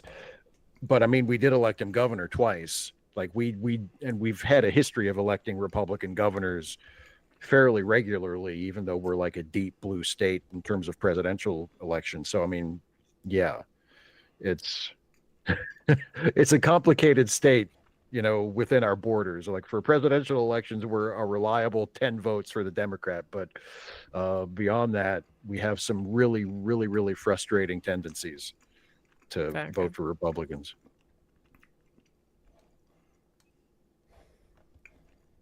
Seltzer's reputation on the line there. Intrigued since a Saturday night surprise at the poll. It was a huge question mark. Chat. If you woke up on Sunday and you watched Meet the Press with Kristen Welker, it was a huge headline, right? Yes. People woke up on Sunday and, according to the Des Moines Register poll, Harris was up by 3 points within the margin of error. The politics desk just pointed this out to me. Let's dig in because we have some voting data now. 45% of the vote is in, but let's look at Polk County. This is the biggest county, the most people. This is Des Moines, the capital here. So she's on top, 55% to 43%, 94% of the votes in. But look at Trump's margins. Trump's actually doing better than he did in 2020. Let's go over here to another county, Dubuque County, 94% of the votes in. Trump's at 52. Trump was at 50. So he's growing in both those districts, in both those counties, I should say. For Democrats to flip Iowa, he has to be doing worse in those counties. Again, look, there's still a lot of vote out. A lot of vote has to come in.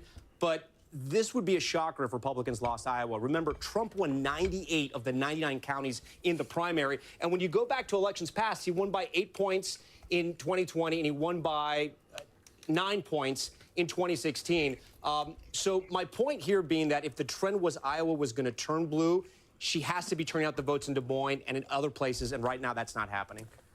We actually have a call right now. Let's play the music here. Projection, and Iowa will go red, as was widely expected until that poll.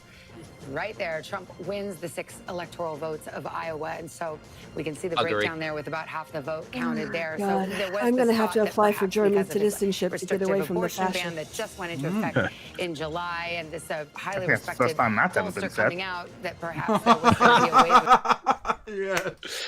Yep. Nice. That's all right. I can. Too bad polygamy is not legal. Otherwise, I'd marry all of you, and you could just come and live with me. Well, I was about to say, if it wasn't for Brexit, you could come here. Yeah, I could go to Ireland once I'm German. Yes, let's go. Polls a point or two here or there. And look, I've seen it throughout the Midwest, but it's a point here or a point there. I don't know if it's enough to make up for the loss of voters of color that have cleared. I mean, that continues to me to be the big story of the night, is the shift among Hispanics. Look, Hispanic voters are swing voters, and I think, you know, what's interesting here is the Republican Party treated... I think the Libs have found the ethnic minority they're going to blame.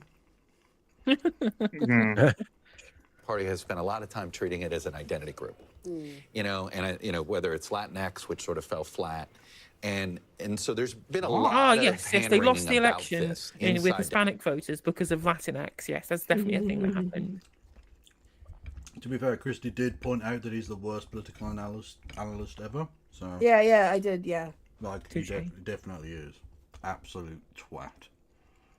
working class coalitions start to drift to the right. You know, before Donald Trump had working class whites. In Nebraska. Now he's adding working class Hispanics and that working one class, congressional not district. necessarily seeing evidence of working class Should we African do- Americans, There's 5 electoral but adding votes. working class No, Hispanics. the state as a whole. Nebraska. Becomes a very That's durable I thought they Well, another way of already. saying that is the education gap. Well, it's the Whether same you're thing. College It's educated or correct. non-college educated. It doesn't matter your ethnicity. It matters your education. Right. But is it Donald Trump or is it the Republican Party?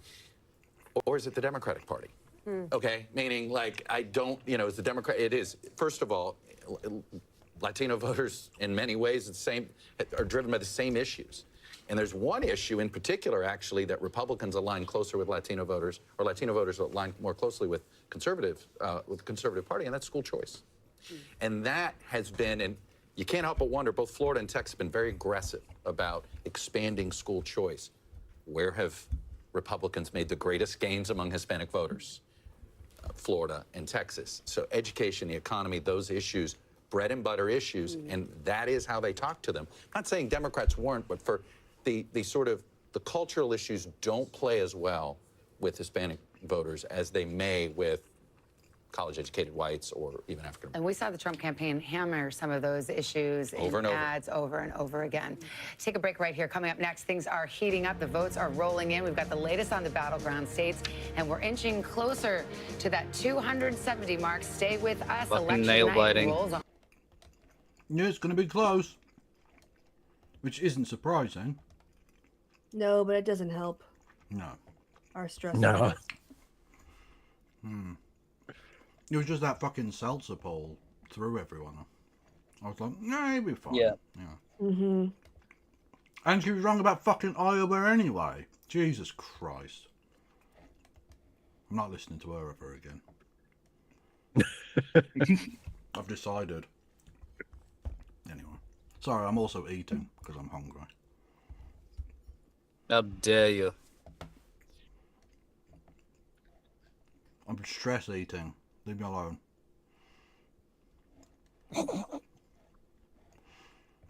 Yeah, oh, hang on. You need to upgrade it and start Zen eating instead.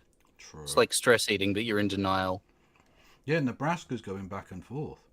There's like 400 votes, 300 votes in it.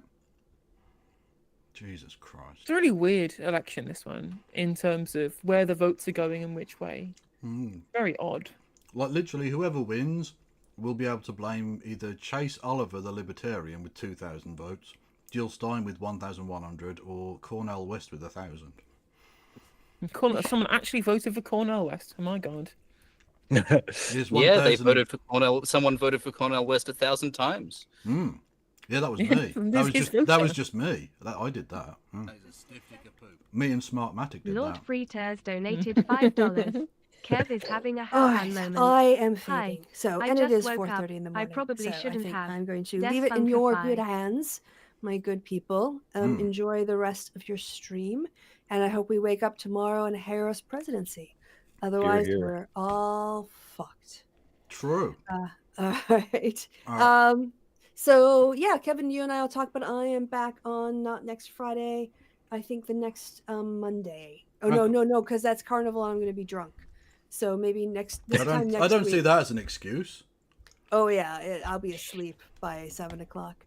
Outrageous. So all right, y'all take care and have a good rest of your morning, afternoon, evening, wherever it is, whenever it is that you are. And Steve especially, it's good to talk to you. We should do something kind of hangout because I missed you. We definitely should very soon. All right. And good to talk to you, Marcus, and good to see you, MTG. And nice to meet you, dude from Australia, whose name I can't see Real right now. Rad Hum. Rad Hum. Yes. Sorry. Lovely to meet you, Christy Winters. Doesn't roll off the tongue. All right. Bye, Kevin. Bye, all. Bye. Take care. Good night. Bye-bye. All right, should we start talking shit about her? Definitely. What a live. Well, live.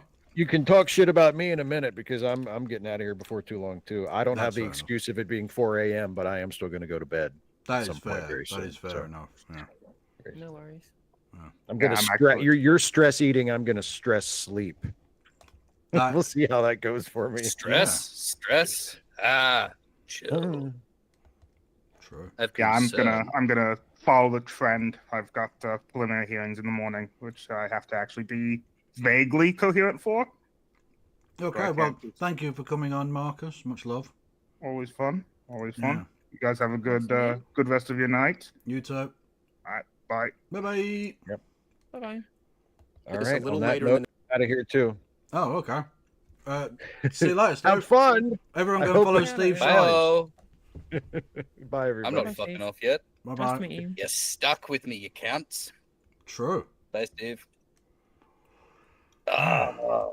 So it's just the Commonwealth left. Mm-hmm. Fair enough. Looking down our noses at the Americans with our vaguely functional elections. Well, kind of, I guess. Yeah. I mean, Australia has the most functional elections out of the three of us. True, but Yeah. they also do have offshore concentration camps. So. It's true. You do also have that. No, they're largely out of use at the moment. Oh, okay, that's fine then. And you have Catherine Deves as well. She has the ultimate raise. But we have mandatory voting and democracy sausages. And we have the ranked best choice elections. voting. And ranked choice, yes.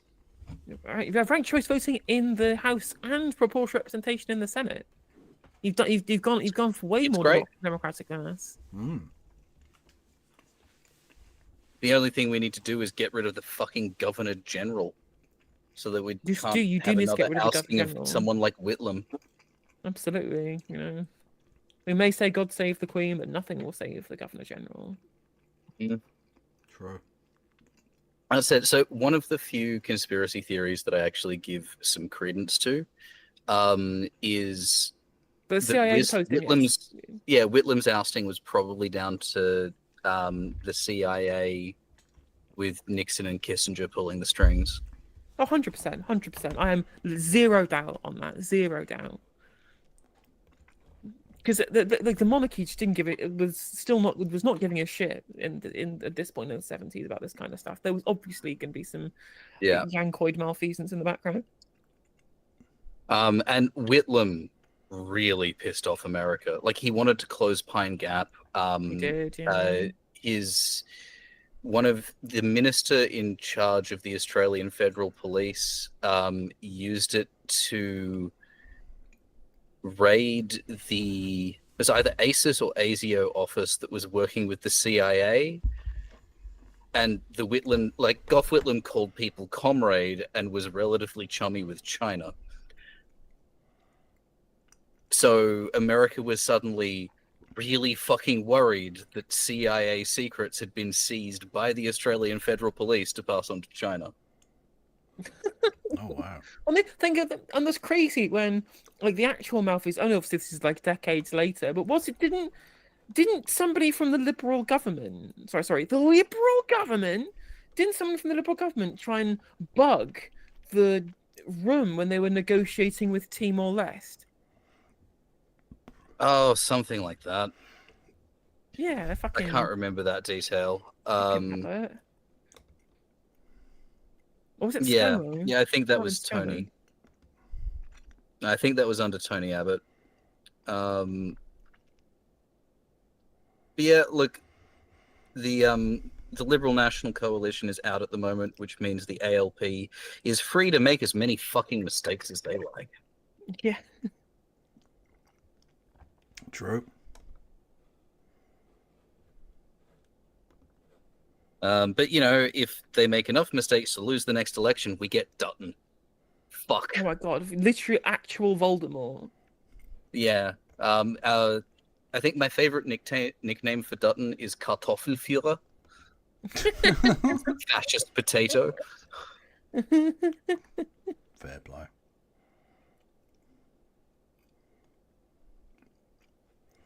I'm always the people they have as the hosts for these shows in America are always way hotter than our people. They do. That's true. Yeah, but they're made of 90% plastic. Oh, almost certainly. But given the microplastics, isn't everyone now? That's why I've stopped. By that stage, though, it's just kind of macroplastic. I was about to say, yeah, I don't do microplastic. I just eat fucking Lego now. It's probably just easier. If it's all plastic, it doesn't You need really to mean eat anything. radioactive Lego, then you'll get superpowers. I'll become Lego Man. Mm-hmm. What would Lego Man's superpower be?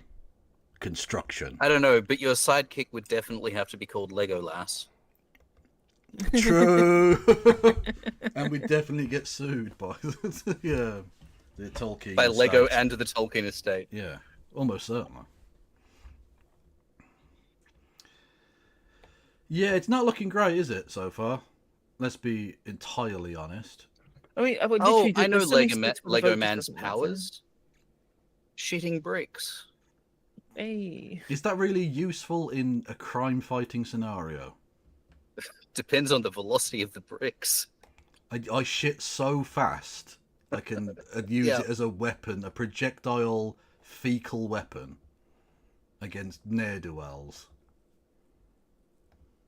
Yeah. The rancid plastic railgun. I'm so tedious that we're gonna have to go through like the 2020 thing all over again of Red Mirage, followed by the trickle of new counties counting votes glacially slowly. Ugh. Yeah. I was hoping we're just gonna get Michigan called on the night and we could all go to bed, but no. It never happens that way. It's always in my entire adult life, it's always been either hanging chads in Wade County or fucking not Wade County. What was it in Florida? Oh fuck's sake, there was a famous one. Anyway, I think Obama's elections were called reasonably quickly, weren't they? They were, yeah. Yeah, on the night. Yeah, fair enough. Anyway. Contester right now. How about that? Yeah. Because the fact that it's been called for Trump in Montana and it hasn't been called for the Senate race gives you an indication. Same thing in Ohio. And I think everybody needs to remember what Lester just said is true. It's a 50-50 country. Let's assume for purposes of this conversation that, in fact, they take the Senate. And let's assume for purposes that Trump wins the presidency. No, it isn't a 50-50 country. No, it isn't. No. When you had 50-50 in the Senate, the Democrats represented 18 million more people. That's a country. That's an extra country, more people. That's not 50-50. Your thumb is on the scale. Not you. I don't know if this woman's a Republican, but the Republican thumb is on the scale so heavily. I mean, literally, they got fucking that super PAC thing. Is like, it's so nakedly obvious how easy it is to buy the system in America. Mm-hmm. And that's basically what's been happening now. I don't know how much. Like, we know that Musk has spent like 120 million or whatever publicly. How much do you think he's put into the PACs? Yeah. God knows. And again, we'll never know because it's all dark money. Because apparently, fucking businesses can be people. Is a literal thing in American law. Fucking ridiculous. Yeah. Citizens United, let's go. Absolutely insane. They've just flipped Wisconsin from slightly red to slightly blue. And the difference there in votes is less than 1,000. Over the Amazing. course of nearly 2 million votes. Fucking Christ almighty. In DC, 57% in, less than 1,000 reported. But again, all of the votes still to count are in areas where where Harris is going to rack it up. It's Philadelphia, Delaware County, Montgomery, where she's look at this. Arizona with a 49.4% counted is 49.5% Harris and 49.7% Trump. America, what are you doing? Honest to goodness.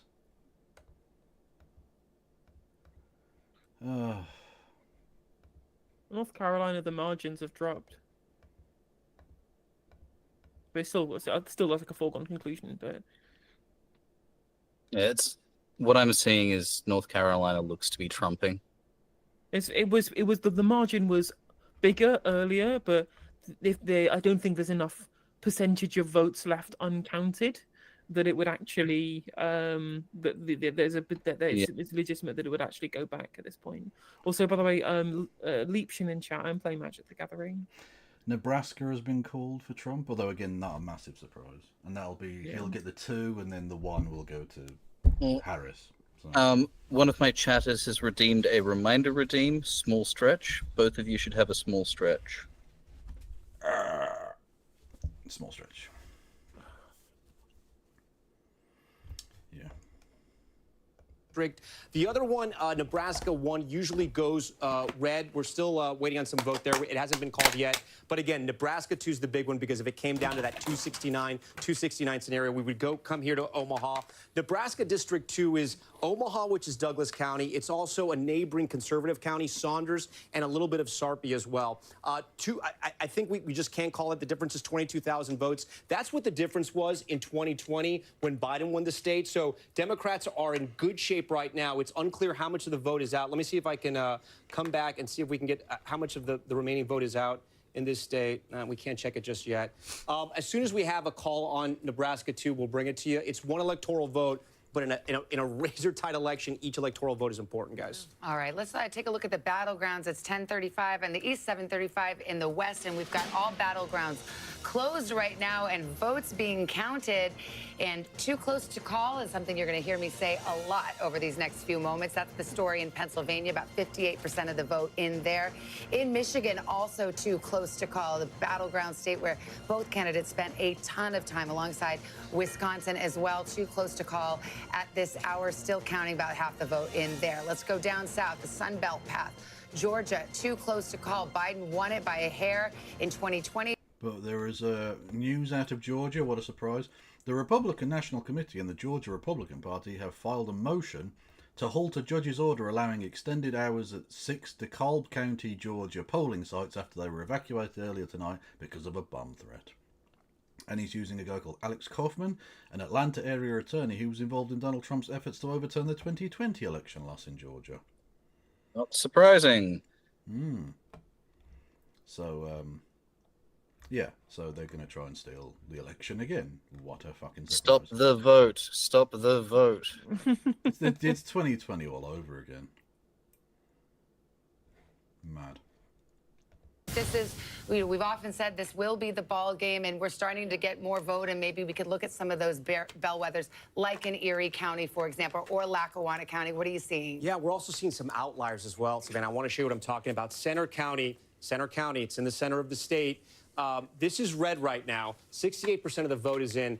Biden won this in 2020. Hillary Clinton won this in 2016. Why am I highlighting this county? Let me move the map over again. Center County. This is Penn State. This is Happy Valley. This is a university county. The Democrats should be on top right now. Again, there's 68% of the vote in. They could still catch up, but Trump is on top right now. I want to go back to eastern PA again, which has changed because a lot of people from New York and New Jersey have moved to the eastern portion of the state. We're talking about Northampton. This is one of those bellwethers, Savannah, you were talking about. It almost always picks the winner going back to like the Kennedy years, I think. Trump won it in 2016. Biden won it in 2020. Right now, Trump's on top. 73% of the vote is in, so there's still vote out. Those things could change. Again, it's still early. We're not calling these counties as well. I want to zoom in here. This is Berks County. I'm going to zoom in. Reading, PA. This is a city where Hispanics are the majority here. 92% of the vote is in. Trump is up at 56. It's not a huge surprise, but what it shows is that he's overperforming. He won this county in 2016 and 2020, and tonight he's overperforming. Again, some of that vote is still out, but we're watching that. Finally, I want to look at Scranton right here. Okay, Lackawanna County. Republicans thought they maybe had a chance in Scranton at least to peel away some of the votes there. Again, this is where Joe Biden was from. People wondered if he got the friends and family discount there with voters. She's underperforming tonight, 51% right now. Biden was at 53. In a state where it could be determined by 40,000 votes, 80,000 votes, every little bit matters.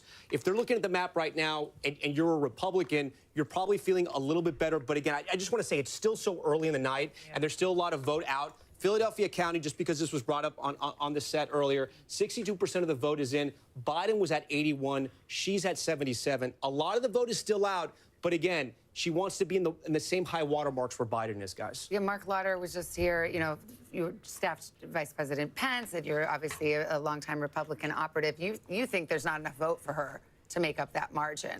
Well, there's still a lot out there. I'm just Yeah. saying, all of these things start to add up. It's like death by 1,000 cuts. And so if you drop 40,000 votes in this state, maybe 6,000 or county, this 6,000 in another, next thing you know, you run out of options. I'll leave it to the brilliant minds in the decision desk to figure it out when that happens. I'm not nearly that good at math, but it's starting to look a little more encouraging. And when you see the Latino vote come in, when you see some of the closing of the gap with the young voters, it's starting to add up. Well, let me just jump in on that, because there are several places, as we're starting to now at this point in the night, get some trends across battlegrounds when it comes to exit polling, with all the necessary caveats that you have heard by now. And there's a few places where former President Trump is making improvements from his performance 4 years ago. It is Latino voters, as you talk about, Mark. It is voters under 30, as you talk about. It is independents. Doesn't mean he's winning them, but he's doing better than he was 4 years ago. Here's where her improvement is, and this is interesting. It's with seniors. It's with voters over the age of 65, and we're starting to see that trend for her. Me when you said no, seniors. oh my gosh, Savannah, and I just want to let everyone know that we noticed. It deflected off your shoulder and hit me squarely. Full disclosure, we talked about it in the commercial break like 2 hours ago, so it was more of a callback to something that I forgot we didn't say on the air because we're chit-chatting constantly. But the seniors piece of it is interesting, because think about who actually gets out and votes, right? Who is more likely to get out there and vote? It is seniors. So there's some fascinating dynamics at play, and as we're all talking about, 10:40, we're only on our first cup of coffee. I think one of the dynamics at play as we watch these results come in that's so fascinating, you think about how close, what a tough slog Pennsylvania is as we watch this come in, and you think about that decision that she made to have Walz as her running mate, as opposed to Governor Josh Shapiro. So as we watch this come in, and even on the day that she made that announcement, a lot of people questioned, what would Pennsylvania look like with Shapiro on the ticket? And Governor you have Shapiro, to think folks are thinking well, about I mean, that. if she loses I think Pennsylvania, you can guarantee to that's say that Josh Shapiro would have been the difference. Yeah, I don't think so. Yeah. But again, it's just another example that they'll use to be like, see, we should have been more conservative, learning no lessons about anything. Because they're fucking... This is libs. This is what libs do. Yeah. Harris was getting the most enthusiasm and momentum pre-DNC before she started toning everything down and doing, hey, let's work closely with the conservatives. Yeah. You know, when they were performing at their strongest when they were dunking on Trump. Yeah, exactly. Like, since she's come out with this fucking shit about, I'm going to have a bipartisan committee to do policy and blah, blah, blah. Okay, so there's no option that won't mean a fucking Republican is still making the law. So, okay, so I'm not going to bother voting then, because there's literally no fucking choice. It was literally just like Keir Starmer just appointing like Nick Bowles and David Gork and shit like that. Yeah, exactly. Like, is there an option that I can vote to stop Republicans, please? Just get these people out of government forever, please. Yeah. Anyway. Compared to what the Trump And to be team clear, was we doing. haven't called those. No, we haven't. But I'm looking internally at the numbers, and they're not as hopeful as I would like them to be. I still think we have a path, obviously, in the blue wall states, and I don't think anybody knows how Nevada is going to turn out. And I think that is another one. We could have 4 states that determine the presidency that are all decided by less than a half a point. Yeah, okay. Thanks for that. That's so 2024, Senator. How's that? Let's go to NBC News correspondent Ellison Barber now in Gwinnett County, Georgia. Ellison, how are things going there? Hey, Lester, so we're starting to get initial numbers from the early voting in this county. Initially, they were a little delayed in uploading some of those to the public because they said they were having difficulties with their software of getting a clear image. They were going line by line with a Republican watcher, a Democrat watcher, and other election officials getting those votes up. But Should have gone with Smartmatic. Just saying. Harris is leading in the early votes that they have tabulated in this county so far, but still they haven't counted any of the precincts that reported today. That process still happening here. So you see these people coming in. They're all people who have come from the different precincts in this county. There are 156 precincts in Gwinnett County. What they're dropping off right now, you see these purple bags here. Those are provisional ballots, in addition to a lot of blue bags. And the blue bags, It's weird that she might win Georgia but lose the material. election, which would be quite weird situation to be in. It would be, but I think she probably will win if she wins Georgia. But I mean, Pennsylvania is the thing, isn't it? Really? Well, the thing is that the difference is that Georgia is 16 electoral votes and Pennsylvania is 19, and that 3 is the difference between 270 and 267, right? Yeah, exactly. The votes all at once. And because it took a while to clean up, it would take a little longer for those memory cards to come in. Now they get the memory cards first, then the rest of the materials. The memory cards, they're actually in all these little bags. You see them unzipping there. Those are from 156 different precincts. Each precinct has at least 2 memory cards that have the vote count from today on them. They go in here, they get processed, and they go out to the public. So they're still deep in that process right now. But let's go Trump again is to the currently back, narrowly this is ahead where, on both. we see. Yeah. And off, whether it's the early votes being processed and scanned and tabulated, or mail-in ballots being opened and sorted, or provisional ballots being reviewed. So remember, the thing that we were watching in this county was what would the margins be like, because it leans Democrat. We expected Democrats to carry this county, but ultimately back in 2020, Donald Trump got 40% of the vote in Gwinnett County. And what Republicans were hoping was if they could notch that up by a couple percentage points, they could cut in to Harris's margins. And then if they also did well in Republican strongholds, could potentially carry the state. What we're seeing in turnout is turnout so far has exceeded the turnout numbers in 2020. And right now, based on what has been entered, Trump is holding at about 40%. So right now, those extra percentage points haven't come. Could that change? Yes, that's Tom Yamison's lane. We'll leave him on that. Over here, though, is where they're going through some of the different election material, and they've also been sorting provisional ballots. You can see them in the back here, Savannah and Lester. They're just busy working. They will be here late at night. They expected the last bit of stuff to come from the precinct to get here at 11:30. Savannah. All right, Ellison, thank you so much. We're going to take a short break right here. Many more poll closings coming up at the top of this hour, including California and its whopping 54 electoral votes, and a look at who's ahead in the race to 270 on election night. The problem we now have is, do we do a ridiculous stream that goes on forever, or do we go, it's so late now, and they aren't going to get a result for fucking 5 hours or something? So like, what do I do? I don't know. I'm going to keep streaming. Well, yeah, but you're literally insane. There's something wrong. Oh, you're in a different time zone. Yeah, but also it's like 2:45 in the afternoon. Exactly. Yeah, but you've been streaming since what, 2 in the morning? Yeah. You're insane. It's only been a 12.5-hour stream. You're insane. You're doing Hassan numbers. It's madness. But I've done a number of 24-hour streams before. That's insane. Those were charity streams. Doing 6 makeup looks in 24 hours, 2 hours per look. Nice. Beautiful. It's commitment. Yeah. Also, the salsa poll was so wrong. It was very wrong. She had Kamala winning, and she lost by over 150,000. Which I say lost. There's still votes to come in, but like, not even remotely close. Because if margin of error would put it as a slight Trump victory if you adjust it by MOE, but this is which way state was that? Which state was that poll on? Iowa.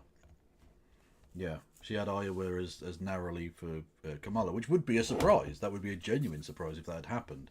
But she's going to get fucking battered in that state, so it's not an issue. Where is Iowa? It is south of Minnesota, to the left of Chicago. Oh, yeah, here we are.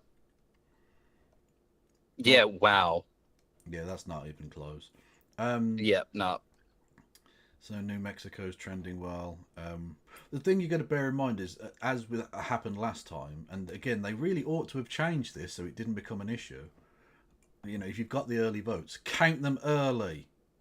Anyway. Some places did. Some places disallowed the counting of early votes. Exactly. Yeah, that's what I mean. Like, it's ridiculous. Anyway, so in Pennsylvania, they've still got all these fucking early votes, and so I actually think she'll win Pennsylvania, even though she's like 160,000 back. But like, she'll run up the vote in Philly and those early votes. So yeah. Yeah. How long are you going to be going for No Justice? I have no idea. Who knows? Fair enough. Okay. Well, I do actually have a limiter for when I'm planning to finish stream, and that's when I've gotten enough done on this miniature. I might end up finishing earlier, but hang on, I'm going to show off how the mini's looking at the moment. Oh, hang on, before we get to that, right? So everyone can see. There you go. There we go. It's beautiful. It's mesmerizing. It might be the only good thing about tonight. I don't know. Getting to hang out with you lovely cunts has been pretty nice. It has been good. It has been. I mean, just because the result looks bad. Anyway. I mean, it's not. Again, we could be in Red Mirage territory. Like, I'm still not like. Yeah, I'm not convinced it's over or anything, but like. It's got a certain 2016-esque vibe to some of it, where he might win one or two states by like 10,000 votes, and that might be enough. You know what I mean? Like, it's so gross. Oh, we've got a super chat. Oh, don't forget, you can give money to all three of us. It is an option on the various platforms. Thank you for staying up late. Let's go, Kamala. Oh, thank you, Andres. I appreciate that. What time is it in the UK? It is 4 a.m. Yeah, nearly 4 in the morning. Okay, well, if you two need to run off and sleep, then I won't hold it against you. I mean, it is an indication of your inferior British stock, but no, I mean, true. You haven't been honed by the hole in the ozone layer. Oh, have they got a prediction or something? No? that isn't changed.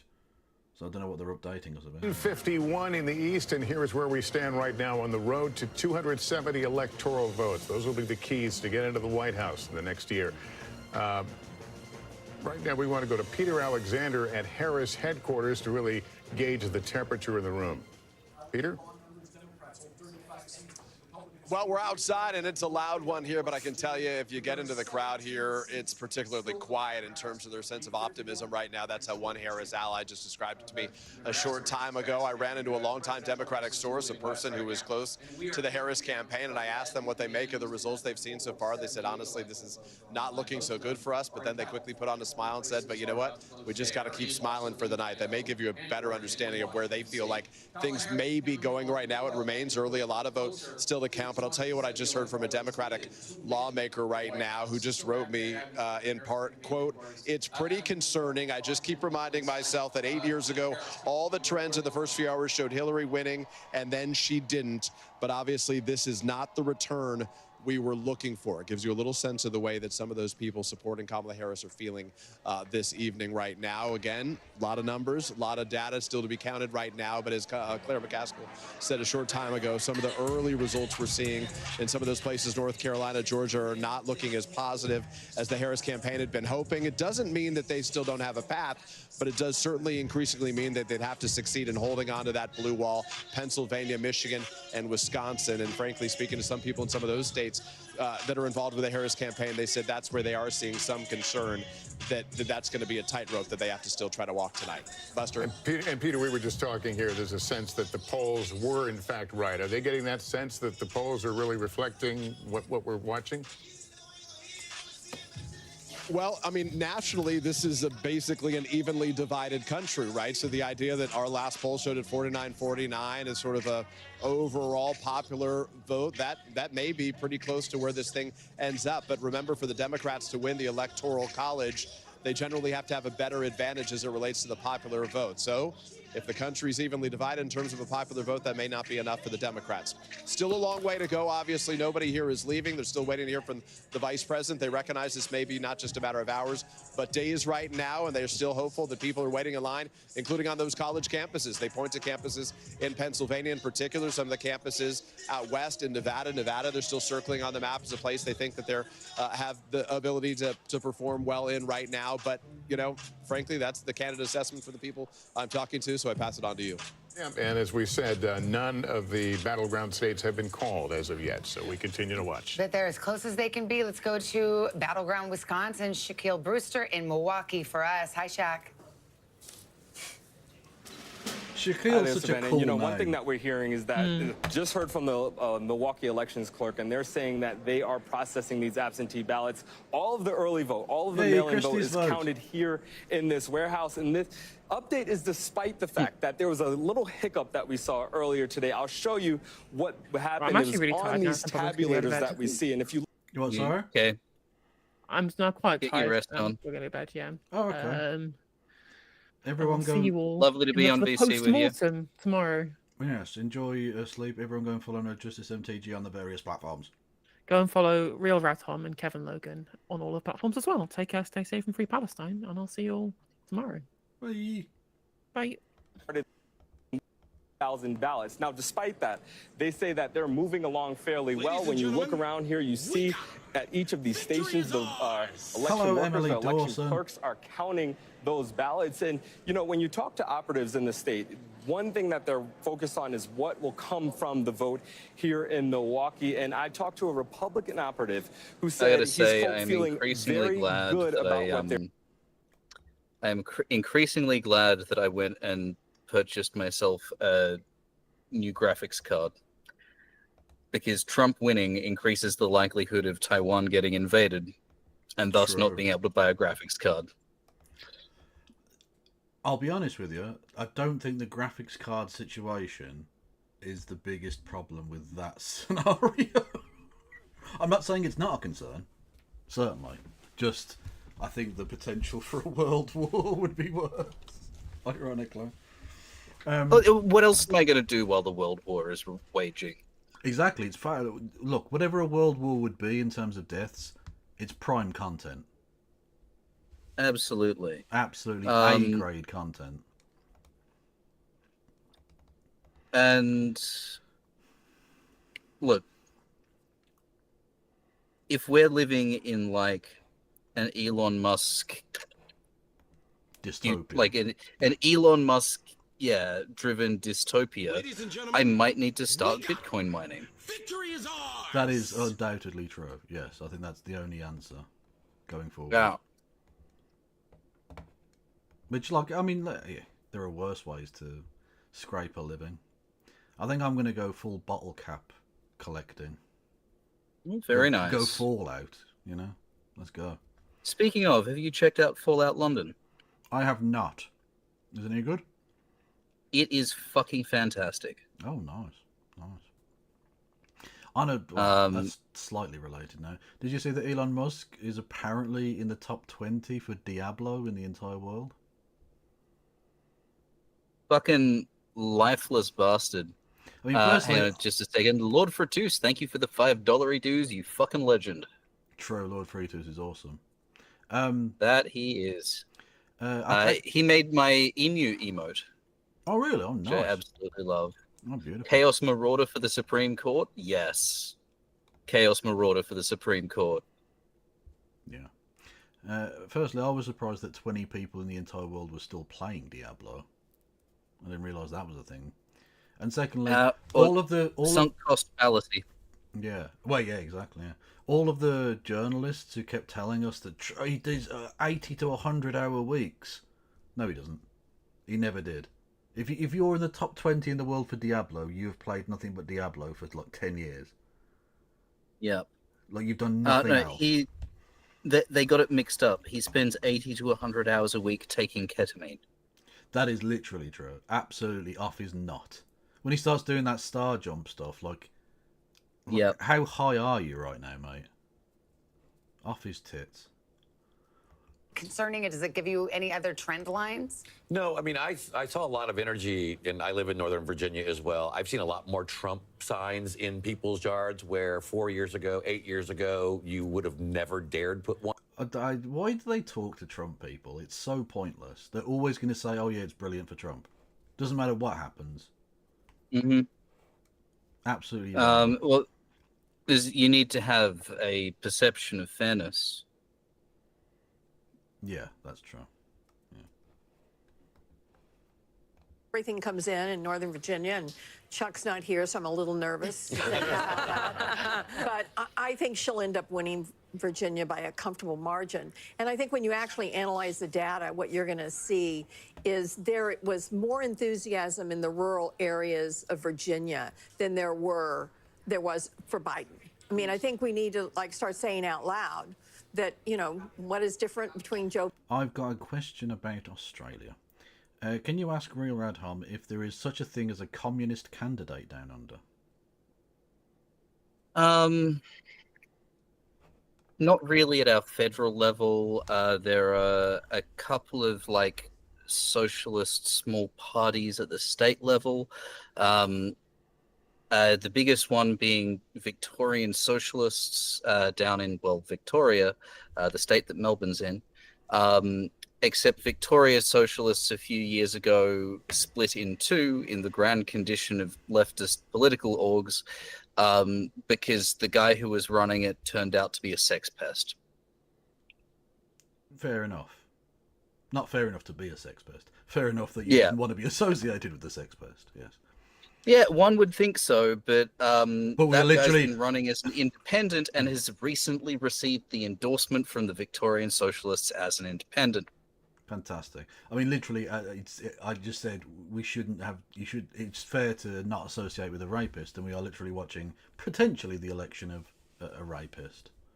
Yeah. So a massive fucking serial rapist. Wow! Projected winner of California. Who would have fucking thunk it? Kamala Harris. Yeah, he wins Idaho again. Not a real place. Not even Idaho. Idaho. Have you seen the Russian guy, Boris, try and pronounce the American states? I have not. I will have to check that out. It is very funny. When he gets to Mississippi, he can't do it. Mississippi. It's fucking brilliant. God bless him.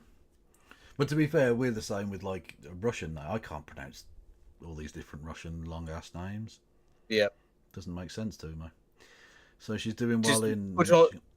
Put on your best Leninist accent and mangle some vowels and verbs together. Yeah, that's probably the best thing for it. Yeah. Consonants, that's what they're called. Vowels and verbs. Look, I got the alliteration. It works. I knew what you meant, and I just went with it. North Carolina. Yep. Arizona.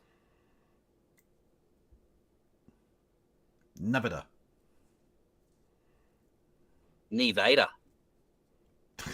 True. The great county of Pima County, home to Tucson, Arizona. And give some credit to Arizona. Already 50% of the vote is in. I mean, they're doing their job there, so congrats to them. Maricopa County, this is the big swing county that we're going to be watching here. This is going to be about 60% of the vote in the state of Arizona. So important.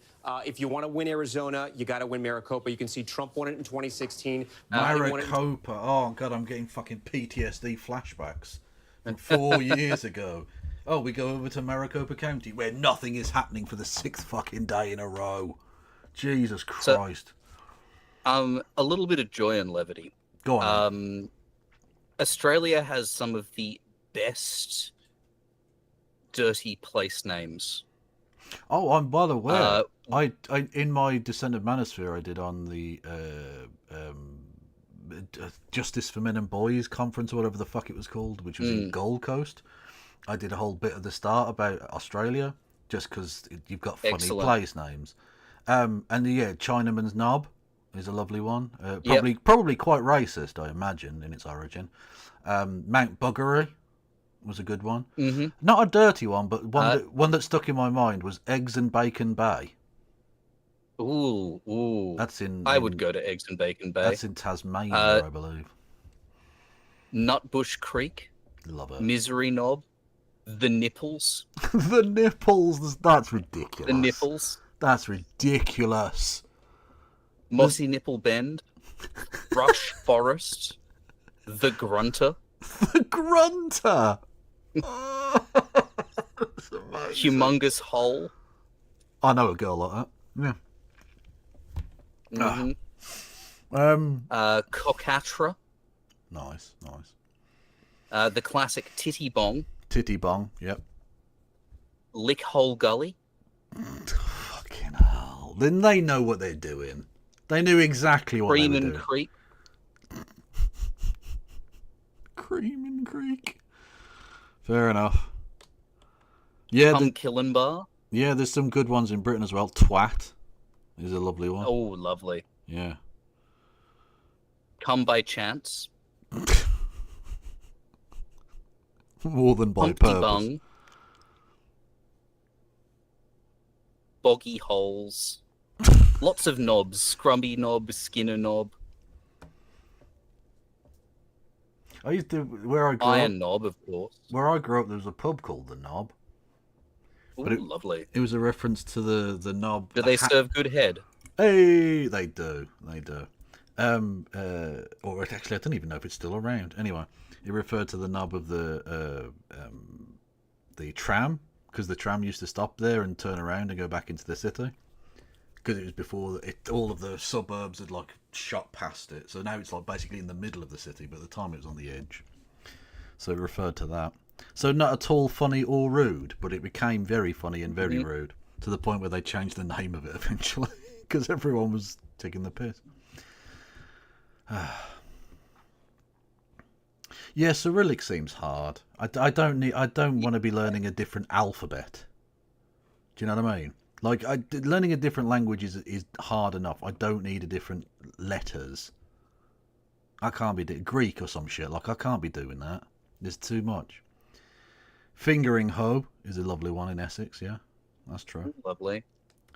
One of my mods is Scottish and has said there's somewhere called Cunny Lane. Love it. Well, on a similar point, there's a place near me called Licky End. Oh, so Licky or Leaky? Licky, Lickey. Perfect. And it's the Licky Hills, but that's not really rude. But Licky End is kind of rude. We've got Wanko and Goonery. Goonery. That's only recently become rude. Uh-huh. That's the beauty of language, is that things change. Like, you know, if you were described as having a gay old time, that used to just be perfectly innocent, family-friendly banter. Not so much anymore. Not pre-Watershed, anyway. Bumbaldry. You're still going. Still loads of Australian names. Yep. Knob Mountain. And that's before you even get into the slightly more problematic, I suppose, thing of, to the Anglo ear, a lot of the kind of native sounding names are quite out there. You know, Wollongong is an amazing, it's a beautiful, almost sort of, it's almost the gong mate. Yeah, they're calling Oregon. Okay. What's the word I'm looking for? It's like onomatopoeic or something. It sounds like it's a thing, like a gurgling water or something. We just call it Wollongong. Fucking Wollongong, mate. Yeah. Wollongong or the gong. The gong. A little thing about First Nations stuff like that. I suppose just because it's so different to English, it makes sense. Like Chattanooga in America, the Noog, which probably no one in the local area calls it, but they should. Or something like that. And like Indigenous Australians, with Indigenous Australian languages, there's hundreds of different languages that break into dozens of different language groups. Yeah. It's wild, like the cultural diversity of Indigenous Australia, which, you know, makes sense because Australia is fucking huge. It is fucking huge. It is genuine. It's not even considered an island. It's a continental landmass. It's both. Big. Well, it is it's both. It's a continent and an island. It sits at the border point. Okay, that's not looking great. But anyway, so yeah. It always, as a white-oyed Europeanoid, it's always fascinating to me, the minute hair splitting that goes on about, oh no, I'm a Swabian, I'm not from North Rhine-Westphalia, and you're like, you're German, shut the fuck up. And then they'll say like, what does Africa think about this? What do you mean? What? What, all of Africa is one person now, is it? Or they'll talk about the Chinese. Like there's one person there's one group that's Chinese now. Ridiculous shit. Yeah.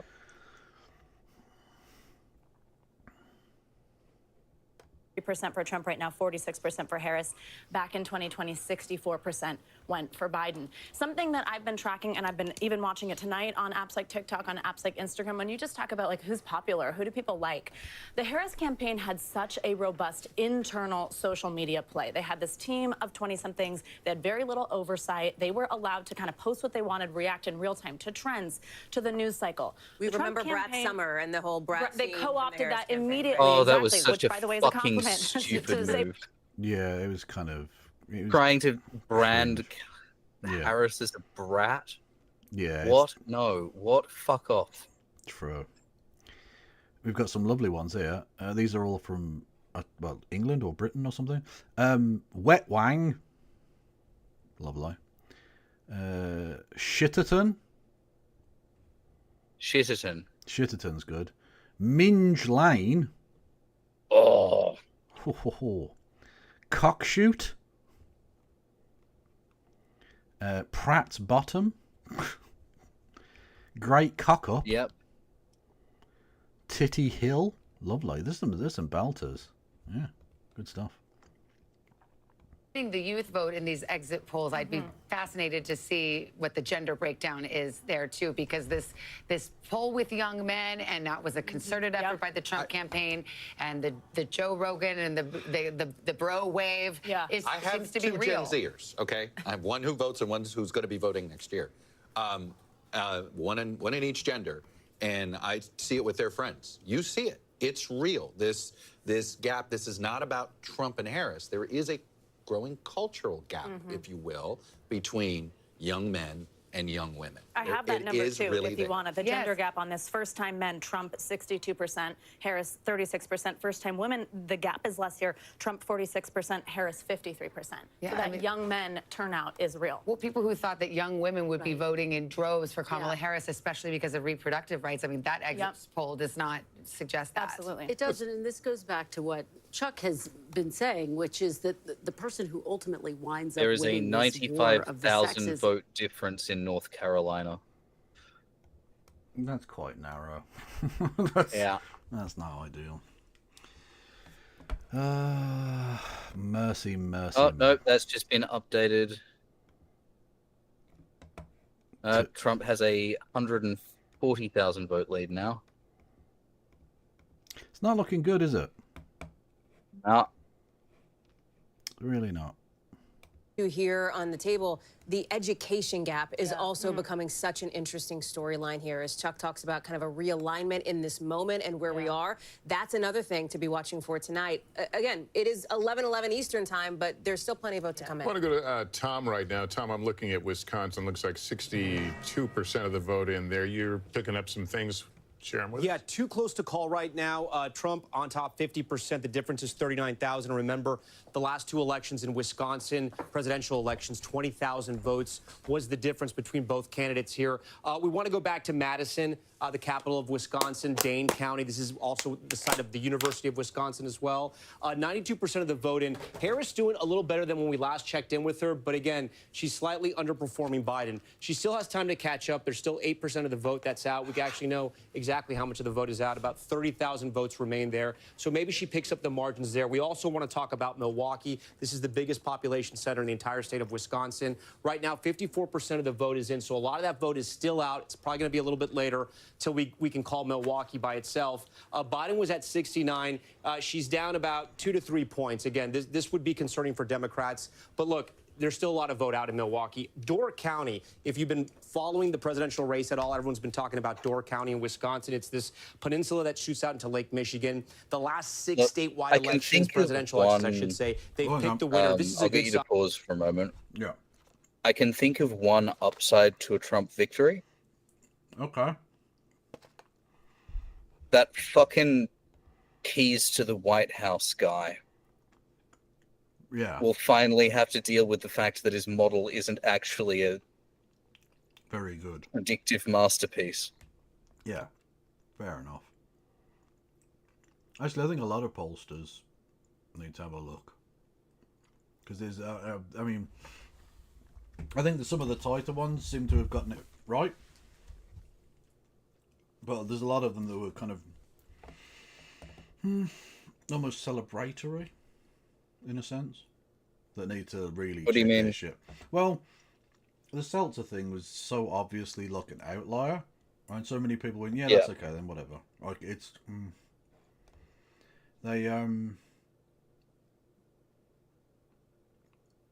There's something they're not getting right. I don't know quite what it is, and that's up for them to determine, I guess. Like, most of these, like, battleground coin flip polls have been, yeah, it's actually a battleground coin flip. Whereas looking at how flat those lines were, I was convinced that there was, like, serious herding going on, but apparently not. Interesting. And it looks like they're definitely going to take the Senate, so... Look like Brilliant. a two-seat gain here in the Senate. And so this is a hugely consequential vote here. Sherrod Brown, in a red state, was fighting for his political life. He's pulled that rabbit out of the hat a few times, but not here tonight. 3 times, Savannah. And he has been someone who's been very adept at straddling that line, reaching out to working class voters throughout his state. His father was a doctor, grew up in Mansfield, really had that working class appeal. And yet, this Trump-backed candidate, Bernie Moreno, a car dealer, able to topple him tonight. Again, we've been looking for ticket splitters. Didn't find one here in the state of Ohio. Again, this in line with what we've seen, which is that ticket splitters have been diminishing. He only overperformed, Sherrod Brown only overperformed Harris by about 2 points. And he needed to overperform about 4 or 5. But this is no longer about, Democrats knew they probably weren't going to hold the Senate. The question was, can they limit the Republicans to 52? Because if they can limit them to 52, then you can find 2 or 3 seats to pick up in the 2026 midterms. But if it gets to 53 or 54, right, which is very possible tonight. I mean, they've got Montana, which Republicans are favored. They've already held their 2 vulnerable seats. Nebraska's sitting out there, and it's really is a coin flip race right now. That's a unique situation. But they could get to 53 or 54, which could put the Senate out of reach for Democrats for 4 years. So at this point tonight, it's about whether Democrats can hold enough of their seats this cycle so they actually have a shot at winning back the Senate, can be competitive in 2026. Sherrod Brown Trump might pull the House and the Senate. True, although he did that in the first 2 years of his term and didn't really achieve a great deal. That's because there was institutional inertia. There's, what Republicans refer to the deep state, the administrative state. There were, like, career bureaucrats who respected the norms of the political system, whereas now there is a very detailed point-by-point plan of how to strip all of those people out, replace them with loyalists who will kowtow to everything that Trump wants to do. That's assuming he wins. It's still too early, really. Yeah. Like, we could be dealing with a mirage situation here.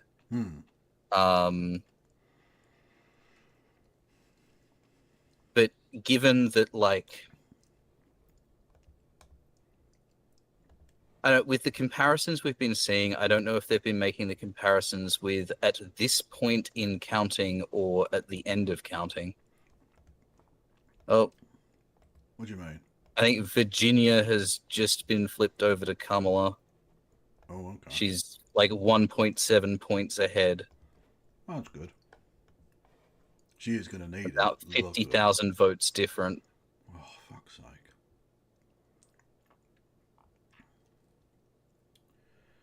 Ay. So it's going to be one of those people. Yeah. Hold on to your hats. No, Brad, it's not over at all. Like, don't get me wrong. It really isn't looking great right now, and I'm not, like, super confident. Well, it's not over. New York, in California. So it's a very different terrain, and again, could be over a week, if not longer, before we know. Let's turn to NBC's Garrett Haake. He's at Trump headquarters in West Palm Beach, Florida. Garrett, what's the former president doing now? And I'm wondering if there's been any reaction to what appears could be a change of power in the Senate. Not to that specifically, Lester, but let me set the scene for you here just to get the lay of the land down here in South Florida, because some of this will matter later on tonight, perhaps. We are in West Palm Beach right now at the Convention Center, which is the giant party headquarters media center for the Trump campaign tonight. Donald Trump is across the Intercoastal Waterway at this hour at Mar-a-Lago, his home and private club, where for a portion of the night he was doing, I think, what many people sort of imagine candidates do on election night, meeting with advisors, watching the returns come in, checking the numbers. At some point this evening, according to multiple sources who are there and have laid eyes on him, he has transitioned into essentially party mode already, down in the ballroom at Mar-a-Lago, shaking hands, thanking supporters, participating in the celebration that has begun among his closest supporters, his family and friends, despite a race that remains uncalled. I'm also told, NBC News can also report, that he's in discussions with his aides and advisors about when he might make the trip across the bridge here to West Palm Beach to give some form of speech tonight. Now, we have been asking him about this day after day. Would he declare victory early? Would he rule out the possibility of declaring victory early? We all remember him doing exactly that in 2020 when so much of the vote remained to be counted. He has refused to take an early declaration of victory off the table, and it's our understanding now that conversations are underway for him to make some kind of address here tonight, regardless of where we are on the path to 270 votes. All right, Garrett, thank you so much. And we're joined now by podcast hosts John Lovett and Dan Pfeiffer, both White House veterans. I believe we have them right now. Oh, not yet. We're going to go to, that they're coming up. We're going to go to Peter Alexander. Peter Alexander, get the view from the Harris headquarters. It sounds like Donald Trump is talking about coming out and saying something. What are you hearing from the Harris campaign? That's 3,000 votes. Less than that. Yeah, well, I always defer to the Pod Save America guys. If they want to go, you'll let me know when they're ready. But we are waiting to hear, of course, from Kamala Harris at some point over the course of this evening. No indication when that would happen. Some early indications it might happen in the course of this hour. No confirmation on that at this time. We'll keep you posted as we know. I will tell you, though, in the course of the last 15 minutes, NBC News did obtain a memo that was sent out by the chair of the Harris campaign, Jen O'Malley Dillon, the woman who orchestrated Joe Biden's victory in 2020. This was sent to staff, and it gives you a sense of where they are heading into this evening. They expect nothing will be determined until late into the night, and certainly they say they're going to be at this again tomorrow. But as she notes in this memo again, she says that they have always said that the clearest path to 270 electoral votes lies through the blue wall states. And here's what she says specifically about Pennsylvania. She says that we overperformed turnout expectations in Philadelphia and overperformed in our early vote expectations in Bucks County, one of those key collar counties, those key suburbs of Philadelphia. She says we don't have election day results from Philadelphia, but we do know that we overperformed turnout expectations there and have seen especially high turnout in places with non-white and student populations. One thing they're keeping a close eye on right now. About Michigan particularly, they say the city of Detroit won't be reporting out until roughly midnight, but that they have seen strong turnout from early vote and election day voting in other parts of the state. And finally, in Wisconsin, where they're keeping a close eye on that blue wall, that they do not expect complete results from Wisconsin until tomorrow morning between 3 a.m. and 5 a.m. But the biggest takeaway perhaps from this memo is the sense that as the chips start falling, it appears that they are leaning heavily into the blue wall, which started and may be ending as their best path to victory here, in spite of some numbers that show their only path to victory. That's it. If they lose any of those states, they're fucked. So which state's the blue wall? Can you recall? Hang on a minute. It's Minnesota, Wisconsin, Michigan, and Illinois. Now, Illinois has already been called, so that's fine. Minnesota is only 16.2% reporting. So even though Donald Trump is well ahead there, that's can really swing either way. Wisconsin, 65.3% reporting. Trump is 50.8% to Kamala's 47.8%. Yeah. And Michigan 31.5% reporting. Trump is 52.1 to Kamala's 46.2. Okay, so it's basically too tight to call in all of them.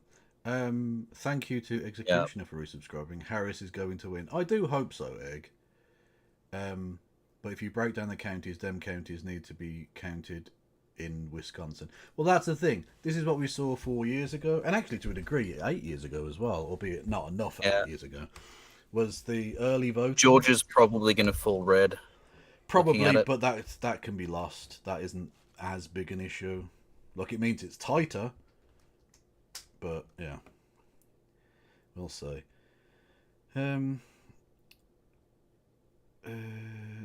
Democrat who is projected to win the lone House seat with Blue Delaware. Hang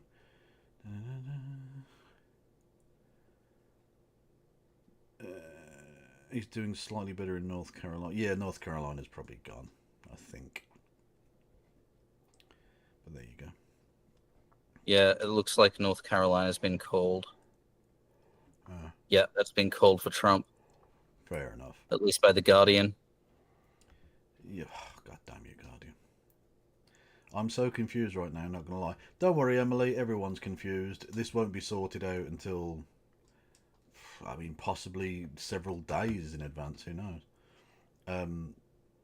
Because some of these votes will go down, like Wisconsin will be down to 30,000 votes, one way or the other.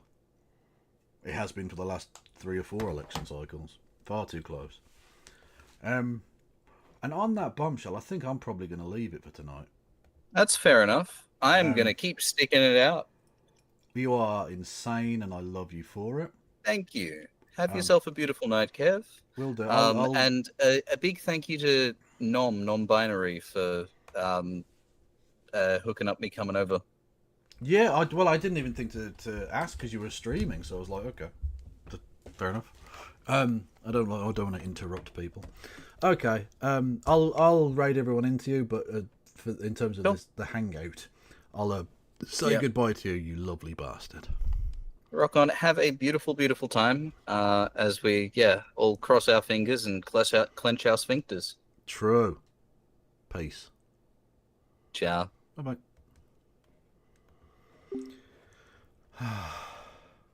It's not going to get cold tonight, so like there's no point me staying up to do everything and all that. Real Radham, I'm about to raid you into him on Twitch, so you can go and check out that lad. He's a good egg. I'll be back later today with some post-mortem, because although the exact results won't be known for a little while, I think we'll have a very good idea of the results by let's say with the time I would usually stream tomorrow. I mean, we'll probably do some Britbong stuff as well, I think, because there'll be like Prime Minister's questions on a Wednesday. Which might be worth taking at least a brief look at.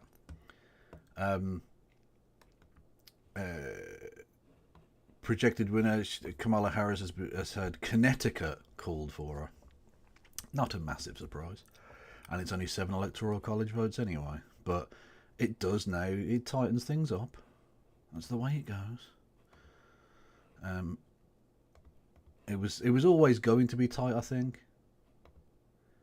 So it's not massively surprising that it's coming down to this. But, again, I've said this for the last couple of cycles.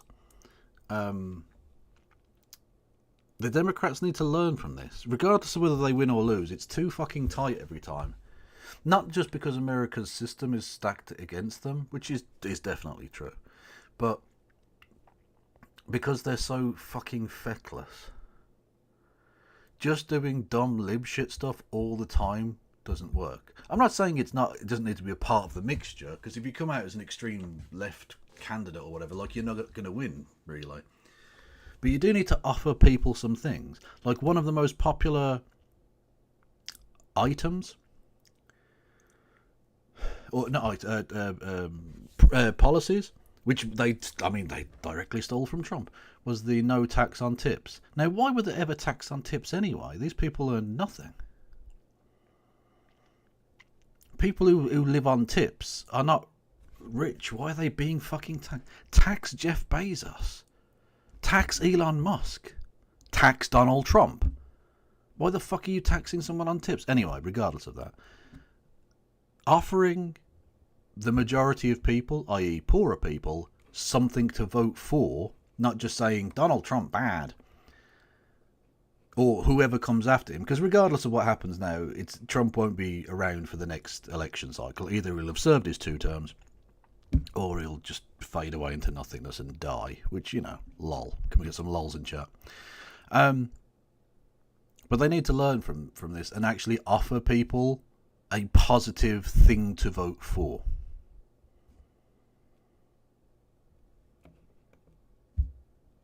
Give them something to actually fucking vote for. And people don't even need that much. Look, I'm not even asking for the world here. I'm not asking for them to become radical left socialoids or anything like that. I'd love them to in some respects, but it's not realistic in America. But you have to offer them something. So things like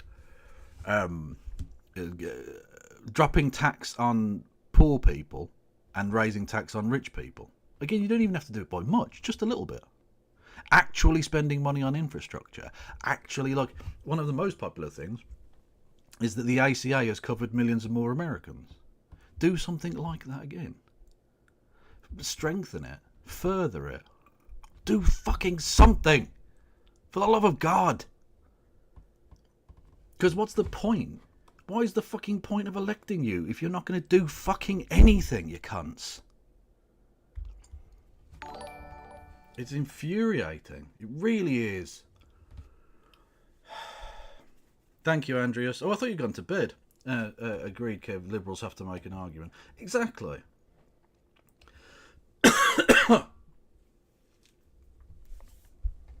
Fucking do stuff. People will vote for you if you do good things for them. Fuck it, most people will vote for you if you promise to do real things for them, but then sort of don't. God. And they'll learn nothing. Of course they'll fucking learn nothing. Thank you so much, Andreas, by the way. You've been very supportive. Much love to you. Anyway, I'm going to fuck off now. I'm going to raid you into Real Radham, who you've heard all night. They're fucking awesome. And I will see you later today.